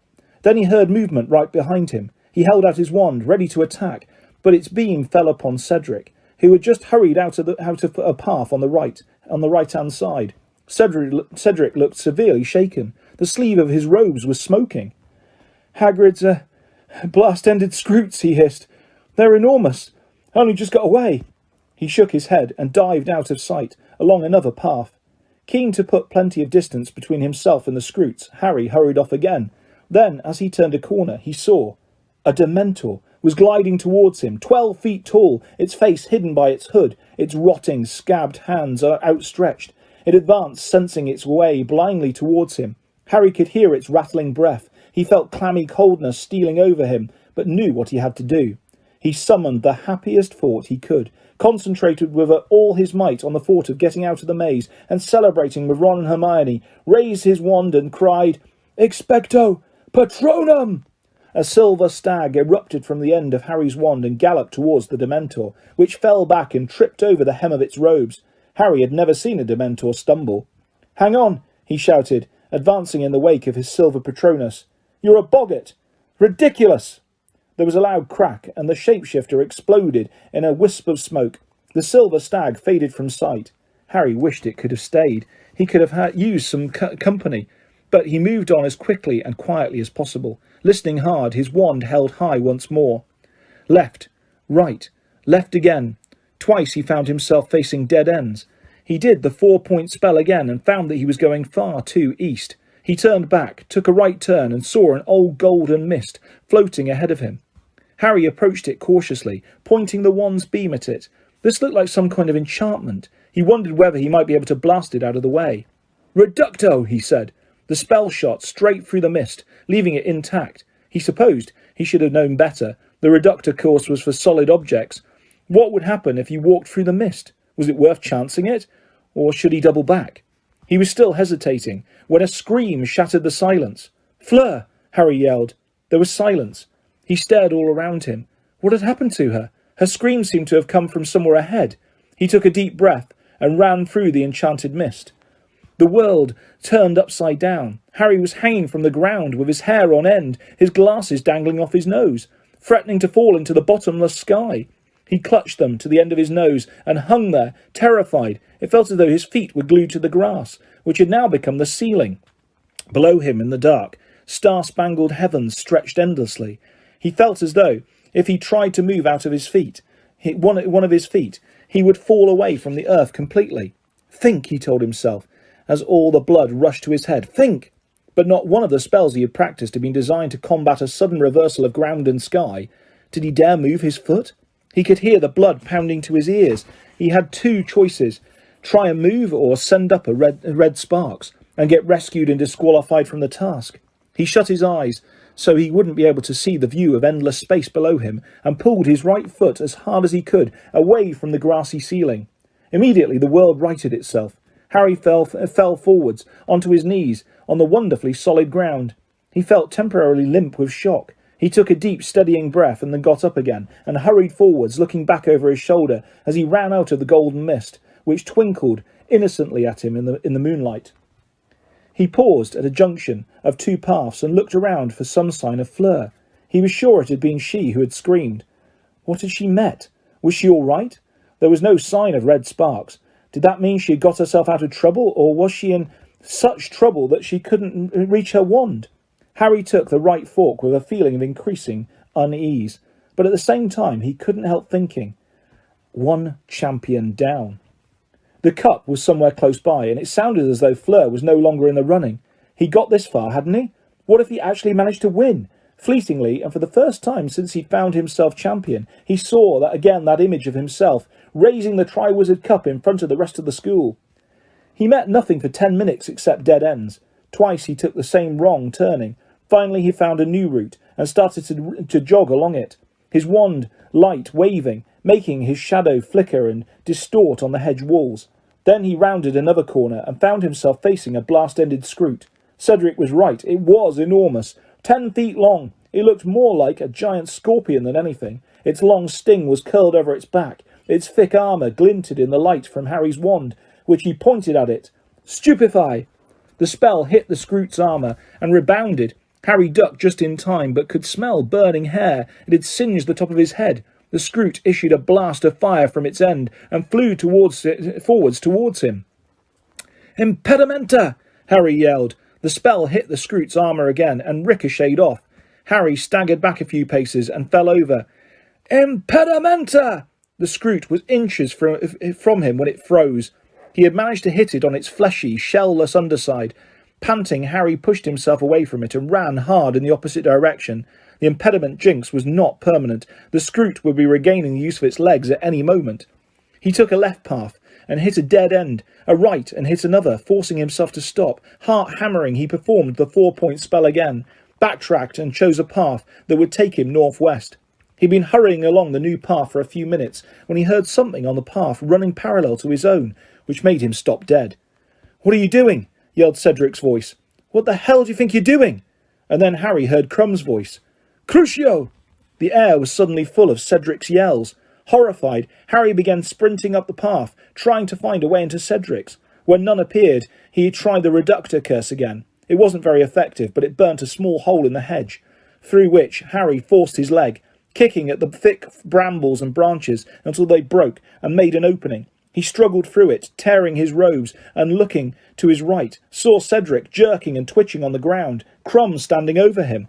Harry pulled himself up and pointed his wand at Crumb, just as Crumb looked up. Crumb turned and began to run. "Stupefy!" Harry yelled. The spell hit Crumb in the back. He stopped dead in his tracks, fell forwards and lay motionless, face down in the grass. Harry dashed over to Cedric, who had stopped twitching and was lying there panting, his hands over his face. "Are you all right?" Harry said roughly, grabbing Cedric's arm. "Yeah," panted Cedric. "Yeah, I don't believe it. He crept up behind me. I heard him. I turned around and he had his wand on me." Cedric got up. He was still shaking. He and Harry looked down at Crumb. "I can't believe this. I thought he was all right," Harry said, staring at Crumb. "So did I," said Cedric. "Did you hear Fleur scream earlier?" said Harry. "Yeah," said Cedric. "You don't think Crumb got her too?" "I don't know," said Harry slowly. "Should we leave him here?" Cedric muttered. "No," said Harry. "I reckon we should send up red sparks. Someone will come and collect him. Otherwise he'll probably be eaten by a scroot." "He'd deserve it," Cedric muttered. But all the same, he raised his wand and shot a power of red sparks into the air, which hovered high above Crumb, marking the spot where he lay. Harry and Cedric stood there in the darkness for a moment, looking around them. Then Cedric said, "Well, suppose we'd better go on." "What?" said Harry. Oh, yeah, right." It was an odd moment. He and Cedric had been briefly united against Crumb. Now the fact they were opponents came back to them both. They proceeded up the dark path without speaking. Then Harry turned left and Cedric right. Cedric's footsteps soon died away. Harry moved on, continuing to use the 4-point spell, making sure he was moving in the right direction. It was between him and Cedric now. His desire to reach the cup first was now burning stronger than ever, but he could hardly believe what he'd just seen Crumb do. The use of an unforgivable curse on a fellow human being meant a lifetime in Azkaban. That was what Moody had told them. Crumb surely couldn't have wanted the Triwizard Cup that badly. Harry sped up. Every so often he hit more dead ends, but the increasing darkness made him feel sure he was getting nearer to the heart of the maze. Then, as he strode down a long straight path, he saw movement once again, and his beam of wand light hit an extraordinary creature, one which he had only seen in a picture form, in his monster book of monsters. It was a sphinx. It had the body of an overlarge lion, great clawed paws, and a long yellowish tail, ending in a brown tuft. Its head, however, was that of a woman. She turned her long, almond-shaped eyes upon Harry as he approached. He raised his wand, hesitating. She was not crouching as if to spring, but pacing from side to side of the path, blocking his progress. Then she spoke, in a deep, hoarse voice. "You are very near your goal. The quickest way is past me." So will you move, please?" said Harry, knowing what the answer was going to be. "No," she said, continuing to pace. "Not unless you can answer my riddle. Answer on your first guess, I let you pass. Answer wrongly, I attack. Remain silent, I will let you walk away from me unscathed." Harry's stomach slipped several notches. It was Hermione who was good at this sort of thing, not him. He weighed his chances. If the riddle was too hard, he would keep silent, get away from her unharmed, and try and find an alternative route to the creature, to the centre. "Okay," he said. "Can I hear the riddle?" The Sphinx sat down upon her hind legs in the very centre of the path and recited. "First think of the person who lives in disguise, who deals in secrets and tells naught but lies. Next, tell me what's always the last thing to mend, the middle of middle and end of the end, and finally give me the sound often heard during the search for a hard-to-find word. Now string them together and answer me this. Which creature would you be unwilling to kiss?" Harry gaped at her. Could I have it again, more slowly?" he asked tentatively. She blinked at him, smiled, and repeated the poem. "All the clues add up to a creature I wouldn't want to kiss?" Harry asked. She merely smiled her mysterious smile. Harry took that for a yes. Harry cast his mind around. There were plenty of animals he wouldn't want to kiss. His immediate thought was a blast-ended scroot, but something told him that wasn't the answer. He'd have to try and work out the clues. "A person in disguise," Harry muttered, staring at her. "Who lies? That'd be an imposter. No, that's not my guess. A spy. I'll come back to that. Could you give me the next clue again, please?" She repeated the next lines of the poem. "The last thing to mend," Harry repeated. No idea. Middle of middle. Could I have the last bit again?" She gave him the last 4 lines. "A sound often heard in the search for a hard-to-find word," said Harry. That'd be a... Hang on, a sound." The Sphinx smiled at him. Spy, said Harry, pacing up and down himself. A creature I wouldn't want to kiss. A spider." The Sphinx smiled more broadly. She got up, stretched her front legs, and then moved aside for him to pass. "Thanks," said Harry, and, amazed at his own brilliance, he dashed forwards. He had to be close now. He had to be. His wand was telling him he was bang on course. As long as he didn't meet anything too horrible, he might be in with a chance. He had a choice of paths up ahead.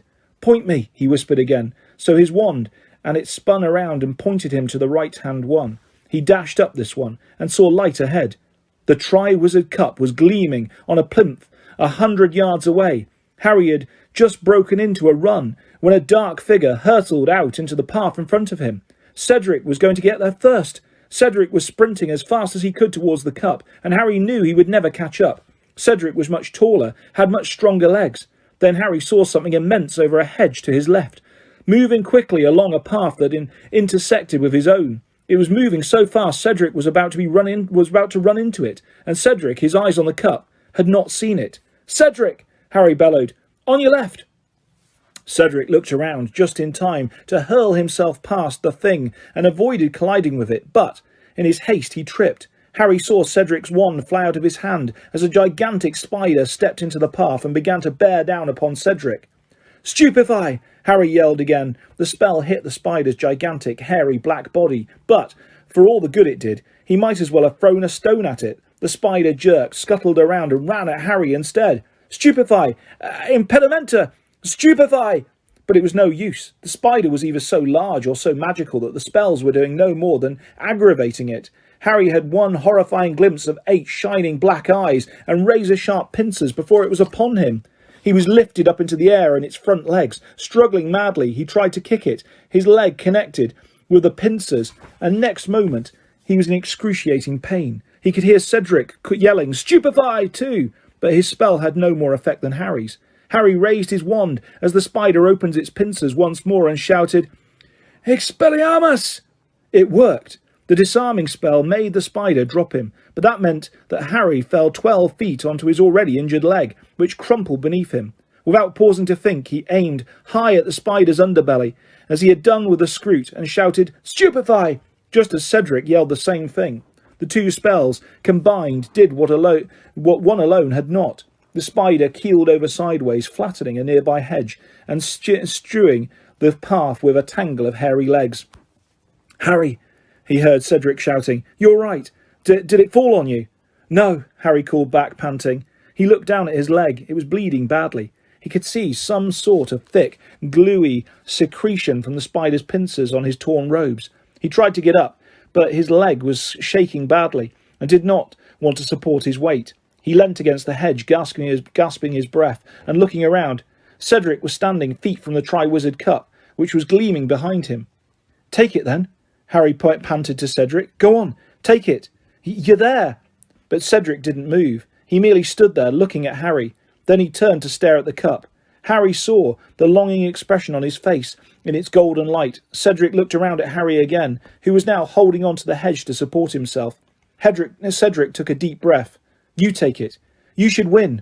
That's twice you've saved my neck in here." That's not how it's supposed to work, Harry said. He felt angry. His leg was very painful. He was aching all over from trying to throw off the spider, and after all his efforts, Cedric had beaten him to it, just as he'd beaten Harry to ask Cho to the ball. The one who reaches the cup first gets the points. That's you. I'm telling you. I'm not going to win any races on this leg. Cedric took a few paces nearer to the stunned spider, away from the cup, shaking his head. No, he said. Stop being noble, said Harry irritably. Just take it. Then we can get out of here. Cedric watched Harry steadying himself, holding tight to the hedge. You told me about the dragons, Cedric said. I would have gone down in the first task if you hadn't told me what was coming. I had help on that too, Harry snapped, trying to mop up his bloody leg with his robes. You helped me with the egg. We're square. I had help on the egg in the first place, said Cedric. We're all square, said Harry, testing his leg gingerly. It shook violently as he put weight on it. He had sprained his ankle when the spider had dropped him. You should have got more points on the second task, said Cedric mullishly. You stayed down to get all the hostages. I should have done that. I was the only one who was thick enough to take the song seriously, said Harry bitterly. Just take the cup. No, said Cedric. He stepped over the spider's tangled legs to join Harry, who stared at him. Cedric was serious. He was walking away from the sort of glory Hufflepuff House hadn't had in centuries. Go on, Cedric said. He looked as though this was costing him every ounce of resolution he had, but his face was set. His arms were folded. He seemed decided. Harry looked from Cedric to the cup. For one shining moment he saw himself emerging from the maze holding it. He saw himself holding the Triwizard Cup aloft, heard the roar of the crowd, saw Cho's face shining with admiration more clearly than he had ever seen it before, and then the picture faded, and he found himself staring at Cedric's shadowy, stubborn face. Both of us, Harry said. What? We'll take it at the same time. It's still a Hogwarts victory. We'll tie for it. Cedric stared at Harry. He unfolded his arms. You sure? Yeah, said Harry. Yeah, we've helped each other out, haven't we? We both got here. Let's just take it together. For a moment, Cedric looked as though he couldn't believe his ears. Then his face split in a grin. You're on, he said. Come here. He grabbed Harry's arm below the shoulder and helped Harry limp towards the plinth where the cup stood. When they had reached it, they both held out a hand over one of the cup's gleaming handles. On three, right? Said Harry. 1, 2, 3. He and Cedric both grasped a handle. Instantly, Harry felt a jerk somewhere behind his navel. His feet had left the ground. He could not unclench the hand holding the Triwizard Cup. It was pulling him onwards, in a howl of wind and swirling colour. Cedric at his side. Harry felt his feet slam into the ground. His injured leg gave way and he fell forwards. His hand let go of the Triwizard Cup at last. He raised his head. Where are we? He said. Cedric shook his head. He got up, pulled Harry to his feet, and they looked around. They had left the Hogwarts grounds completely. They had obviously travelled miles, perhaps hundreds of miles, for even the mountains surrounding the castle were gone. They were standing instead in a dark and overgrown graveyard. The black outline of a small church was visible beyond a large yew tree to their right. A hill rose above them to their left. Harry could just make out the outline of a fine old house on the hillside. Cedric looked down at the Triwizard Cup and then up at Harry. Did anyone tell you the cup was a portkey? He asked. Nope, said Harry. He was looking around the graveyard. It was completely silent and slightly eerie. Is this supposed to be part of the task? I don't know, said Cedric. He sounded slightly nervous. One's out, do you reckon? Yeah, said Harry, glad that Cedric had made the suggestion rather than him. They pulled out their wands. Harry kept looking around him. He had yet again the strange feeling that they were being watched. Someone's coming, he said suddenly. Squinting tensely through the darkness, they watched the figure drawing nearer, walking steadily towards them between the graves. Harry couldn't make out a face, but from the way it was walking and holding its arms, he could tell that it was carrying something. Whoever they were short and wearing a hooded cloak pulled up over their head to obscure their face. And, several paces nearer, the space between them closing all the time, he saw that the thing in the person's arm looked like a baby, or it was merely a bundle of robes. Harry lowered his wand slightly and glanced sideways at Cedric. Cedric shot him a quizzical look. They both turned back to watch the approaching figure. It stopped beside a towering marble headstone, only 6 feet from them. For a second, Harry and Cedric and the short figure simply looked at each other. And then, without warning, Harry's scar exploded with pain. It was agony, such as he had never felt in all his life. His wand slipped from his fingers as he put his hands over his face. His knees buckled. He was on the ground and he could see nothing at all. His head was about to split open. From far away above his head, he heard a high, cold voice say, "Kill the spare." A swishing noise and a second voice, which screeched the words to the night. "Avada Kedavra!" A blast of green light blazed through Harry's eyelids, and he heard something heavy fall to the ground beside him. The pain in his scar reached such a pitch that he retched, and then it diminished. Terrified of what he was about to see, he opened his stinging eyes. Cedric was lying spread-eagled on the ground beside him. He was dead. For a second, that contained an eternity, Harry stared into Cedric's face, at his open grey eyes, blank and expressionless as the windows of a deserted house, at his half-open mouth, which looked slightly surprised, and then, before Harry's mind had accepted what he was seeing, before he could feel anything but numb disbelief, he felt himself being pulled to his feet. The short man in the cloak had put down his bundle, lit his wand and was dragging Harry towards the marble headstone. Harry saw the name upon it, flickering in the wand light before he was forced around and slammed against it. Tom Riddle. The cloaked man was now conjuring tight cords around Harry, tying him from neck to ankles to the headstone. Harry could hear shallow, fast breathing from the depths of the hood. He struggled, and the man hit him with a hand that had a finger missing, and Harry realised who was under the hood. It was Wormtail. "You!" he gasped. But Wormtail, who had finished conjuring the ropes, did not reply. He was busy checking the tightness of the cords, his fingers trembling uncontrollably, fumbling over the knots. Once sure that Harry was bound so tightly to the headstone that he couldn't move an inch, Wormtail drew a length of some black material from the inside of his cloak and stuffed it roughly into Harry's mouth.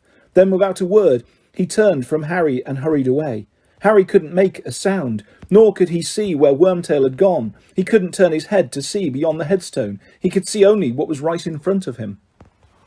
Cedric's body was lying some 20 feet away. Some way beyond him, glinting in the starlight, lay the Triwizard Cup.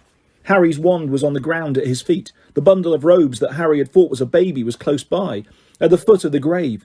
It seemed to be stirring, fretfully. Harry watched it, and his scar seared with pain again, and he suddenly knew that he didn't want to see what was in those robes. He didn't want that bundle opened. He could hear noises at his feet. He looked down and saw a gigantic snake slithering through the grass, circling the headstone where he was tied. Wormtail's fast, wheezy breathing was growing louder again. It sounded as though he was forcing something heavy across the ground. Then he came back within Harry's range of vision, and Harry saw him pushing a stone cauldron to the foot of the grave. It was full of what seemed to be water. Harry could hear it slopping around, and it was larger than any cauldron Harry had ever used, a great stone belly large enough for a full-grown man to sit in. The thing inside the bundle of robes on the ground was stirring more persistently, and though it was trying to free itself, now Wormtail was busying himself at the bottom of the cauldron with a wand. Suddenly there were crackling flames beneath it. The large snake slithered away into the darkness. The liquid in the cauldron seemed to heat very fast. The surface began not only to bubble but also to send out fiery sparks, as though it was on fire. Steam was thickening, blurring the outline of Wormtail tending to the fire. The movements beneath the cloak became more agitated, and Harry heard the high, cold voice again. "Hurry!" The whole surface of the water was alight and was with sparks now. It might have been encrusted with diamonds. "It is ready, master." "Now," said the cold voice. Wormtail pulled open the robes on the ground, revealing what was inside them, and Harry let out a yell that was strangled in the wad of material blocking his mouth. It was as though Wormtail had flipped over a stone and revealed something ugly, slimy and blind, but worse, 100 times worse. The thing Wormtail had been carrying had the shape of a crouched human child, except that Harry had never seen anything less like a child. It was hairless and scaly looking, a dark, raw, reddish black. Its arms and legs were thin and feeble, and its face, no child alive ever had a face like that, was flat and snake-like, with gleaming red eyes. The thing seemed almost helpless. It raised its thin arms, put them around Wormtail's neck, and Wormtail lifted it. As he did so, his hood fell back, and Harry saw the look of revulsion on Wormtail's weak, pale face in the firelight as he carried the creature to the rim of the cauldron. For one moment, Harry saw the evil, flat face, illuminated in the sparks dancing on the surface of the potion, and then Wormtail lowered the creature into the cauldron. There was a hiss, and it vanished below the surface. Harry heard its frail body hit the bottom with a soft thud. Let it drown, Harry thought, his scar burning almost past endurance. Please, let it drown. Wormtail was speaking. His voice shook. He seemed frightened beyond his wits. He raised his wand, closed his eyes, and spoke to the night. Bone of the father, unknowingly given, you will renew your son. The surface of the grave at Harry's feet cracked. Horrified, Harry watched as a fine trickle of dust rose into the air at Wormtail's command and fell softly into the cauldron. The diamond surface of the water broke and hissed. It sent sparks in all directions and turned a vivid, poisonous-looking blue. And now Wormtail was whimpering. He pulled a long, thin, shining silver dagger from inside his robes. His voice broke into petrified sobs. Flesh of the servant, willingly given, you will revive your master.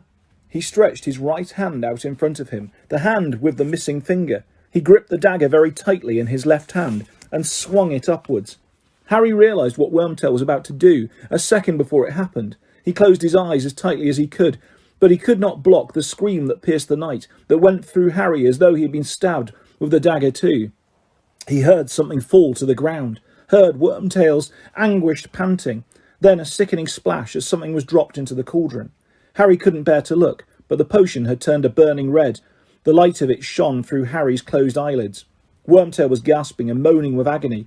Next, not until Harry felt Wormtail's anguished breath on his face did he realise that Wormtail was right in front of him. Blood of the enemy, forcibly taken. You will resurrect your foe.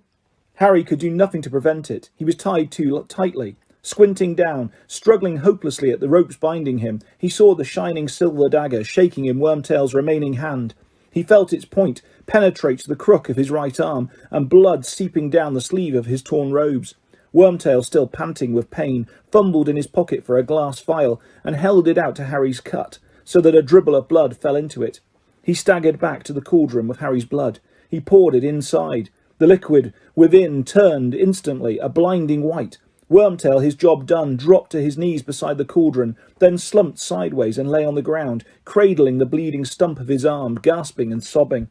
The cauldron was simmering, sending its diamond sparks in all directions, so blindingly bright that it turned all else to velvety blackness. Nothing happened.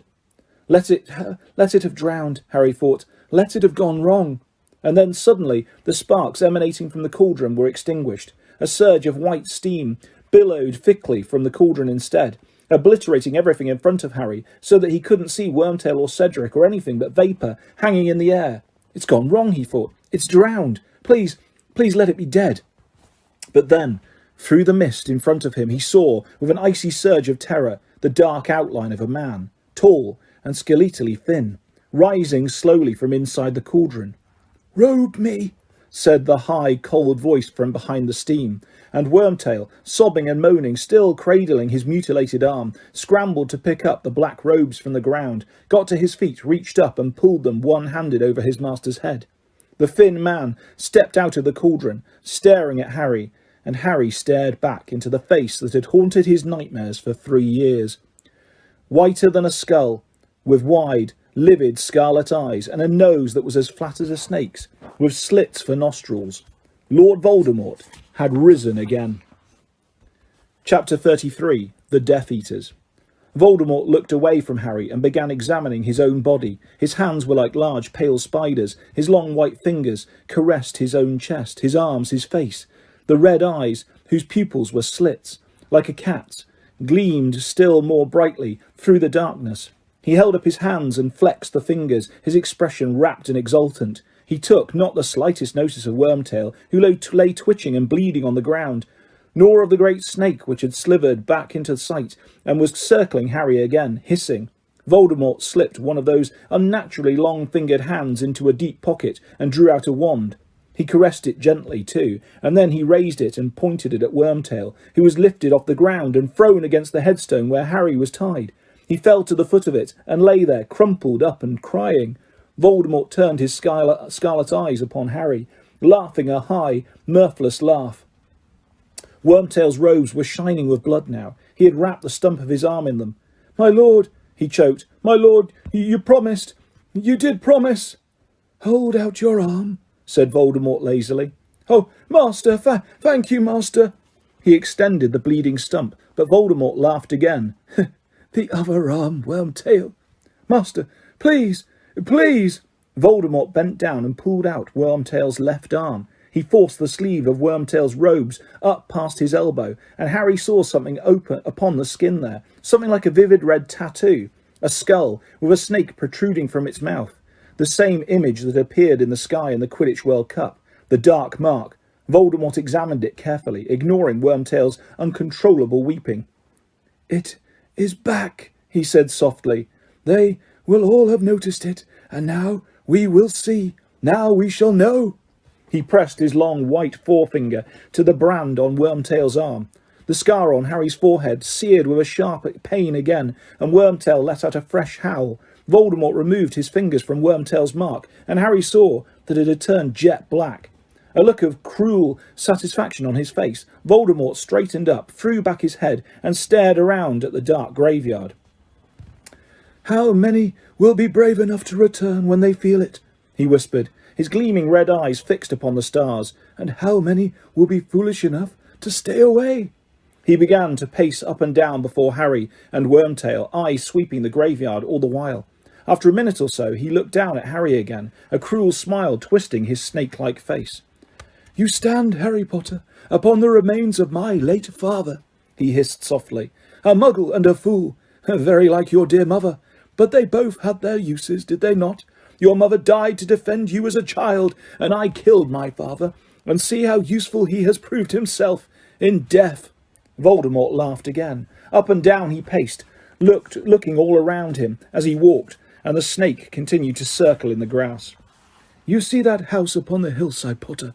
My father lived there. My mother, a witch who lived there in the village, fell in love with him, but he abandoned her when she told him what she was.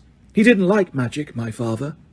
He left her and returned to his muggle's parents before I was even born, Potter, and she died giving birth to me, leaving me to be raised in a muggle orphanage. But I vowed to find him. I revenged myself upon him, that fool who gave me his name, Tom Riddle. Still he paced, his red eyes darting from grave to grave. Listen to me, reliving family history, he said quietly. Why, I am growing quite sentimental. But look, Harry, my true family returns. The air was suddenly full of swishing of cloaks. Between graves, behind the yew tree, in every shadowy space, wizards were apparating. All of them were hooded and masked, and one by one they moved forwards, slowly, cautiously, as though they could hardly believe their eyes. Voldemort stood in silence, waiting for them. Then one of the Death Eaters fell to his knees, crawled towards Voldemort, and kissed the hem of his black robes. Master, Master, he murmured. The Death Eaters behind him did the same, each of them approaching Voldemort on his knees and kissing his robes, before backing away and standing up, forming a silent circle, which enclosed Tom Riddle's grave. Harry, Voldemort, and the sobbing and twitching heap that was Wormtail. Yet they left gaps in the circle, as though waiting for more people. Voldemort, however, did not seem to expect more. He looked around at the hooded faces, and though there was no wind, a rustling seemed to run around the circle as though it had shivered. Welcome, Death Eaters, said Voldemort quietly. 13 years since last we met, yet you answer my call as though it was yesterday. We are still united under the Dark Mark. Then, or are we? He put back his terrible face and sniffed, his slit-like nostrils widening. I smell guilt, he said. There is a stench of guilt upon the air. A second shiver ran around the circle, as though each member of it longed, but did not dare to step back from him. I see you all, whole and healthy, with your powers intact, such prompt appearances, and I ask myself, why did this band of wizards never come to the aid of their master, to whom they swore eternal loyalty? No one spoke. No one moved except Wormtail, who was upon the ground, still sobbing over his bleeding arm. And I answer myself, whispered Voldemort. They must have believed me broken. They thought I was gone. They slipped back among my enemies, and they pleaded innocence and ignorance and bewitchment. And then I asked myself, but how could they have believed I would not rise again? They who knew the steps I took long ago to guard myself against mortal death. They who had seen proofs of the immensity of my power in the times when I was mightier than any wizard living. And I answer myself, perhaps they believed a still greater power could exist, one that could vanquish even Lord Voldemort. Perhaps they now pay allegiance to another. Perhaps that champion of commoners, of mudbloods and muggles, Albus Dumbledore.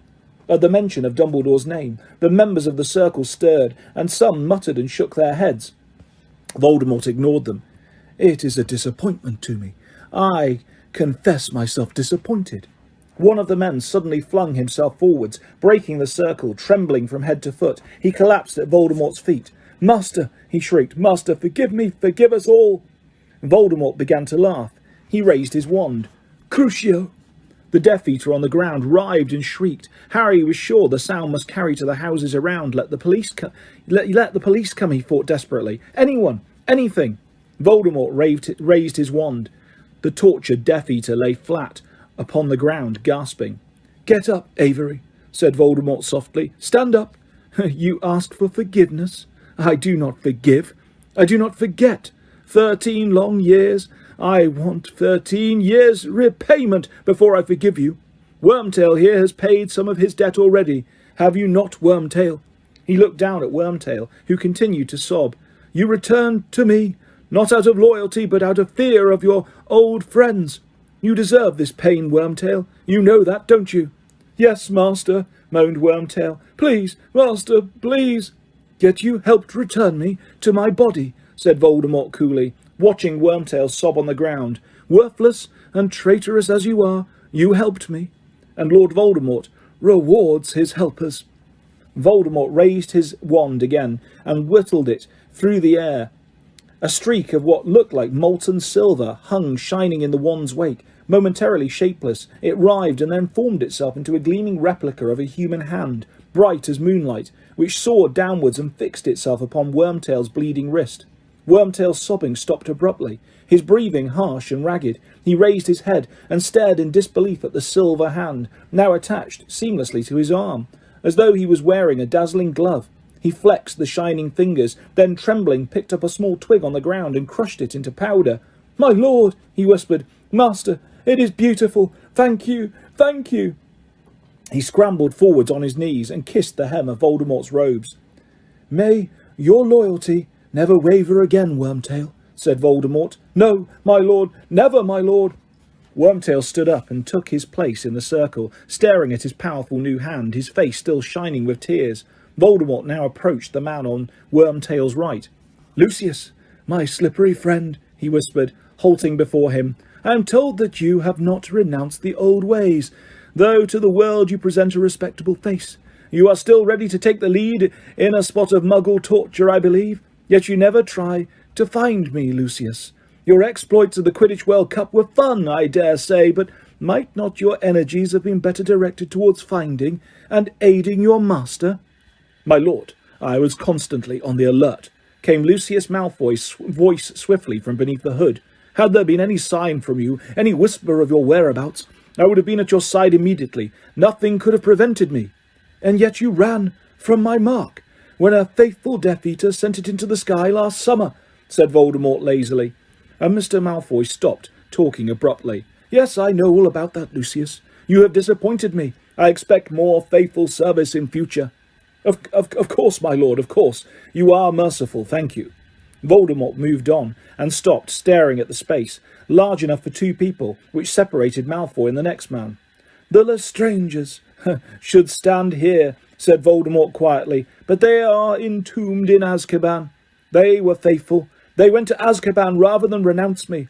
When Azkaban is broken open, the Lestrangers will be honoured beyond their dreams. The Dementors will join us. They are our natural allies. We will recall the banished giants. I shall have all my devoted servants return to me, and an army of creatures whom all fear." He walked on. Some of the Death Eaters he passed in silence, but he paused before others and spoke to them. "McNair, destroying dangerous beasts for the Ministry of Magic now, Wormtail tells me. You shall have better victims than that soon, McNair. Lord Voldemort will provide." "Thank you, Master, thank you," murmured McNair. "And here," Voldemort moved on to the 2 largest hooded figures, "we have Crabbe. You will do better this time, will you not? Crabbe, and you, Goyle." They bowed clumsily, muttering dully. "Yes, Master, we will, Master." "The same goes for you, not?" said Voldemort quietly as he walked past a stooped figure in Mr. Goyle's shadow. My lord, I prostrate myself before you. I am your most faithful. That will do, said Voldemort. He had reached the largest gap of all, and he stood surveying it with his blank red eyes, as though he could see people standing there. And here we have 6 missing Death Eaters. 3 dead in my service, 1 too cowardly to return. He will pay. 1 who I believe has left me forever. He will be killed, of course. And 1 who remains my most faithful servant, who has already re-entered my service. The Death Eaters stirred. Harry saw their eyes dart sideways at each other through their masks. He is at Hogwarts, that faithful servant, and it was through his efforts that our young friend arrived tonight. Yes, said Voldemort, a grin curling his lipless mouth as the eyes of the circle flashed in Harry's direction. Harry Potter has kindly joined us for my rebirthing party. One might go so far as to call him my guest of honour. There was a silence. Then the Death Eater to the right of Wormtail stepped forward, and Lucius Malfoy's voice spoke from under the mask. Master, we crave to know, we beg you to tell us, how you have achieved this miracle, how you managed to return to us. Ah, what a story it is, Lucius, said Voldemort, and it begins and ends with my young friend here. He walked lazily over to stand next to Harry, so that the eyes of the whole circle were upon the two of them. The snake continued to circle. You know, of course, that they have called this boy my downfall, Voldemort said softly, his red eyes upon Harry, whose scar began to burn so fiercely that he almost screamed in agony. You all know that on the night I lost my powers and my body, I tried to kill him. His mother died in an attempt to save him, and unwittingly provided him with a protection I admit I had not foreseen. I could not touch the boy. Voldemort raised one of his long white fingers and put it very close to Harry's cheek. His mother left upon him the traces of her sacrifice. This is old magic. I should have remembered it. I was foolish to overlook it, but no matter, I can touch him now. Harry felt the cold tip of the long white finger touch him, and thought his head would burst with the pain. Voldemort laughed softly in his ear, then took the finger away and continued addressing the Death Eaters. I miscalculated, my friends, I admit. My curse was deflected by the woman's foolish sacrifice, and it rebounded upon me. Ah, pain beyond pain, my friends! Nothing could have prepared me for it. I was ripped from my body. I was less than spirit, less than the meanest ghost. But still I was alive. What I was, even I do not know. I, who have gone further than anybody along the path that leads to immortality. You know my goal, to conquer death. And now I was tested, and it appeared that one or more of my experiments had worked. For I had not been killed, though the curse should have done it. Nevertheless, I was as powerless as the weakest creature alive, and without the means to help myself. For I had no body, and every spell which might have helped me required the use of a wand. I remember only forcing myself sleeplessly, endlessly, second by second to exist. I settled in a faraway place, in a forest, and I waited. Surely one of my faithful Death Eaters would try and find me. One of them would come and perform the magic I could not to restore me to a body. But I waited in vain. The shiver ran across once more around the circle of listening Death Eaters. Voldemort let the silence spiral horribly before continuing. Only one power remained to me. I could possess the bodies of others, but I dared not go where other humans were plentiful, for I knew that the auras were still abroad and were searching for me. I sometimes inhabited animals, snakes, of course, being my preference, but I was a little better off inside than as pure spirit, for their bodies were ill-adapted to perform magic, and my possession of them shortened their lives. None of them lasted long. Then, 4 years ago, the means for my return seemed assured. A wizard, young, foolish, and gullible, wandered across my path in the forest I had made my home. Oh, he seemed the very chance I had been dreaming of, for he was a teacher at Dumbledore's school. He was easy to bend to my will. He brought me back to this country, and after a while I took possession of his body, to supervise him closely as he carried out my orders. But my plan failed. I did not manage to steal the Philosopher's Stone. I was not to be assured immortal life. I was thwarted once again by Harry Potter. Silence once more. Nothing was stirring, not even the leaves on the yew tree. The Death Eaters were quite motionless, the glittering eyes in their masks fixed upon Voldemort and upon Harry. The servant died when I left his body. I was left as weak as ever I had been, Voldemort continued. I returned to my hiding place far away, and I will not pretend to you that I didn't fear that I might never again regain my powers. Yes, that was perhaps my darkest hour. I could not hope that I would be sent another wizard to possess, as I had given up hope, now that any of my Death Eaters cared what had become of me. One or two of the masked figures in the circle moved uncomfortably, but Voldemort took no notice. And then, not even a year ago, when I had almost abandoned hope, it happened at last. A servant returned to me. Wormtail here, who had faked his own death to escape justice, was driven out of hiding by those who had once counted friends, and decided to return to his master. He sought me in the country where it had long been rumoured I was hiding, helped, of course, by the rats he met along the way. Wormtail has a curious affinity with rats. Do you not, Wormtail? His filthy little friends told him there was a place deep in an Albanian forest that they avoided, where small animals like themselves had met their deaths by a dark shadow that possessed them. But his journey back to me was not smooth, was it, Wormtail? For hungry one night on the edge of the very forest where he had hoped to find me, he foolishly stopped at an inn for some food, and whom should he meet there but one Bertha Jorkins, a witch from the Ministry of Magic.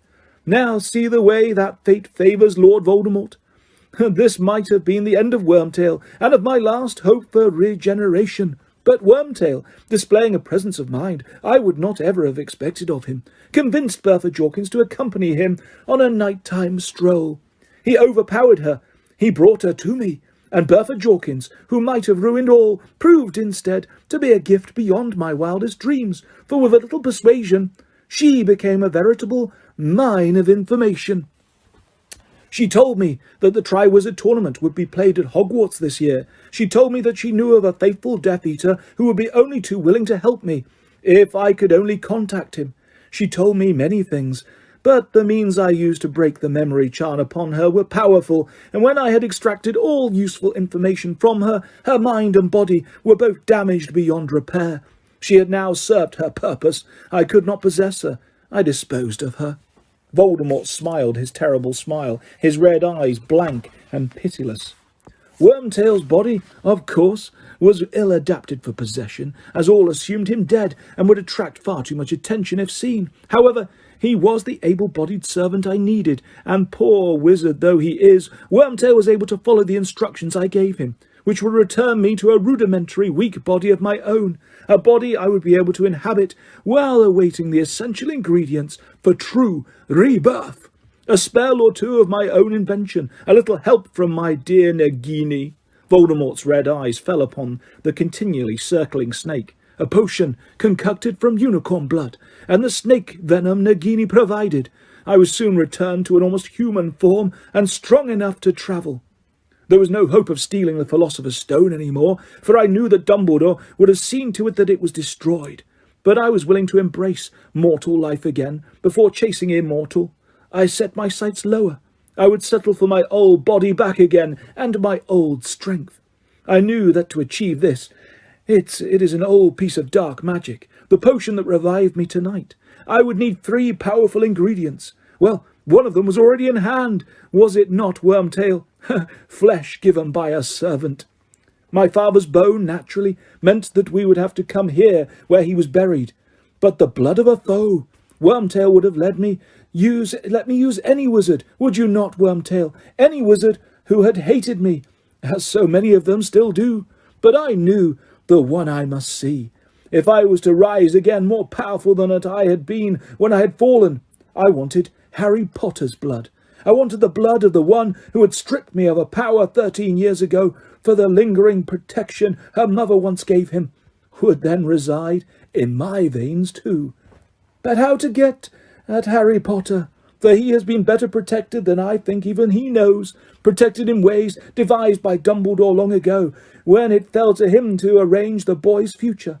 Dumbledore invoked an ancient magic to ensure the boy's protection, as long as he is in his relation's care. Not even I can touch him there. Then, of course, there was the Quidditch World Cup. I thought his protection might be weaker there, away from his relations and Dumbledore. But I was not yet strong enough to attempt kidnap in the midst of a horde of Ministry wizards. And then the boy would return to Hogwarts, where he is under the crooked nose of that muggle-loving fool from morning until night. So how could I take him? Why, by using Bertha Jorkin's information, of course. Use my one faithful Death Eater stationed at Hogwarts to ensure that the boy's name was entered into the Goblet of Fire. Use my Death Eater to ensure that the boy won the tournament, that he touched the Triwizard Cup first, the cup which my Death Eater had turned into a portkey, which would bring him here, beyond the reach of Dumbledore's help and protection, and into my waiting arms. And here he is, the boy you all believed had been my downfall. Voldemort moved slowly forward and turned to face Harry. He raised his wand. Crucio! It was pain beyond anything Harry had ever experienced. His very bones were on fire. His head was surely splitting along his scar. His eyes were rolling madly in his head. He wanted it to end, to black out, to die. And then it was gone. He was hanging limply in the ropes, binding him to the headstone of Voldemort's father, looking up into those bright red eyes through a kind of mist. The night was ringing with the sound of the Death Eater's laughter. You see, I think how foolish it was to suppose that this boy could ever have been stronger than me, said Voldemort. But I want there to be no mistake in anybody's mind. Harry Potter escaped me by a lucky chance, and I am now going to prove my power by killing him, here and now, in front of you all. When there is no Dumbledore to help him, and no mother to die for him, I will give him his chance. He will be allowed to fight, and you will be left in no doubt which of us is stronger. Just a little longer, Nagini, he whispered, and the snake glided away through the grass to where the Death Eaters stood watching. Now, untie him, Wormtail, and give him back his wand. Wormtail approached Harry, who scrambled to his feet to support his own weight before the ropes were untied. Wormtail raised his new silver hand, pulled out the wad of material gagging Harry, and then with one swipe cut through the bonds tying Harry to the gravestone. There was a split second, perhaps, when Harry might have considered running for it, but his injured leg shook under him as he stood on the overgrown grave, as the Death Eaters closed ranks, forming a tighter circle around him and Voldemort, so that the gaps where the missing Death Eaters should have stood were filled. Wormtail walked out of the circle to the place where Cedric's body lay, and returned with Harry's wand, which he thrust roughly into Harry's hand without looking at him. Then Wormtail resumed his place in the circle of watching Death Eaters. You have been taught how to duel, Harry Potter, said Voldemort softly, his red eyes glinting through the darkness. And these words Harry remembered, as though from a former life, the duelling club at Hogwarts he had attended briefly 2 years ago. All he had learnt there was the disarming spell, Expelliarmus. And what use would it be, even if he could, to deprive Voldemort of his wand when he was surrounded by Death Eaters, outnumbered by at least 30 to 1? He had never learnt anything that could possibly fit him for this. He knew he was facing the thing against which Moody had always warned, the unblockable Avada Kedavra curse, and Voldemort was right. His mother was not here to die for him this time. He was quite unprotected. We bow to each other, Harry, said Voldemort, bending a little, but keeping his snake-like face upturned to Harry. Come, the niceties must be observed. Dumbledore would like you to show manners. Bow to death, Harry. The Death Eaters were laughing again. Voldemort's lipless mouth was smiling. Harry did not bow. He was not going to let Voldemort play with him before killing him. He was not going to give him that satisfaction. I said bow, Voldemort said, raising his wand, and Harry felt his spine curve as though a huge, invisible hand was bending him ruthlessly forwards, and the Death Eaters laughed harder than ever. Very good, said Voldemort softly, and as he raised his wand, the pressure bearing down upon Harry lifted too. And now you face me like a man, straight-backed and proud, the way your father died. And now we duel.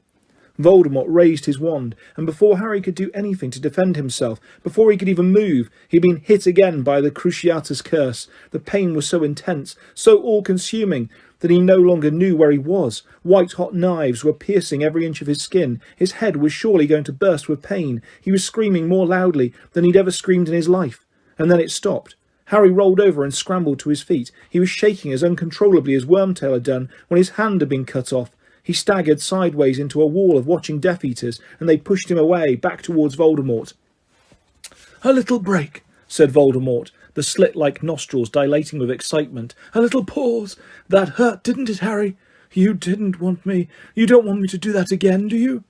Harry didn't answer. He was going to die like Cedric. Those pitiless red eyes were telling him so. He was going to die, and there was nothing he could do about it.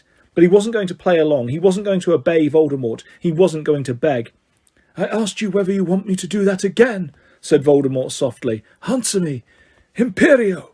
And Harry felt for the third time in his life the sensation that his mind had been wiped of all thought. Ah, it was bliss. Not to think. It was as though he was floating, dreaming. Just answer no. Say no. Just answer no. I will not, said a stronger voice in the back of his head. I won't answer. Just answer no. I won't do it. I won't say it. Just answer no. I won't. And these words burst from Harry's mouth. They echoed through the graveyard, and the dream state was lifted as suddenly as though cold water had been thrown over him. Back rushed the aches that the Cruciatus curse had left all over his body. Back rushed the realization of where he was and what he was facing. You won't, said Voldemort quietly, and the Death Eaters were not laughing now. You won't say no? Harry, obedience is a virtue I need to teach you before you die. Perhaps another little dose of pain.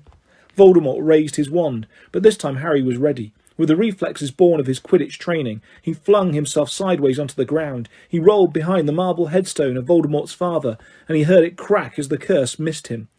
We're not playing hide-and-seek, Harry, said Voldemort's soft, cold voice, drawing nearer as the Death Eaters laughed. You cannot hide from me. Does this mean you are tired of our duel? Does this mean that you would prefer to finish it now, Harry? Come out, Harry. Come out and play. Then it will be quick. It might even be painless. I would not know. I have never died. Harry crouched behind the headstone and knew the end had come. There was no hope, no help to be had, and as he heard Voldemort draw nearer still, he knew one thing only, and it was beyond fear or reason. He was not going to die crouching here like a child playing hide-and-seek. He was not going to die kneeling at Voldemort's feet. He was going to die upright like his father, and he was going to die trying to defend himself, even if no defence was possible. Before Voldemort could stick his snake-like face around the headstone, Harry had stood up. He gripped his wand tightly in his hand, thrust it out in front of him, and threw himself round the headstone facing Voldemort. Voldemort was ready. As Harry shouted, Expelliarmus! Voldemort cried, Avada Kedavra! A jet of green light issued from Voldemort's wand, just as a jet of red light blasted from Harry's. They met in mid-air, and suddenly Harry's wand was vibrating as though an electric charge was surging through it. His hand seized up around it. He couldn't have released it if he wanted to, and a narrow beam of light was now connecting the two wands, neither red nor green, but bright, deep gold. And Harry followed the beam with his astonished gaze, saw that Voldemort's long white fingers too were gripping a wand that was shaking and vibrating. And then, nothing could have prepared Harry for this. He felt his feet lift from the ground. He and Voldemort were both being raised into the air, their wands still connected by that thread of shimmering golden light. They were gliding away from the tombstone of Voldemort's father, and then came to rest on a patch of ground that was clear of free of graves. The Death Eaters were shouting. They were asking Voldemort for instructions. They were closing in, reforming the circle around Harry and Voldemort, the snake slithering at their heels, some of them drawing their wands. The golden thread connecting Harry and Voldemort splintered. Through the wands remaining connected, 1,000 more offshoots arced high over Harry and Voldemort, crisscrossing all around them until they were enclosed in a golden dome-shaped web, a cage of light, beyond which the Death Eaters circled like jackals, their cries strangely muffled now. Do nothing! Voldemort shrieked to the Death Eaters, and Harry saw his red eyes wide with astonishment at what was happening, saw him fighting to break the thread of light, still connecting his wand with Harry's. Harry held onto his wand more tightly, with both hands, and the golden thread remained unbroken. Do nothing unless I command you! Voldemort shouted to the Death Eaters, and then an unearthly and beautiful sound filled the air. It was coming from every thread of the light spun web vibrating around Harry and Voldemort. It was a sound Harry recognised, though he had heard it only once before in his life. Phoenix Song. It was the sound of hope to Harry, the most beautiful and welcome thing he had ever heard in his life. He felt as though the song was inside him instead of just around him. It was the sound he connected with Dumbledore, and it was almost as though a friend was speaking in his ear. Don't break the connection.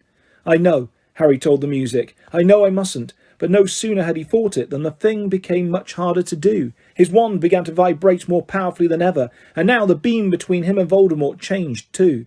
It was as though large beads of light were sliding up and down the thread, connecting the wands. Harry felt his wand give a shudder under his hand as the light beads began to slide slowly and steadily his way. The direction of the beam's movement was now towards him, from Voldemort, and he felt his wand shudder angrily.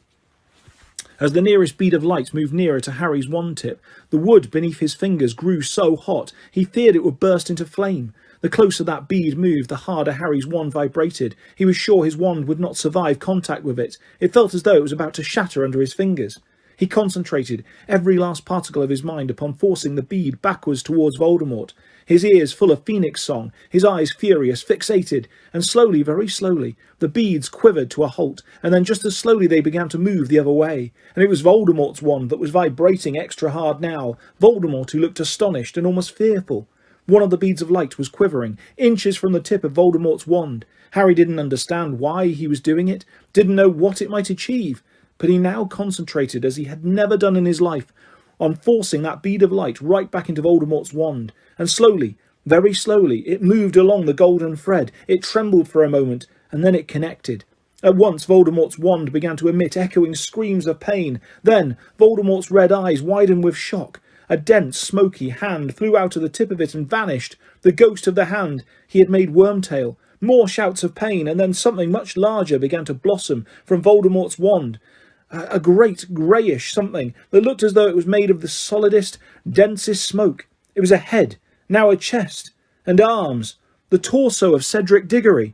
If ever Harry might have released his wand from shock, it would have been then, but instinct kept him clutching his wand tightly so that the thread of golden light remained unbroken, even though the thick grey ghost of Cedric Diggory, was it a ghost? It looked so solid, emerged in its entirety from the end of Voldemort's wand, as though it was squeezing itself out of a very narrow tunnel, and this shade of Cedric stood up, and looked up and down the golden thread of light and spoke.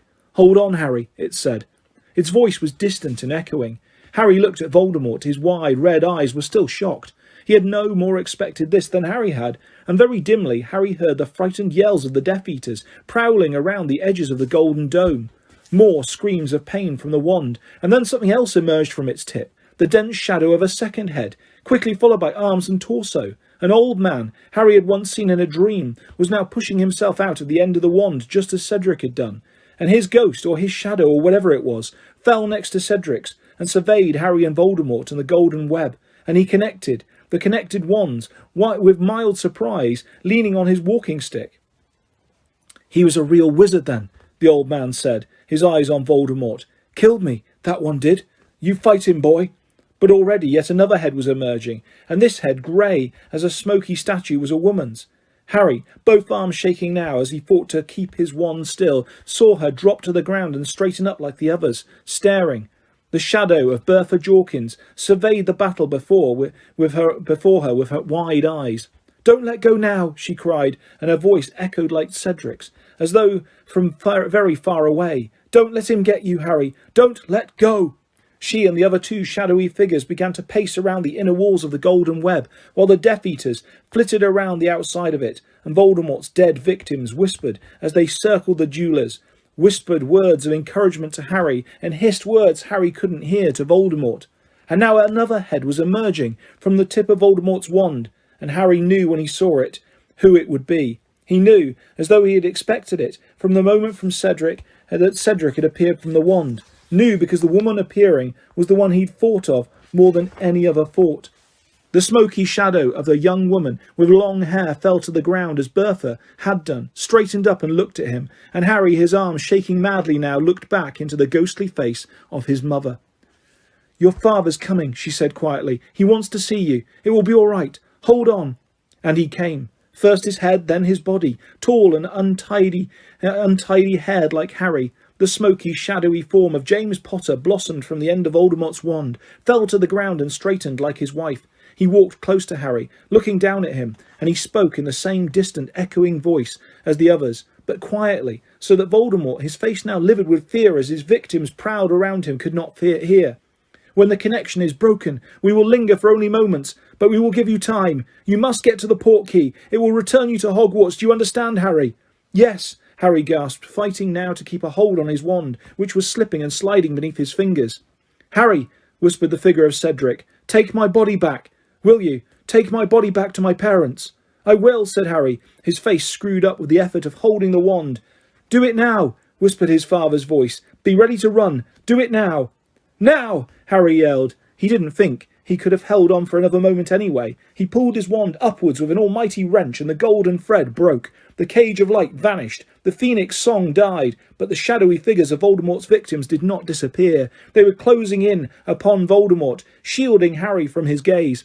And Harry ran as he had never run in his life, knocking 2 stunned Death Eaters aside as he passed. He zigzagged behind headstones, feeling their curses following him. Hearing them hit the headstones, he was dodging curses and graves, pelting towards Cedric's body, no longer aware of the pain in his leg, the whole being concentrated on what he had to do. "Stun him!" he heard Voldemort scream. 10 feet from Cedric, Harry dived behind a marble angel to avoid the jets of red light, and saw the tip of its wings shatter as the spells hit it. Gripping his wand more tightly, he dashed out from behind the angel. "Impedimenta!" he bellowed, pointing his wand wildly over his shoulder at the Death Eaters running at him. From a muffled yell, he thought he had stopped at least one of them, but there was no time to turn and look. He jumped over the cup and dived as he heard more and more blasts behind him. More jets of light flew over his head as he fell, stretching out his hand to grab Cedric's arm. "Stand aside! I will kill him! He is mine!" shrieked Voldemort. Harry's hand had closed in on Cedric's wrist. One tombstone stood between him and Voldemort, but Cedric was too heavy to carry, and the cup was out of reach. Voldemort's red eyes flamed in the darkness. Harry saw his mouth curl into a smile, and him raise his wand. "Accio!" Harry yelled, pointing his wand at the Triwizard Cup. It flew into the air and soared towards him. Harry caught it by the handle. He heard Voldemort scream of fury at the same time as he felt the jerk behind his navel that meant the portkey had worked. It was speeding him away in a whirl of wind and colour. Cedric along with him. They were going back. Harry felt himself slam flat into the ground. His face was pressed into grass. The smell of it filled his nostrils. He had closed his eyes while the portkey transported him, and he kept them closed now. He did not move. All the breath seemed to have been knocked out of him. His head was swimming so badly he felt as though the ground beneath him was swaying like the deck of a ship. To hold himself steady, he tightened his hold on 2 things he was still clutching, the smooth cold handle of the Triwizard Cup and Cedric's body. He felt as though he would slide away into the blackness, gathering at the edges of his brain if he let go of either of them. Shock and exhaustion kept him on the ground, breathing in the smell of the grass, waiting for someone to do something to happen, and all the while his scar burnt dully on his forehead. A torrent of sound deafened and confused him. There were voices everywhere, footsteps, screams. He remained where he was, his face screwed up against the noise, as though it was a nightmare that would pass. Then a pair of hands seized him roughly and turned him over. "Harry! Harry!" He opened his eyes. He was looking up at the starry sky, and Albus Dumbledore was crouched over him. The dark shadows of a crowd of people pressed in around them, pushing nearer. Harry felt the ground beneath his head reverberating with their footsteps. He had come back to the edge of the maze. He could see the stands rising above him, the shapes of people moving in them, the stars above. Harry let go of the cup, but he clutched Cedric to him even more tightly. He raised his free hand and seized Dumbledore's wrist, while Dumbledore's face swam in and out of focus. "He's back," Harry whispered. "He's back. Voldemort." "What's going on? What's happened?" The face of Cornelius Fudge appeared upside down over Harry. It looked white, appalled. "My God! Diggory!" it whispered. "Dumbledore, he's dead!" The words were repeated. The shadowy figures pressing in on them gasped it to them around them, and then others shouted it, screeched it into the night. "He's dead! He's dead! Cedric Diggory! Dead!" Harry let go of him. He heard Fudge's voice say, and he felt fingers trying to prise him from Cedric's limp body, but Harry wouldn't let him go. Then Dumbledore's face, which was still blurred and misted, came closer. "Harry, you can't help him now. It's over. Let's go." "He wanted me to bring him back," Harry muttered. It seemed important to explain this. "He wanted me to bring him back to his parents." "That's right, Harry. Let's get going. Let's go now." Dumbledore bent down, and with extraordinary strength for a man so old and thin, raised Harry from the ground and set him on his feet. Harry swayed, his head was pounding, his injured leg would no longer support his weight. The crowd around them jostled, fighting to get closer, pressing darkly on him. "What's happened? What's wrong with him?" "Diggory's dead." "He'll need to go to the hospital wing," Fudge was saying loudly. "He's ill, he's injured. Dumbledore, Diggory's parents, they're here, they're in the stands." "I'll take Harry, Dumbledore. I'll take him." "No, I would prefer." "Dumbledore, Amos Diggory's running. He's coming over. Don't you think you should tell him before he sees? Harry, stay here. Girls were screaming, sobbing hysterically. The scene flickered oddly before Harry's eyes. It's all right, son. I've got you. Come on. Hospital wing. Dumbledore said stay, said Harry thickly, the pounding in his scar making him feel as though he was about to throw up. His vision was blurring worse than ever. You need to lie down. Come on now. Someone larger and larger than Harry, stronger than Harry, was half pulling, half carrying him through the frightened crowd. Harry heard them gasping, screaming and shouting as the man supporting him pushed a path through them, taking him back to the castle, across the lawn, past the lake and the Durmstrang ship. Harry heard nothing but the heavy breathing of the man helping him walk. What happened, Harry? The man asked at last, as he left Harry up the stone steps. Clunk, clunk, clunk. It was Mad-Eye Moody. Cup was a portkey, said Harry, as they crossed the entrance hall. Took me and Cedric to a graveyard. Voldemort was there. Lord Voldemort. Clunk, clunk, clunk, up the marble stairs. The Dark Lord was there. What happened then? Killed Cedric. They killed Cedric. And then? Clunk, clunk, clunk, along the corridor. Made a potion. Got his body back. The Dark Lord got his body back. He's returned. And the Death Eaters came. And then we duelled. You duelled with the Dark Lord? Got away. My wand did something funny. I saw them. I saw my mum and dad. They came out of his wand. In here, Harry. In here, and sit down. You'll be all right now. Drink this. Harry heard a key scrape in a lock and felt a cup being pushed into his hands. Drink it. You'll feel better. Come on now, Harry. I need to know exactly what happened. Moody helped tip the stuff down Harry's throat. He coughed, a peppery taste burning his throat. Moody's office came into sharper focus, and so did Moody himself. He looked as white as fudge, and both eyes were fixed unblinkingly upon Harry's face. Voldemort's back, Harry. You're sure he's back? How did he do it? He took stuff from his father's grave, and from Wormtail and me, said Harry. His head felt clearer. His scar wasn't hurting so badly. He could now see Moody's face distinctly. Even though the office was dark, he could still hear screaming and shouting from the distant Quidditch pitch. What did the Dark Lord take from you? Said Moody. Blood, said Harry, raising his arm. His sleeve was ripped where Wormtail's dagger had torn it. Moody let out his breath in a long, low hiss. And the Death Eaters, they returned. Yes, said Harry. Loads of them. How did he treat them? Moody asked quietly. Did he forgive them? But Harry had suddenly remembered. He should have told Dumbledore. He should have said it straight away. There's a Death Eater at Hogwarts. There's a Death Eater here. They put my name in the Goblet of Fire. They made sure I got through to the end. Harry tried to get up, but Moody pushed him back down. I know who the Death Eater is, he said quietly. Karkaroff? Said Harry wildly. Where is he? Have you got him? Is he locked up? Karkaroff, said Moody with an odd laugh. Karkaroff fled tonight. When he felt the dark mark burn upon his arm, he betrayed too many faithful supporters of the Dark Lord to wish to meet them. But I doubt he will get far. The Dark Lord has always ways of tracking his enemies. Karkaroff's gone. He ran away, but then he didn't put my name in the cup. No, said Moody slowly. No, he didn't. It was I who did that. Harry heard, but didn't believe. No, you didn't, he said. You didn't do that. You can't have done. I assure you I did, said Moody, and his magical eyes swung around and fixed upon the door, and Harry knew he was making sure that there was no one outside it. At the same time, Moody drew out his wand and pointed it at Harry. He forgave them then, he said, the Death Eaters who went free, the ones who escaped Azkaban. What? Said Harry. He was looking at the wand Moody was pointing at him. This was a bad joke, it had to be. I asked you, said Moody quietly, whether he forgave the scum who never even went to look for him, those treacherous cowards who wouldn't even brave Azkaban for him, the faithless, worthless bits of filth who were brave enough to cavort in masks at the Quidditch World Cup, but fled at the sight of the dark mark when I fired into the sky. You fired? What are you talking about? I told you, Harry, I told you. If there's one thing I hate more than any other, it's a Death Eater who walked free. They turned their backs on my master when he needed them most. I expected him to punish them. I expected him to torture them. Tell me he hurt them, Harry. Moody's face was suddenly lit with an insane smile. Tell me how he told them that I alone remained faithful, prepared to risk everything to deliver to him the one thing he wanted above all. You didn't. It can't be you. Who put your name in the Goblet of Fire under the name of a different school? I did. Who frightened off every person I thought might try to hurt you or prevent you winning the tournament? I did.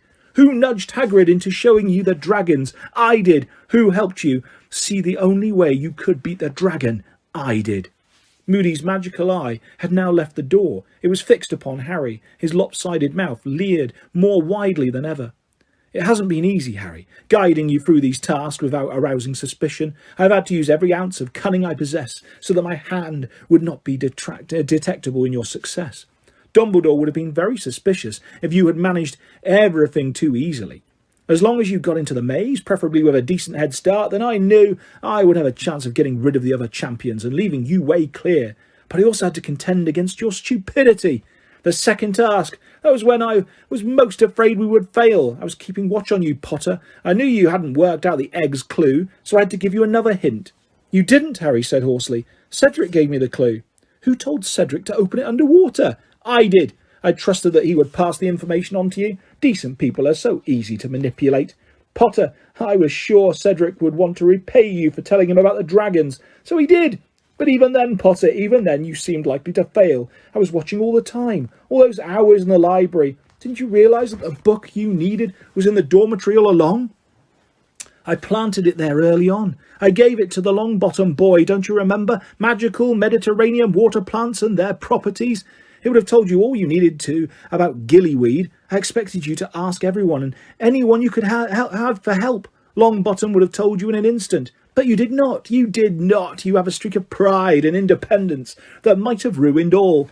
So what could I do? Feed you information from another innocent source? You told me at the Yule Ball a house elf called Dobby had given you a Christmas present.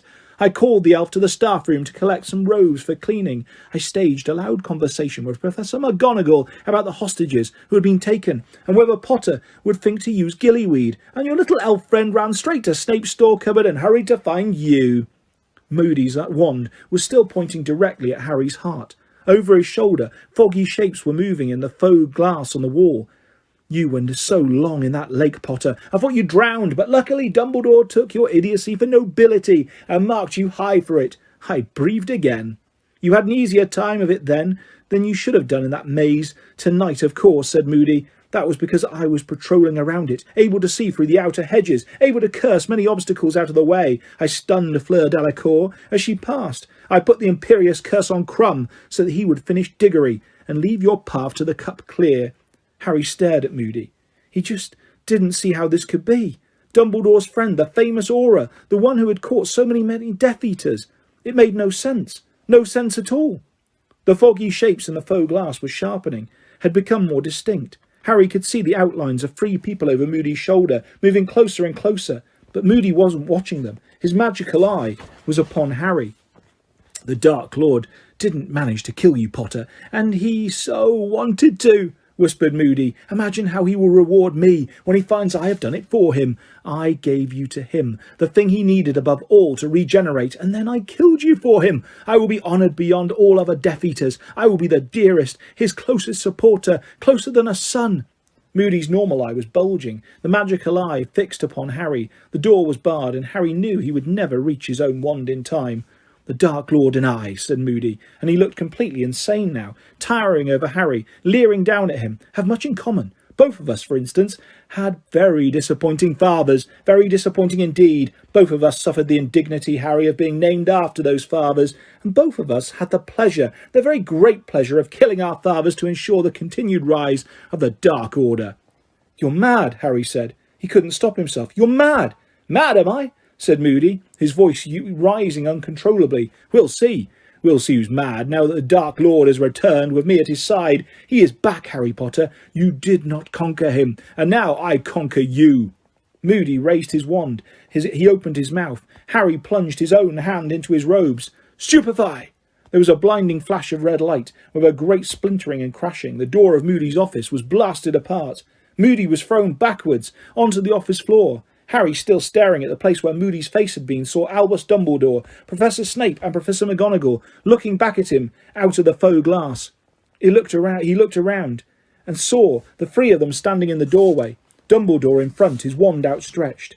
At that moment, Harry fully understood for the first time why people said Dumbledore was the only wizard Voldemort had ever feared. The look upon Dumbledore's face as he stared down at the unconscious form of Mad-Eye Moody was more terrible than Harry could ever have imagined. There was no benign smile upon Dumbledore's face, no twinkle in the eyes behind the spectacles. There was a cold fury in every line of the ancient face. A sense of power radiated from Dumbledore as though he was giving off burning heat. He stepped into the office, placed a foot underneath Moody's unconscious body and kicked him over onto his back so that his face was visible. Snape followed him, looking into the faux glass where his own face was still visible, glaring into the room. Professor McGonagall went straight to Harry. "Come along, Potter," she whispered. The thin line of her mouth was twitching as though she was about to cry. "Come along, hospital wing." "No," said Dumbledore sharply. "Dumbledore, he ought to. Look at him. He's been through enough tonight." "He will stay, Minerva, because he needs to understand," said Dumbledore curtly. "Understanding is the first step to acceptance, and only with acceptance can there be bravery. He needs to know who has put him through the ordeal he has suffered tonight, and why."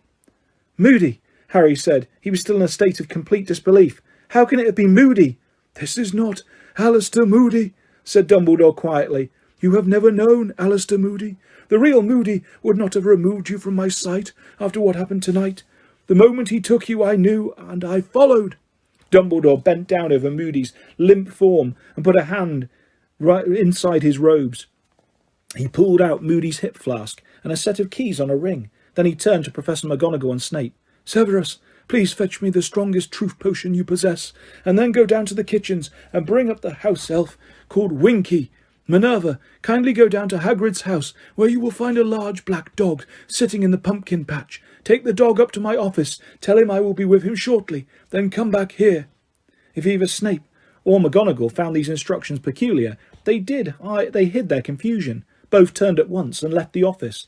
Dumbledore walked over to the trunk with 7 locks, fitted the first key in the lock and opened it. It contained a mass of spell books. Dumbledore closed the trunk, placed a second key in the second lock and opened the trunk again. The spell books had vanished. This time it contained an assortment of broken sneakoscopes, some parchment and quills, and what looked like a silvery invisibility cloak. Harry watched, astounded, as Dumbledore placed the 3rd, 4th, 5th and 6th keys into the respective locks, reopened the trunk, and each time revealing different contents. Then he placed the 7th key in the lock, threw open the lid, and Harry let out a cry of amazement. He was looking down into a kind of pit, an underground room, and lying on the floor some 10 feet below, apparently fast asleep, thin and starved in appearance, was the real Mad-Eye Moody. His wooden leg was gone. The socket, which should have held the magical eye, looked empty beneath its lid, and chunks of his grizzled hair were missing.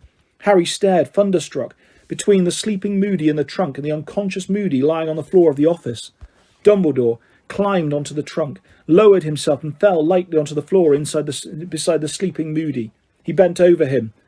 "Stunned, controlled by the Imperious curse, very weak," he said. "Of course, they would have needed to keep him alive. Harry, throw down the impostor's cloak. Alistair is freezing. Madame Pomfrey will need to see him, but he seems in no immediate danger." Harry did as he was told. Dumbledore covered Moody in the cloak, tucked it around him, and clambered out of the trunk again. Then he picked up the hip flask that stood upon the desk, and unscrewed it and turned it over. A thick, glutinous liquid splattered onto the office floor. "Polyjuice potion, Harry," said Dumbledore. "You see the simplicity of it and the brilliance, for Moody never does drink except from his hip flask. He's well known for it. The impostor needed, of course, to keep the real Moody close by, so that he could continue making the potion. You see his hair?" Dumbledore looked down on the Moody in the trunk. "The impostor has been cutting it off all year. See where it is uneven. But I think in the excitement of tonight, our fake Moody might have forgotten to take it as frequently as he should have done. On the hour, every hour. We shall see." Dumbledore pulled out the chair at the desk and sat down upon it, his eyes fixed upon the unconscious Moody on the floor. Harry stared at him too. Minutes passed in silence. Then, before Harry's very eyes, the face of the man on the floor began to change. The scars were disappearing, the skin was becoming smooth, the mangled nose became a hole and started to shrink.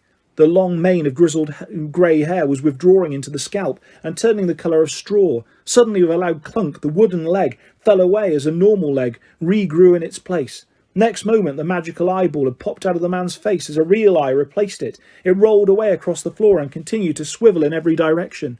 Harry saw a man lying before him, pale-skinned, slightly freckled with a mop of fair hair. He knew who he was. He had seen him in Dumbledore's Pensieve. He had watched him being led away from court by the Dementors, trying to convince Mr. Crouch that he was innocent. But he was lined around the eyes now and looked much older. There were hurried footsteps outside in the corridor. Snape had returned with Winky at his heels. Professor McGonagall was right behind them. "Crouch," Snape said, stopping dead in his doorway. "Barty, crouch." "Good heavens," said Professor McGonagall, stopping dead and staring down at the man on the floor. Filthy, dishevelled, Winky peered around Snape's legs. Her mouth opened wide and she let out a piercing shriek. Master Barty, what is you doing here?" She flung herself forwards onto the young man's chest. "You has killed him! You has killed him! You has killed Master's son!" "He is simply stunned, Winky," said Dumbledore. "Step aside, please. Severus, you have the potion." Snape handed Dumbledore a small glass bottle of completely clear liquid, the Veritaserum, with which he had threatened Harry in class. Dumbledore got up, bent over the man on the floor and pulled him into a sitting position against the wall beneath the faux glass, in which the reflections of Dumbledore, Snape and McGonagall were all glaring down upon them all. Winky remained on her knees, trembling, her hands over her face. Dumbledore forced the man's mouth open and poured 3 drops inside it. Then he pointed his wand at the man's chest and said, "Renovate!" Crouch's son opened his eyes. His face was slack, his gaze unfocused. Dumbledore knelt before him, so that their faces were level. "Can you hear me?" Dumbledore asked quietly. The man's eyelids flickered. "Yes," he muttered. "I would like you to tell us," said Dumbledore softly, "how you came to be here. How did you escape from Azkaban?" Crouch took a deep, shuddering breath, then began to speak in a flat, expressionless voice. "My mother saved me. She knew she was dying. She persuaded my father to rescue me as a last favour to her. He loved her as he had never loved me. He agreed. They came to visit me. They gave me a draught of polyjuice potion containing one of my mother's hairs. She took a draught of polyjuice potion containing one of my hairs. We took on each other's appearance." Winky was shaking her head trembling. "Say no more, Master Barty. Say no more. You is getting your father into trouble." But Crouch took another deep breath and continued in the same flat voice. "The Dementors are blind. They sensed one healthy, one dying person entering Azkaban. They sensed one healthy, one dying person leaving it. My father smuggled me out, disguised as my mother in case any prisoners were watching through their doors. My mother died a short while afterwards in Azkaban. She was careful to drink polyjuice potion until the end. She was buried under my name and bearing my appearance. Everyone believed her to be me." The man's eyelids flickered. "And what did your father do with you when he had got you home?" said Dumbledore quietly. "Staged my mother's death. A quiet private funeral. That grave is empty. The house elf nursed me back to health. Then I had to be concealed. I had to be controlled. My father had to use a number of spells to subdue me. When I had recovered my strength, I thought only of finding my master, of returning to his service." "How did your father subdue you?" said Dumbledore. "The imperious curse," Crouch said. "I was under my father's control. I was forced to wear an invisibility cloak day and night. I was always with the house elf. She was my keeper and carer. She pitied me. She persuaded my father to give me occasional treats, rewards for my good behaviour."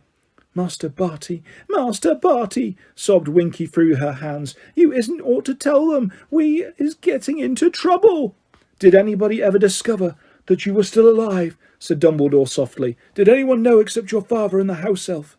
"Yes," said Crouch, his eyelids flickering again. "A witch in my father's office, Bertha Jorkins. She came to the house with papers for my father's signature.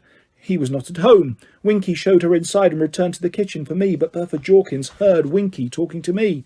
She came to investigate. She heard enough to guess who was hiding under the invisibility cloak. My father arrived home and she confronted him. He put a very powerful memory charm on her to make her forget what she'd found out. Too powerful. He said it damaged her memory permanently." "Why is she coming to nose in my master's private business?" sobbed Winky. "Why isn't she leaving us be?" "Tell me about the Quidditch World Cup," said Dumbledore. "Winky talked my father into it," said Crouch, still in the same monotonous voice. "She spent months persuading him. I had not left the house for years. I had loved Quidditch. 'Let him go,' she said. 'He will be in his invisibility cloak. He can watch. Let him smell fresh air for once.' She said my mother would have wanted it. She told my father that my mother had died to give me freedom. She had not saved me for a life of imprisonment. He agreed in the end. It was carefully planned. My father led myself and Winky up to the top box early in the day. Winky was to say that she was saving a seat for my father. I was to sit there invisible. When everyone had left the box, we would emerge. Winky would appear to be alone. Nobody would ever know. But Winky didn't know that I was growing stronger. I was starting to fight my father's imperious curse. There were times when I was almost myself again. There were brief periods when I seemed outside his control. It appeared there, in the top box. It was like waking from a deep sleep. I found myself out in public, in the middle of a match, and I saw a wand sticking out of a boy's pocket in front of me. I had not been allowed a wand since Azkaban. I stole it. Winky didn't know. Winky is frightened of heights. She had her face hidden. "Master Barty, you bad boy," whispered Winky, tears trickling between her fingers. "So you took the wand," said Dumbledore. "And what did you do with it?" "We went back to the tent," said Crouch. "Then we heard them. We heard the Death Eaters, the ones who had never been to Azkaban, the ones who had never suffered for my master. They had turned their backs on him. They were not enslaved as I was. They were free to seek him, but they did not. They were merely making sport of muggles. The sound of their voices awoke me. My mind was clearer than it had been in years. I was angry. I had the wand. I wanted to attack them for their disloyalty to my master. My father had left the tent. He had gone to free the muggles. Winky was afraid to see me so angry. She used her own brand of magic to bind me to her. She pulled me from the tent, pulled me into the forest away from the Death Eaters. I tried to hold her back. I wanted to return to the campsite. I wanted to show those Death Eaters what loyalty to the Dark Lord meant, and to punish them for their lack of it. I used the stolen wand to cast the dark mark into the sky. Ministry wizards arrived. They shot stunning spells everywhere. One of the spells came through the trees where Winky and I stood. The bond connecting us was broken. We were both stunned. When Winky was discovered, my father knew I must be nearby. He searched the bushes where she had been found and felt me lying there. He waited until the other ministry members had left the forest. He put me back under the imperious curse and took me home. He dismissed Winky. She had failed him. She had let me acquire a wand. She had almost let me escape. Winky let out a wail of despair. Now it was just father and I, alone in the house, and then... Crouch's head rolled on his neck, and an insane grin spread across his face. My master came for me. He arrived at our house late one night, in the arms of his servant Wormtail. My master had found out that I was still alive. He had captured Bertha Jorkins in Albania. He had tortured her. She told him a great deal. She told him about the Triwizard Tournament. She told him the old aura Moody was going to teach at Hogwarts. He tortured her until he broke through the memory charm my father had placed upon her. She told him I had escaped from Azkaban. She told him my father kept me in prison to prevent me seeking my master, and so my master knew that I was still his faithful servant, perhaps the most faithful of all. My master conceived a plan, based upon the information Bertha had given him. He needed me. He arrived at our house near midnight. My father answered the door. The smile spread wider over Crouch's face, as though recalling the sweetest memory of his life. Winky's petrified brown eyes were visible through her fingers. She seemed too appalled to speak. It was very quick. My father was placed under the imperious curse by my master. Now my father was the one imprisoned, controlled. My master forced him to go about his business as usual, to act as though nothing was wrong, and I was released. I awoke. I was myself again, alive as I hadn't been in years. "And what did Lord Voldemort ask you to do?" said Dumbledore. He asked me whether I was ready to risk everything for him. I was ready. It was my dream, my greatest ambition, to serve him, to prove myself to him.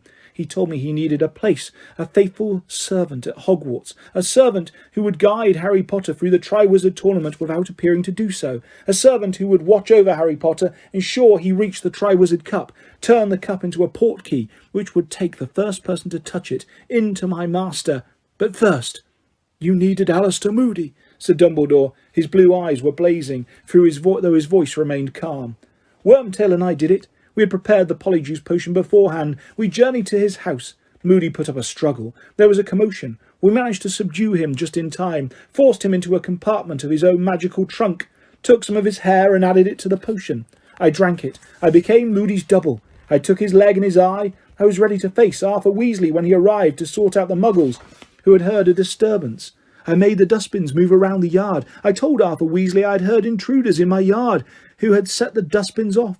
Then I packed up Moody's clothes and dark detectors, put them in the trunk with Moody and set off for Hogwarts. I kept him alive, under the imperious curse. I wanted to be able to question him, to find out about his past, learn his habits, so that I could fool even Dumbledore. I also needed his hair to make the polyjuice potion. The other ingredients were easy. I stole Bloomslang skin from the dungeons where the potions When the potions master found me in his office, I said I was under orders to search it." "And what became of Wormtail after you attacked Moody?" said Dumbledore. "Wormtail returned to care for my master in my father's house and to keep watch over my father." "But your father escaped," said Dumbledore. "Yes. After a while he began to fight the Imperious Curse just as I had done. There were periods where he knew what was happening. My master decided it was no longer safe for my father to leave the house. He forced him to send letters to the ministry instead. He made him write and say he was ill. But Wormtail neglected his duty. He was not watchful enough. My father escaped. My master guessed that he was heading for Hogwarts. My father was going to tell Dumbledore everything, to confess. He was going to admit that he had smuggled me from Azkaban. My master sent me the word of my father's escape. He told me to stop him at all costs. So I waited and watched. I used the map I had taken from Harry Potter, the map that had almost ruined everything." "Map," said Dumbledore quickly. "What map is this?" "Potter's map of Hogwarts. Potter saw me on it. Potter saw me stealing more ingredients for the polyjuice potion from Snape's office one night. He thought I was my father, as we have the same first name. I took the map from Potter that night. I told him my father hated dark wizards. Potter believed my father was after Snape. For a week I waited for my father to arrive at Hogwarts. At last, one evening, the map showed my father entering the grounds. I pulled on my invisibility cloak and went down to meet him. He was walking around the edge of the forest. Then Potter came, and Crumb. I waited. I could not hurt Potter. My master needed him. Potter ran to get Dumbledore. I stunned Crumb. I killed my father." "No!" wailed Winky. Master Barty, what is you saying?" "You killed your father," Dumbledore said, in the same soft voice. "What did you do with the body?" "Carried it into the forest, covered it with the invisibility cloak. I had the map with me. I watched Potter run into the castle. He met Snape. Dumbledore joined them. I watched Potter bringing Dumbledore out of the castle. I walked back out of the forest, doubled round behind them, went to meet them. I told Dumbledore Snape had told me where to come. Dumbledore told me to go and look for my father. I went back to my father's body, watched the map. When everyone was gone, I transfigured my father's body. He became a bone. I buried it, while wearing the invisibility cloak, in the freshly dug earth in front of Hagrid's cabin." There was complete silence now, except for Winky's continued sobs. Then Dumbledore said, "And tonight?" "I offered to carry the Triwizard Cup into the maze before dinner," whispered Barty Crouch. "Turned it into a portkey. My master's plan worked. He is returned to power, and I will be honoured by him beyond the dreams of wizards." The insane smile lit his features once more, and his head drooped onto his shoulder as Winky wailed and sobbed at his side. Dumbledore stood up. He stared down at Barty Crouch for a moment with disgust on his face. Then he raised his wand once more, and ropes flew out of it, ropes which twisted themselves around Barty Crouch, binding him tightly. He turned to Professor McGonagall. "Minerva, could I ask you to stand guard here while I take Harry upstairs?" "Of course," said Professor McGonagall. She looked slightly nauseous, as though she had just watched someone being sick. However, when she drew out her wand and pointed it at Barty Crouch, her hand was quite steady. "Severus," Dumbledore turned to Snape, "please tell Madame Pomfrey to come down here. We need to get Alistair Moody into the hospital wing, then go down into the grounds, find Cornelius Fudge, and bring him up to his office.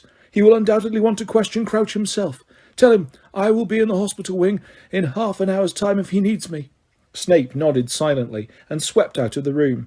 "Harry," Dumbledore said gently. Harry got up and swayed again. The pain in his leg, which he had not noticed all the time he had listened to Crouch, now returned in full measure. He also realised that he was shaking. Dumbledore gripped his arm and helped him out of the dark corridor.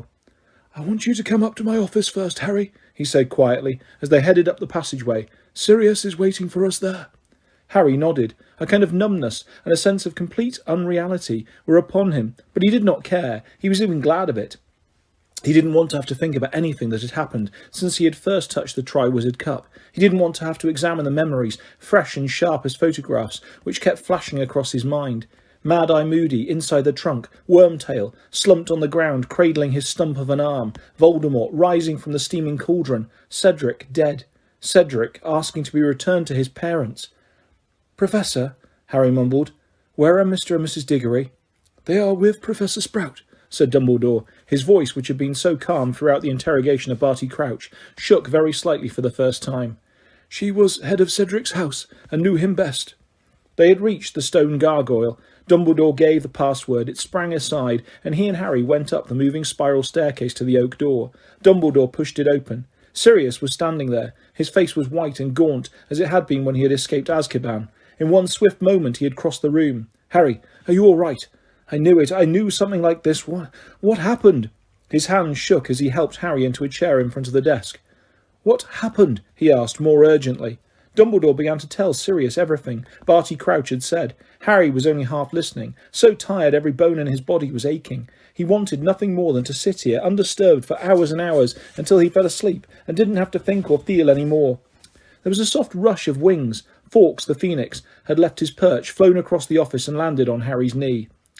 "Lo, Fawkes," said Harry quietly. He stroked the phoenix's beautiful scarlet and gold plumage. Fawkes blinked peacefully up at him. There was something comforting about his warm weight. Dumbledore had stopped talking. He sat down opposite Harry, behind his desk. He was looking at Harry, who avoided his eyes. Dumbledore was going to question him. He was going to make Harry relive everything. "I need to know what happened after you touched the portkey in the maze, Harry," said Dumbledore. "We can leave that till morning, can't we, Dumbledore?" said Sirius harshly. He had put a hand on Harry's shoulder. "Let him have a sleep. Let him rest." Harry felt a rush of gratitude towards Sirius, but Dumbledore took no notice of Sirius' words. He leant forwards towards Harry, very unwillingly. Harry raised his head and looked into those blue eyes. "If I thought I could help you," Dumbledore said gently, "by putting you into an enchanted sleep and allowing you to postpone the moment when you would have to think about what has happened tonight, I would do it. But I know better. Numbing the pain for a while will make it worse when you finally feel it. You have shown bravery beyond anything I could have expected of you. I ask you to demonstrate your courage one more time. I ask you to tell us what happened." The phoenix let out one soft, quavering note. It shivered in the air, and Harry felt as though a drop of hot liquid had slipped down his throat into his stomach, warming him and strengthening him.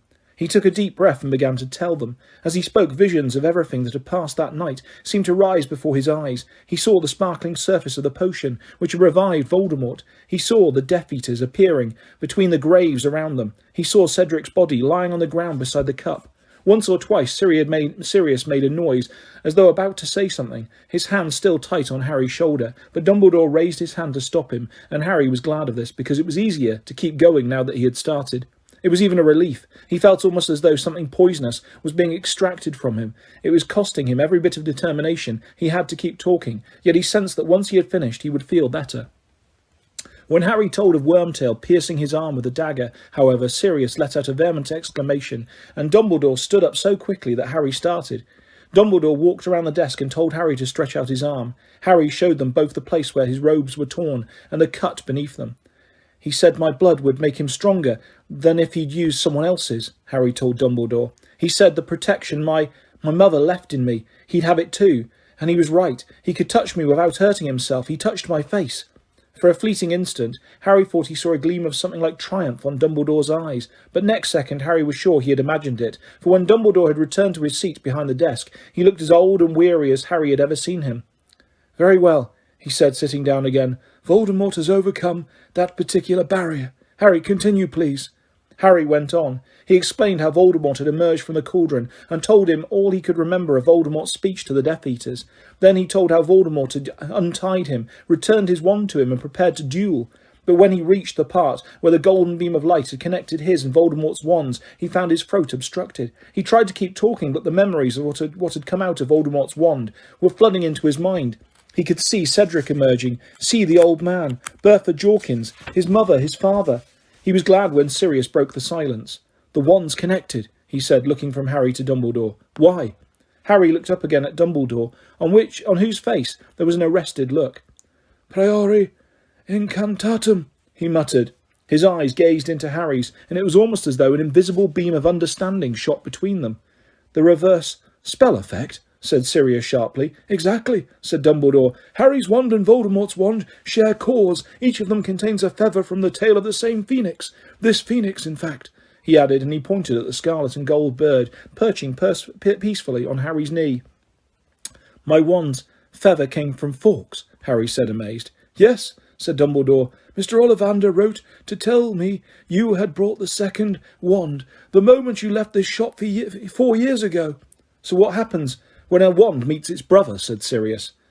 Well, they will not work properly against each other, said Dumbledore. If, however, the owners of the wands force the wands to do battle, a very rare effect will take place. One of the wands will force the other to regurgitate spells it has performed in reverse, the most recent first and then those which preceded it. He looked interrogatively at Harry, and Harry nodded. Which means, said Dumbledore slowly, his eyes upon Harry's face, that some form of Cedric must have reappeared. Harry nodded again. Diggory came back to life, said Sirius sharply. No spell can reawaken the dead, said Dumbledore heavily. All that would have happened is a kind of reverse echo. A shadow of the living Cedric would have emerged from the wand. Am I correct, Harry? He spoke to me, Harry said. He was suddenly shaking again. The ghost Cedric, or whatever he was, spoke. An echo, said Dumbledore, which retained Cedric's appearance and character. I'm guessing other forms appeared, less recent, victims of Voldemort's wand. An old man, Harry said, his throat still constricted. Bertha Jorkins and... Your parents, said Dumbledore quietly. Yes, said Harry. Sirius' grip on Harry's shoulder was now so tight it was painful. The last murders the wand performed, said Dumbledore, nodding, in reverse order. More would have appeared, of course, had you maintained the connection. Very well, Harry, these echoes, these shadows, what did they do? Harry described how the figures which had emerged from the wand had prowled the edges of the golden web, how Voldemort had seemed to fear them, how the shadow of Harry's father had told him what to do, how Cedric's had made its final request. At this point, Harry found he could not continue. He looked around at Sirius and saw that he had his face in his hands. Harry suddenly became aware that Fawkes had left his knee. The phoenix had fluttered to the floor. It was resting its beautiful head against Harry's injured leg, and thick pearly tears were falling from its eyes onto the wound left by the spider. The pain vanished. The skin mended. His leg was repaired. I will say it again, said Dumbledore, as the phoenix rose onto the air and resettled itself upon the perch beside the door. You have shown bravery beyond anything I could have expected of you tonight, Harry. You have shown bravery equal to those who died, fighting Voldemort at the height of his powers. You have shouldered a grown wizard's burden, and found yourself equal to it, and you have now given us all that we have a right to expect. You will come with me to the hospital wing. I do not want you returning to the dormitory tonight. A sleeping potion and some peace. Sirius, would you like to stay with him? Sirius nodded and stood up. He transformed back into the great black dog and walked with Harry and Dumbledore out of the office, accompanying them down a flight of stairs to the hospital wing. When Dumbledore pushed open the door, Harry saw Mrs. Weasley, Bill, Ron and Hermione grouped around a harassed-looking Madame Pomfrey. They appeared to be demanding to know where Harry was and what had happened to him. All of them whipped around as Harry, Dumbledore and the black dog entered, and Mrs. Weasley let out a kind of muffled scream. "Harry! Oh, Harry!"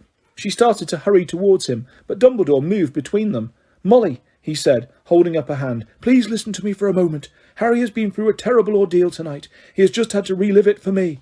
What he needs now is sleep and peace and quiet. If he would like you would all to stay with him," he added, looking around at Ron, Hermione and Bill too, "you may do so. But I do not want you questioning him until he is ready to answer, and certainly not this evening."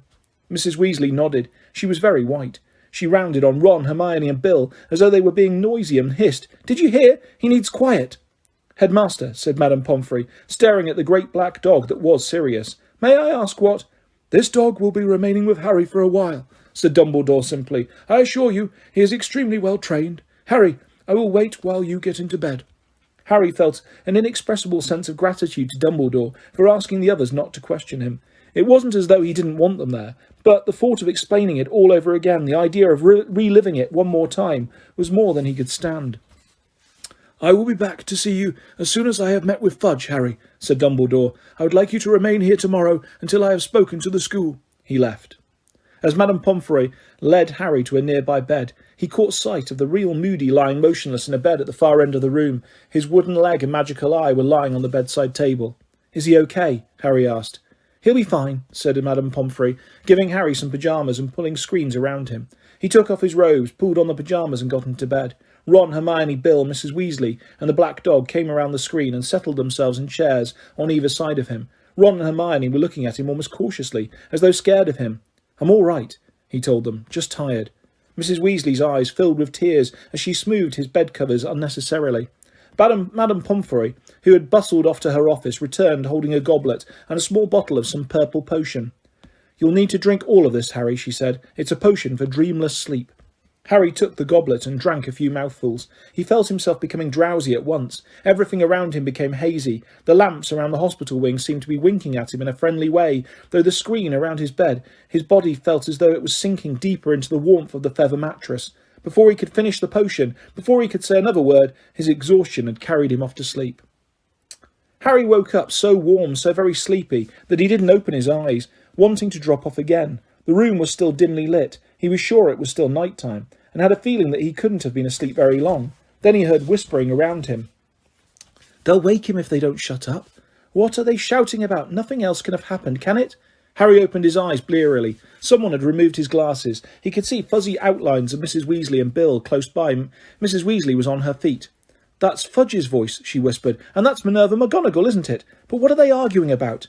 Now Harry could hear them too, people shouting and running towards the hospital ring.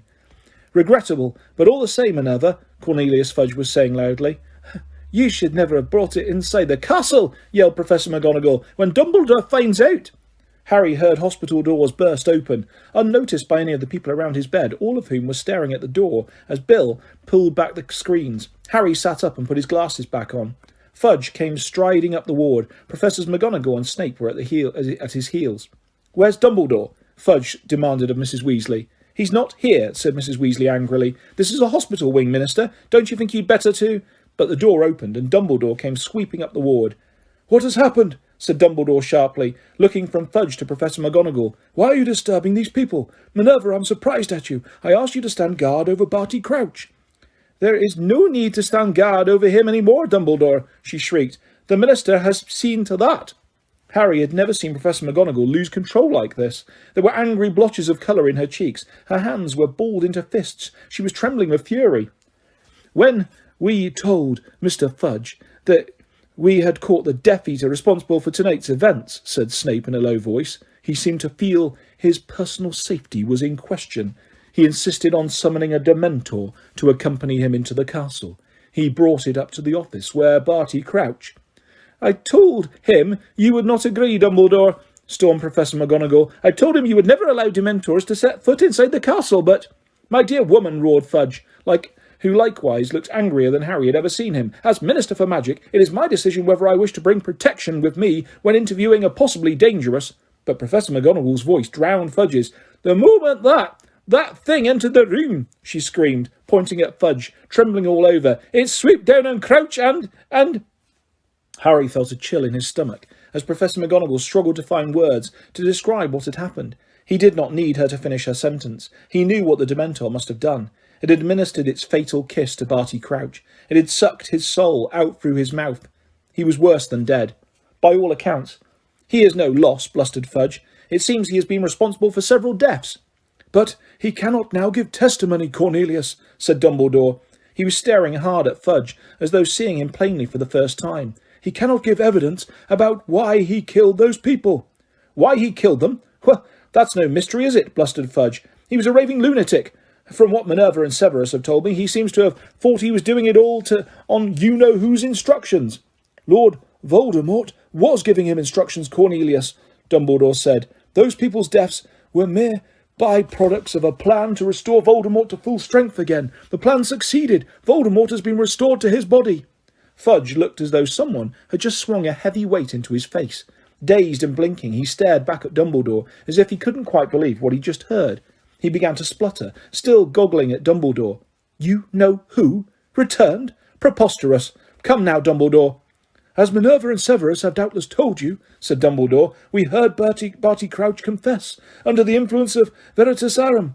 He told us how he was smuggled out of Azkaban, and how Voldemort, learning of his continued existence from Bertha Jorkins, went to free him from his father, and used him to capture Harry. The plan worked, I tell you. Crouch has helped Voldemort to return." "See here, Dumbledore," said Fudge, and Harry was astonished to see a slight smile dawning on his face. You can't seriously believe that you-know-who? Back? Come now, certainly. Crouch may have believed himself to be acting upon you-know-whose orders, but to take the word of a lunatic like that, Dumbledore! "When Harry touched the Triwizard Cup tonight, he was transported straight to Voldemort," said Dumbledore steadily. "He witnessed Lord Voldemort's rebirth. I will explain it all to you if you will step to my office." Dumbledore glanced around at Harry and saw that he was awake, but shook his head and said, I'm afraid I cannot permit you to question Harry tonight. Fudge's curious smile lingered. He too glanced at Harry, then looked back at Dumbledore and said, You are, prepared to take Harry's word on this, are you, Dumbledore? This was a moment's silence, which was broken by Sirius growling. His hackles were raised and he was baring his teeth at Fudge. Certainly I believe Harry, said Dumbledore. His eyes were blazing now. I heard Crouch's confession. I heard Harry's account of what happened after he touched the Triwizard Cup. The two stories make sense. They explain everything that has happened since Bertha Jorkins disappeared last summer.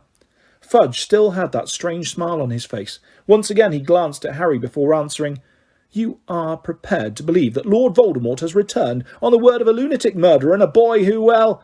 Fudge shot Harry another look, and Harry suddenly understood. You've been reading Rita Skeeter, Mr. Fudge, he said quietly. Ron, Hermione, Mrs. Weasley and Bill all jumped. None of them had realised that Harry was awake. Fudge reddened slightly, but a defiant and obstinate look came over his face. And if I have, he said, looking at Dumbledore, if I have discovered that you've been keeping certain facts about the boy very quiet, a parcel-mouth, eh, and having funny turns all over the place. I assume that you are referring to the pains Harry has been experiencing in his scar, said Dumbledore coolly. You admit that he has been having those pains then, said Fudge quickly. Headaches, nightmares, possibly hallucinations. Listen to me, Cornelius, said Dumbledore, taking a step towards Fudge, and once again he seemed to radiate that indefinable sense of power that Harry had felt after Dumbledore had stunned young Crouch. Harry is as sane as you or I. That scar upon his forehead has not addled his brains. I believe it hurts him when Voldemort is close by, or feeling particularly murderous. Fudge had taken half a step back from Dumbledore, but he looked no less stubborn. You'll forgive me, Dumbledore, but I've never heard of a curse scar acting as an alarm bell before. Look, I saw Voldemort come back, Harry shouted. He tried to get out of bed again, but Mrs. Weasley forced him back. I saw the Death Eaters. I can give their names. Lucius Malfoy. Snape made a sudden movement, but as Harry looked at him, Snape's eyes flew back to Fudge. Malfoy was cleared, said Fudge, visibly affronted. A very old family. Donations to excellent causes. McNair, Harry continued. Also cleared. Now working for the Ministry. Avery. Not. Crabbe. Goyle. You are merely repeating the names of those who were acquitted of being Death Eaters 13 years ago, said Fudge angrily. You could have found those names in old reports of the trials. For heaven's sake, Dumbledore, the boy was full of some crackpot story at the end of last year, too. His tales are getting taller, and you're still swallowing them. The boy can talk to snakes, Dumbledore, and you still think he's trustworthy? You fool! Professor McGonagall cried. Cedric Diggory! Mr. Crouch, those deaths were not random work of a lunatic. I see no evidence to the contrary, shouted Fudge, now matching her anger, his face purpling. It seems to me that you were all determined to start a panic that will destabilise everything we have worked for these last 13 years. Harry couldn't believe what he was hearing. He had always thought of Fudge as a kindly figure, a little blustering, a little pompous, but especially good-natured. But now a short, angry wizard stood before him, refusing point-blank to accept the prospect of disruption in his comfortable and ordered world, to believe that Voldemort could have risen. Voldemort has returned, Dumbledore repeated. If you accept the fact straight away, Fudge, and take the necessary measures, we may still be able to save the situation. The first and most essential step is to remove Azkaban from the control of the Dementors. Preposterous, shouted Fudge again. Remove the Dementors? I'd be kicked out of office for suggesting it. Half of us only feel safe in our beds at night because we know the Dementors are standing guard at Azkaban. The rest of us sleep less soundly in our beds, Cornelius, knowing that you have put Lord Voldemort's most dangerous supporters in the care of creatures who will join him instant he asks them, said Dumbledore. They will not remain loyal to you, Fudge. Voldemort can offer them much more scope for their powers and their pleasures than you can. With the Dementors behind him and his old supporters returning to him, you will be hard-pressed to stop him regaining the sort of power he had 13 years ago. Fudge was opening and closing his mouth, as though no words could express his outrage. The second step you must take, and at once, Dumbledore pressed on, is to send envoys to the Giants. Envoys to the Giants? Fudge shrieked, finding his tongue again. What madness is this? Extend them the hand of friendship now, before it is too late, said Dumbledore, or Voldemort will persuade them, as he did before, that he alone, among wizards, will give them their rights and their freedom. You cannot be serious, Fudge gasped, shaking his head and retreating further from Dumbledore. If the magical community cannot get wind that I had approached the Giants, people hate them, Dumbledore. End of my career.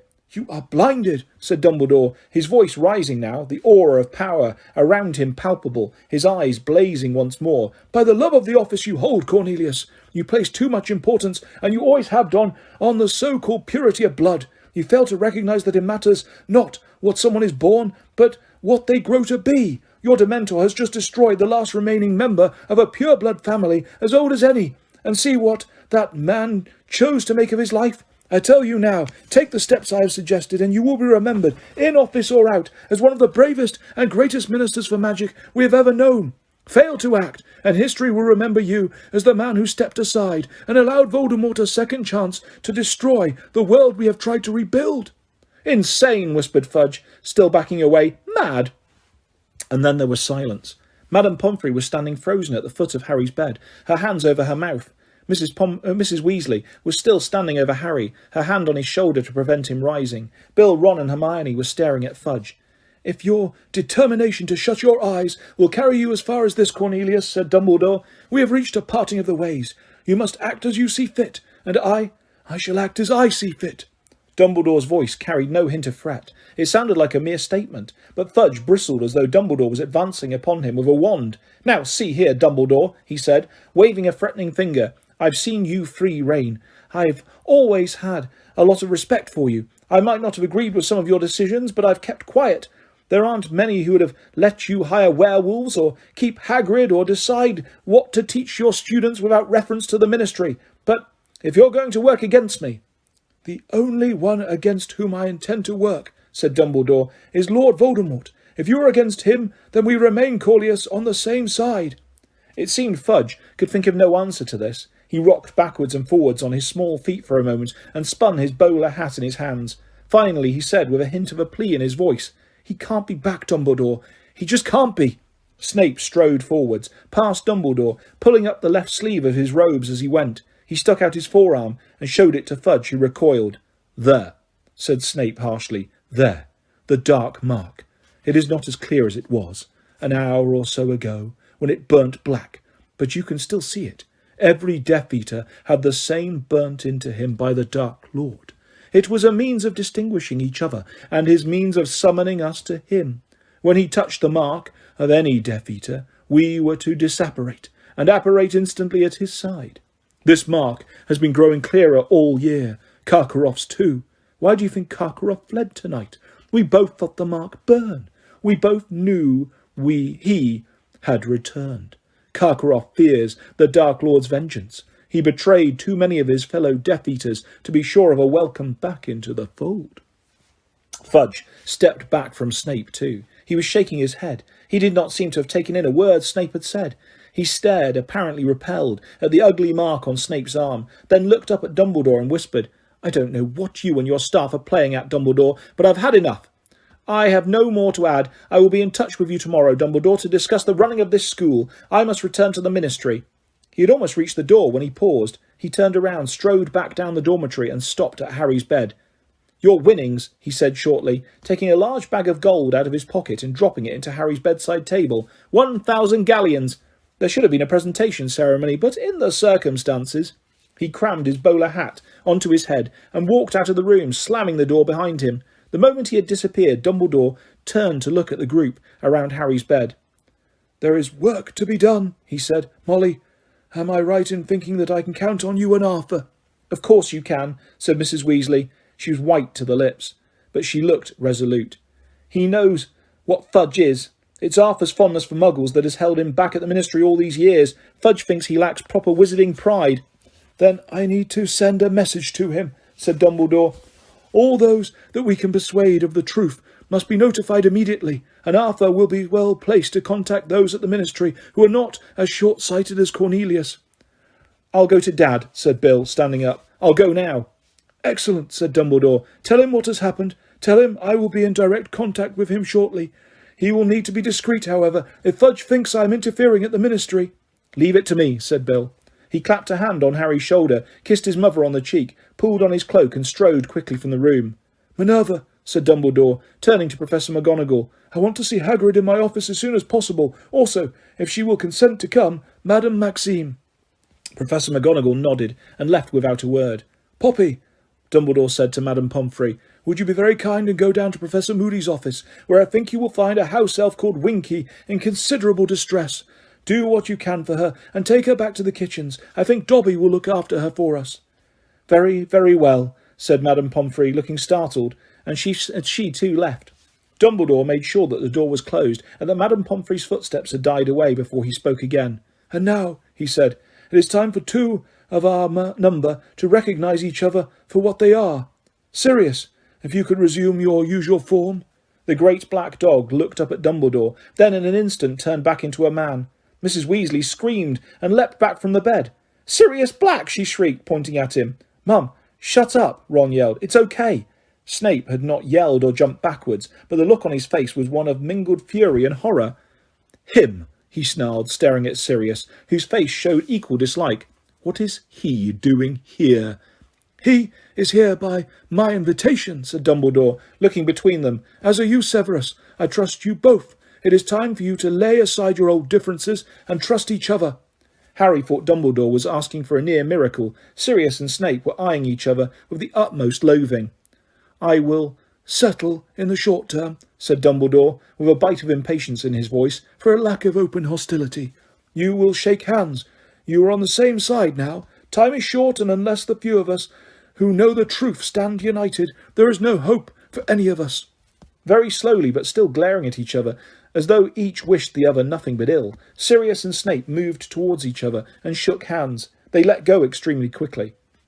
"That will do to be going along with," said Dumbledore, stepping between them once more. "Now I have work for each of you. Fudge's attitude, though not unexpected, changes everything. Sirius, I need you to set off at once.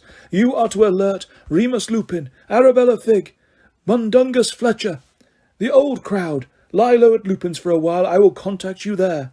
"But," said Harry, he wanted Sirius to stay. He did not want to say goodbye again so quickly. "You'll see me very soon, Harry," said Sirius, turning to him. "I promise you. But I must do what I can. You understand, don't you?" "Yeah," said Harry. "Yeah, of course I do." Sirius grasped his hand briefly, nodded to Dumbledore, transformed again into the black dog, and ran the length of the room to the door, whose handle he turned with a paw. Then he was gone. "Severus," said Dumbledore, turning to Snape, "you know what I must ask you to do if you are ready, if you are prepared." "I am," said Snape. He looked slightly paler than usual, and his cold black eyes glittered strangely. "Then, good luck," said Dumbledore, and he watched with a trace of apprehension on his face as Snape swept wordlessly after Sirius. It was several minutes before Dumbledore spoke again. "I must go downstairs," he said finally. "I must see the Diggories. Harry, take the rest of your potion. I will see all of you later." Harry slumped back against his pillows as Dumbledore disappeared. Hermione, Ron and Mrs. Weasley were all looking at him. None of them spoke for a very long time. "You've got to take the rest of your potion, Harry," Mrs. Weasley said at last. Her hand nudged the sack of gold on his bedside cabinet as she reached to the bottle and the goblet. "You have a good long sleep. Try and think about something else for a while. Think about what you're going to buy with your winnings." "I don't want that gold," said Harry in an expressionless voice. "You have it. Anyone can have it. I shouldn't have won it. It should have been Cedric's." The thing against which he had been fighting on and off ever since he had come out of the maze was threatening to overpower him. He could feel a burning, prickling feeling in the inner corners of his eyes. He blinked and stared up at the ceiling. "It wasn't your fault, Harry," Mrs. Weasley whispered. "I told him to take the cup with me," said Harry. Now the burning feeling was in his throat too. He wished Ron would look away. Mrs. Weasley set the potion down on the bedside cabinet, bent down and put her arms around Harry. He had no memory of ever being hugged like this, as though by a mother. The full weight of everything he had seen that night seemed to fall in upon him as Mrs. Weasley held him to her. His mother's face, his father's face, the sight of Cedric dead on the ground, all started spinning in his head until he could hardly bear it, until he was screwing up his face against the howl of misery, fighting to get out of him. There was a loud slamming noise, and Mrs. Weasley and Harry broke apart. Hermione was standing by the window. She was holding something tight in her hand. "Sorry," she whispered. "Your potion, Harry," said Mrs. Weasley quickly, wiping her eyes on the back of her hand. Harry drank it in one. The effect was instantaneous. Heavy, irresistible waves of dreamless sleep broke over him. He fell back into his pillows and thought no more. When he looked back, even a month later, Harry found he had few memories of the following days. It was though he had been through too much to take in any more. The recollections he did have were very painful. The worst, perhaps, was the meeting with the Diggories that took place the following morning. They did not blame him for what had happened. On the contrary, both thanked him for returning Cedric's body to them. Mr. Diggory sobbed through most of the interview. Mrs. Diggory's grief seemed to be beyond tears. "He suffered very little then," she said, when Harry told her how Cedric had died. "And after all, Amos, he died just when he'd won the tournament. He must have been happy." When they had got to their feet, she looked down at Harry and said, "You look after yourself now." Harry seized the sack of gold on the bedside table. "You take this," he muttered to her. "It should have been Cedric's. He got there first. You take it." But she backed away from him. "Oh no, it's yours, dear. We couldn't. You keep it." Harry returned to Gryffindor Tower the following evening. From what Hermione and Ron told him, Dumbledore had spoken to the school that morning at breakfast. He had merely requested that they leave Harry alone, that nobody ask him questions or badger him to tell the story of what had happened in the maze. Most people, he noticed, were skirting him in the corridors, avoiding his eyes. Some whispered behind their hands as he passed. He guessed that many of them had believed Rita Skeeter's article about how disturbed and possibly dangerous he was. Perhaps they were formulating their own theories about how Cedric had died. He found he didn't care very much. He liked it best when he was with Ron and Hermione, and they were talking about other things, or else letting him sit in silence while they played chess. He felt as though all three of them had reached an understanding they didn't need to put into words, that each was waiting for some sign, some word of what was going on outside Hogwarts, and it was useless to speculate about what might be coming until they knew anything for certain. The only time they touched upon the subject was when Ron told Harry about a meeting Mrs. Weasley had had with Dumbledore before going home. "She went to ask him if you could come straight to us this summer," he said. "But he wants you to go back to the Dursleys, at least at first." "Why?" said Harry. "She said Dumbledore's got his reasons," said Ron, shaking his head darkly. "I suppose we've got to trust him, haven't we?" The only person apart from Ron and Hermione that Harry felt able to talk to was Hagrid. As there was no longer a defence against the dark arts teacher, they had those lessons free. They used the one on Thursday afternoon to go down and visit him in his cabin. It was a bright and sunny day. Fang bounded out of the open door as they approached, barking and wagging his tail madly. "Who's that?" called Hagrid, coming to the door. "Harry?" He strode out to meet them, pulled Harry into a one-armed hug, ruffled his hair and said, "Good to see you, mate, good to see you." They saw 2 bucket-sized cups and saucers on the wooden table in front of the fireplace when they entered Hagrid's cabin. "Been having a cuppa with Olympa," Hagrid said. She's just left." "Who?" said Ron curiously. "Madame Maxine, of course," said Hagrid. "You two made it up, have you?" said Ron. "Dunno what you're talking about," said Hagrid airily, fetching more cups from the dresser. When he had made tea and offered around a plate of doughy biscuits, he leant back in his chair and surveyed Harry closely through his beetle-black eyes. "You all right?" he said gruffly. "Yeah," said Harry. "No, you're not," said Hagrid. "Course you're not, but you will be." Harry said nothing. "Knew he was going to come back," said Hagrid, and Harry, Ron and Hermione looked at him, shocked. "Known it for years, Harry. Knew he was out there biding his time. It had to happen. Well, now it has, and we'll just have to get on with it. We'll fight. Might be able to stop him before he gets hold. That's Dumbledore's plan anyway. Great man, Dumbledore. As long as we've got him, I'm not too worried." Hagrid raised his bushy eyebrows at the disbelieving expressions on their faces. "No good sitting around about it," he said. "What's coming will come, and we'll meet it when it does. Dumbledore told me what you did, Harry." Hagrid's chest swelled as he looked at Harry. "You did as much as your father would have done, and I can give you no higher praise than that."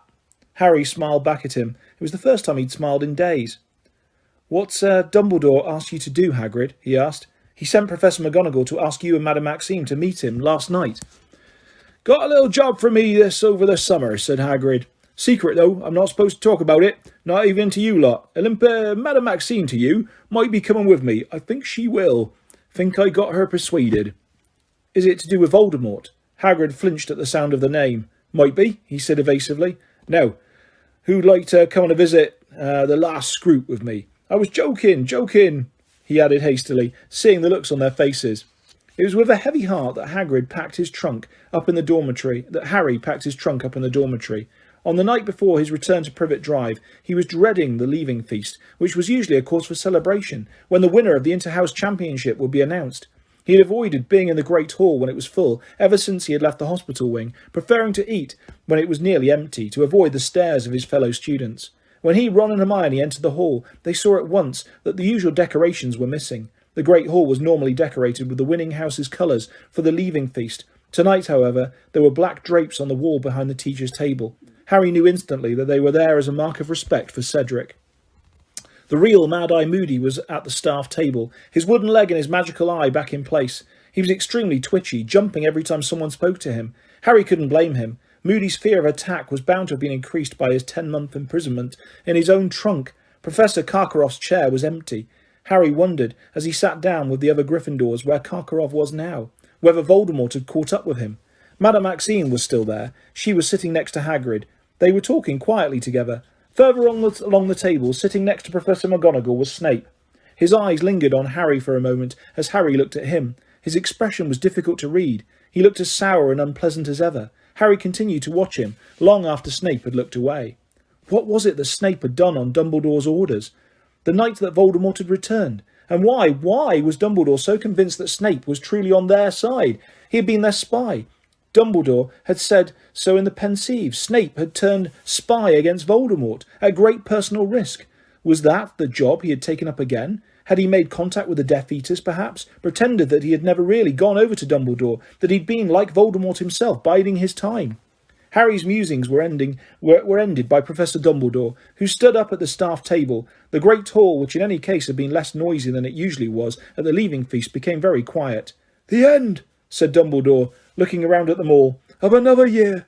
He paused, and his eyes fell upon the Hufflepuff table. Theirs had been the most subdued table before he had got to his feet, and theirs were still the saddest and palest faces in the hall. "There is much that I would like to say to you all tonight," said Dumbledore, "but I must first acknowledge the loss of a very fine person, who should be sitting here." He gestured towards the Hufflepuffs, "enjoying our feast with us. I would like you all please to stand and raise your glasses to Cedric Diggory." They did it, all of them. The benches scraped as everyone in the hall stood and raised their goblets, and echoed in one loud, low, rumbling voice, "Cedric Diggory." Harry caught a glimpse of Cho through the crowd. There were tears pouring silently down her face. He looked down at the table as they all sat down again. "Cedric was a person who exemplified many of the qualities which distinguish Hufflepuff House," Dumbledore continued. "He was a good and loyal friend, a hard worker. He valued fair play. His death has affected you all, whether you knew him or well or not. I think that you have the right, therefore, to know exactly how it came about." Harry raised his head and stared at Dumbledore. "Cedric Diggory was murdered by Lord Voldemort." A panicked whisper swept the great hall. People were staring at Dumbledore in disbelief, in horror. He looked perfectly calm as he watched them mutter themselves into silence. "The Ministry of Magic," Dumbledore continued, "does not wish me to tell you this. It is possible that some of your parents will be horrified that I have done so, either because they will not believe that Lord Voldemort has returned, or because they think I should not tell you, so young as you are. It is my belief, however, that the truth is generally preferable to lies, and that any attempt to pretend that Cedric died as the result of an accident or some sort of blunder of his own is an insult to his memory." Stunned and frightened, every face in the hall was turned towards Dumbledore now, or almost every face. Over at the Slytherin table, Harry saw Draco Malfoy muttering something to Crabbe and Goyle. Harry felt a hot, sick swoop of anger in his stomach. He forced himself to look back at Dumbledore. "There is somebody else who must be mentioned in connection with Cedric's death," Dumbledore went on. "I am talking, of course, about Harry Potter." A kind of ripple crossed the great hall as a few heads turned in Harry's direction before flicking back to face Dumbledore. "Harry Potter managed to escape Lord Voldemort," said Dumbledore. "He risked his own life to return Cedric's body to Hogwarts. He showed in every respect the sort of bravery that few wizards have ever shown in facing Lord Voldemort, and for this I honour him." Dumbledore turned gravely to Harry and raised his goblet once more. Nearly everyone in the great hall followed suit. They murmured his name, as they had murmured Cedric's, and drank to him. But, though through a gap in standing figures, Harry saw that Malfoy, Crabbe and Goyle and many of the other Slytherins had remained defiantly in their seats, their goblets untouched. Dumbledore, who after all possessed no magical eye, did not see them. When everyone had once again resumed their seats, Dumbledore continued. "The Triwizard Tournament's aim was to further and promote magical understanding. In the light of what has happened, of Lord Voldemort's return, such ties are more important than ever before." Dumbledore looked from Madame Maxime and Hagrid to Fleur Delacour and her fellow Beauxbatons students, to Victor Crumb and the Durmstrang at the Slytherin table. Crumb, Harry saw, looked wary, almost frightened, as though he expected Dumbledore to say something harsh. "Every guest in this hall said Dumbledore, and his eyes lingered upon the Durmstrang students, will be welcomed back here at any time, should they wish to come. I say to you all once again, in the light of Lord Voldemort's return, we are only as strong as we are united, as weak as we are divided. Lord Voldemort's gift for spreading discord and enmity is very great. We can fight it only by showing an equally strong bond of friendship and trust. Differences of habit and language are nothing at all if our aims are identical and our hearts are open. It is my belief, and never have I so hoped that I am mistaken, that we are all facing dark and difficult times. Some of you in this hall have already suffered directly at the hands of Lord Voldemort. Many of your families have been torn asunder. A week ago a student was taken from our midst. Remember, Cedric, remember, if the time should come when you have to make a choice between what is right and what is easy, remember what happened to a boy who was good and kind and brave, because he strayed across the path of Lord Voldemort. Remember, Cedric Diggory. Harry's trunk was packed. Hedwig was back in her cage on top of it. He, Ron and Hermione were waiting in the crowded entrance hall with the rest of the fourth years for the carriages that would take them back to Hogsmeade Station. It was another beautiful summer's day. He supposed that Privet Drive would be hot and leafy, its flower beds a riot of colour, when he arrived there that evening. The thought gave him no pleasure at all. "Harry!" He looked around. "Harry! Harry!" Fleur Delacour was hurrying up the stone steps into the castle. Beyond her, far across the grounds, Harry could see Hagrid helping Madame Maxime to back two of the giant horses into their harness. The Beauxbatons carriage was about to take off. "We will see each other again, I hope," said Fleur, as she reached him, holding out her hand. "I am hoping to get a job here to improve my English." "It's very good already," said Ron, in a strangled sort of voice. Fleur smiled at him. Hermione scowled. "Goodbye, Harry," said Fleur, turning to go. "It has been a pleasure meeting you." Harry's spirits couldn't help but lift slightly as he watched Fleur hurry back across the lawns to Madame Maxime, her silvery hair rippling in the sunlight. "Wonder how the Durmstrang students are getting back," said Ron. "Do you reckon they can steer that ship without Karkaroff?" "Karkaroff did not steer," said a gruff voice. "He stayed in his cabin and let us do the work." Krum had come to say goodbye to Hermione. "Could I have a word?" he asked her. "Oh, yes, all right," said Hermione, looking slightly flustered and following Krum through the crowd and out of sight. "You better hurry up," Ron called loudly after her. "The carriages will be here in a minute." He let Harry keep a watch for the carriages, however, and spent the next few minutes craning his neck over the crowd to try and see what Krum and Hermione might be up to. They returned quite soon. Ron stared at Hermione, but her face was impassive. "I liked Diggory," said Krum abruptly to Harry. "He was always polite to me, always. Even though I was from Durmstrang, with Karkaroff," he added, scowling. "Have you got a new headmaster yet?" said Harry. Krum shrugged. He held out his hand as Fleur had done, shook Harry's hand, and then Ron's. Ron looked as though he was suffering some sort of painful internal struggle. Krum had already started walking away when Ron burst out. "Can I have your autograph?" Hermione turned away, smiling at the horseless carriages, which were now trundling towards them up the drive, as Krum, looking surprised but gratified, signed a fragment of parchment for Ron. The weather would not have been more different on the journey back to King's Cross than it had been on their way to Hogwarts the previous September. There wasn't a single cloud in the sky. Harry, Ron and Hermione had managed to get a compartment to themselves. Pigwidgeon was once again hidden under Ron's dress robes to stop him hooting continually. Hedwig was dozing, her head under her wing, and Crookshanks was curled up in a spare seat like a large furry ginger cushion.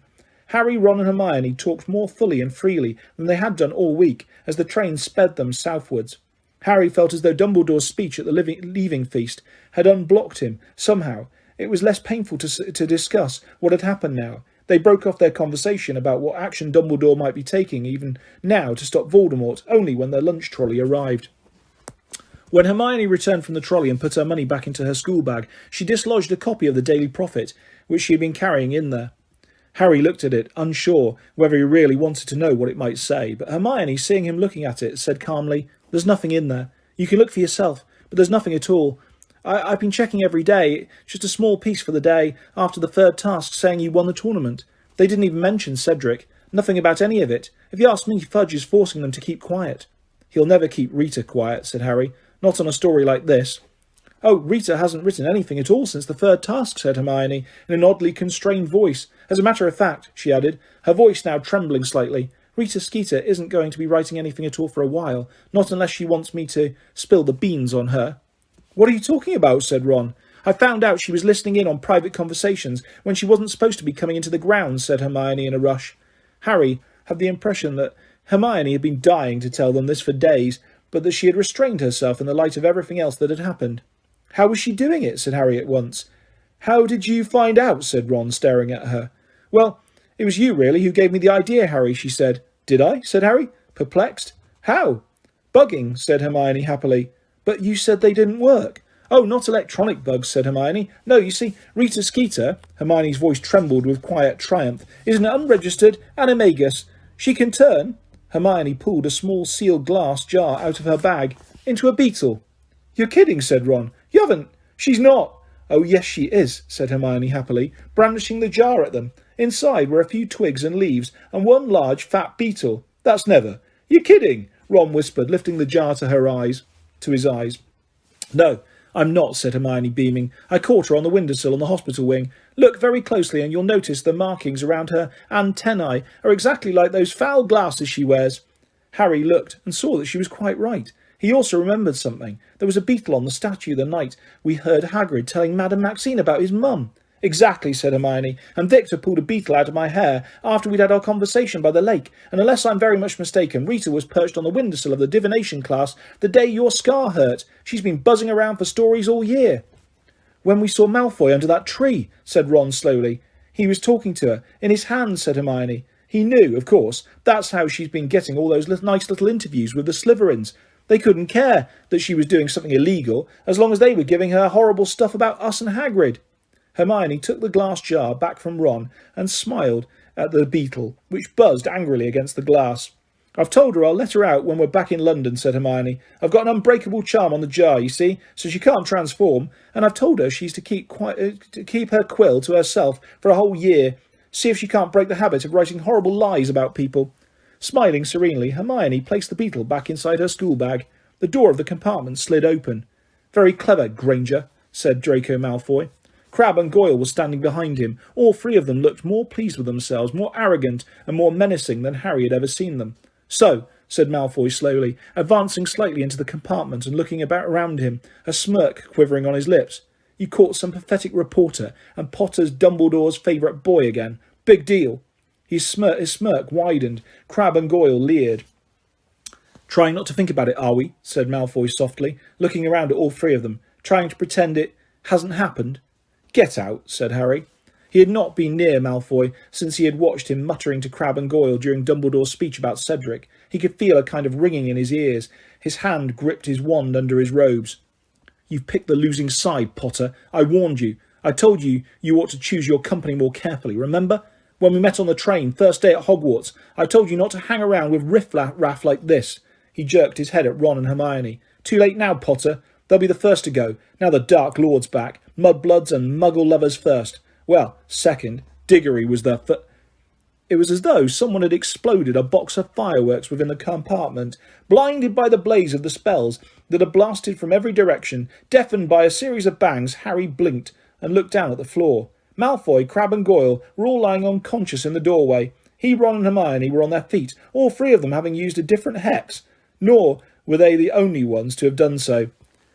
"Thought we'd see what those three were up to," said Fred matter-of-factly, stepping onto Goyle and into the compartment. He had his wand out, and so did George. He was so careful to tread on Malfoy as he followed Fred inside. "Interesting effect," said George, looking down at Crabbe. "Who used the Furnunculus curse?" "Me," said Harry. "Odd," said George lightly. "I used jelly legs. Looks as though those two shouldn't be mixed. He seems to have sprouted little tentacles all over his face. Well, let's not leave him there. They don't add much to the decor."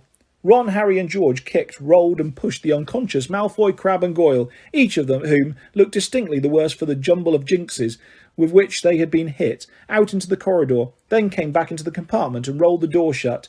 "Exploding snap, anyone?" said Fred, pulling out a pack of cards. They were halfway through their fifth game when Harry decided to ask them. "You going to tell us, then," he said to George, "who you were blackmailing?" "Oh," said George darkly, "that." "Doesn't matter," said Fred, shaking his head impatiently. "It wasn't anything important. Not now, anyway." "We've given up," said George, shrugging.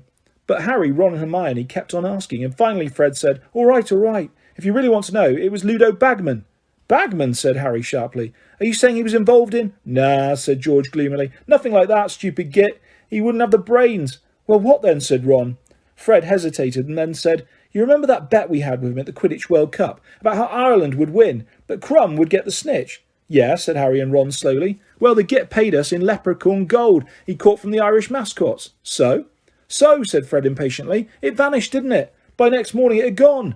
But it must have been an accident, mustn't it, said Hermione. George laughed very bitterly. Yeah, that's what we thought at first. We thought we just wrote to him and told him he'd made a mistake. He'd cough up, but nothing doing, ignored our letter. We kept trying to talk to him about it at Hogwarts, but he was always making some excuse to get away from us. In the end, he turned pretty nasty, said Fred, told us we were too young to gamble, and he wasn't giving us anything. So we asked for our money back, said George, glowering. He didn't refuse, gasped Hermione.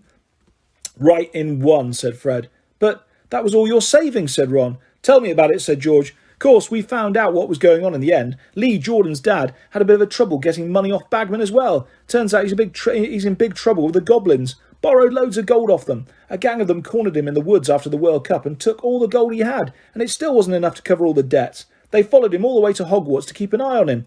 He's lost everything gambling, hasn't got 2 galleons to rub together, and you know how the idiot tried to pay the goblins back? How? Said Harry. He put a bet on you, mate, said Fred. Put a big bet on you to win the tournament. Bet against the goblins. So, that's why he kept trying to help me win, said Harry. Well, I did win, didn't I? So he can pay your gold. Nope, said George, shaking his head. The goblins play as dirty as him. They say you drew with Diggory, and Bagman was betting you'd win outright. So Bagman had to run for it. He made a run for it right after the third task. George sighed deeply and started dealing out the cards again. The rest of the journey passed pleasantly enough. Harry wished it could have gone all summer, in fact, and that he would never arrive at King's Cross. But, as he had learnt the hard way that year, time will not slow down when something unpleasant lies ahead, and all too soon the Hogwarts Express was slowing down at platform 9 3/4. The usual confusion and noise filled the corridors, and the students began to disembark. Ron and Hermione struggled out past Malfoy, Crabbe and Goyle, carrying their trunks. Harry, however, stayed put. Fred, George, wait a moment. The twins turned. Harry pulled open his trunk and drew out his Triwizard Winnings. Take it, he said, and he thrust the sack into George's hands. What? Said Fred, looking flabbergasted. Take it, Harry repeated firmly. I don't want it. You're mental, said George, trying to push it back at Harry. No, I'm not, said Harry. You take it, and get inventing. It's for the joke shop. He is mental, Fred said, in an almost awed voice. Listen, said Harry firmly. If you don't take it, I'm throwing it down the drain. I don't want it, and I don't need it. But I could do with a few laughs. We could all do with a few laughs. I've got a feeling we're going to need them more than usual before long. Harry, said George weakly, weighing the money bag in his hands. There's got to be 1,000 galleons in here. Yes, said Harry, grinning. How about canary creams, that is? Think how many canary creams that is. The twins stared at him. Just don't tell your mum where you got it, although she might not be so keen for you to join the ministry anymore, come to think of it. Harry, Fred began, but Harry pulled out his wand. Look, he said flatly, take it or I'll hex you. I know some good ones now. Just do me a favour, okay? Buy Ron some different dress robes and say they're from you. He left the compartment before they could say another word, stepping over Malfoy, Crabbe and Goyle, who was still lying on the floor covered in hex marks. Uncle Vernon was waiting beyond the barrier. Mrs. Weasley was close by him. She hugged Harry very tightly when she saw him and whispered in his ear, I think Dumbledore will let you come to us later in the summer. Keep in touch, Harry. See you, Harry, said Ron, clapping him on the back. Bye, Harry, said Hermione, and she did something she had never done before and kissed him on the cheek. Harry, thanks, George muttered, while Fred nodded fervently at his side. Harry winked at them, turned to Uncle Vernon, and followed him silently from the station. There was no point worrying yet, he told himself, as he got into the back of the Dursleys' car. As Hagrid had said, what would come, and he would have to meet it when it did.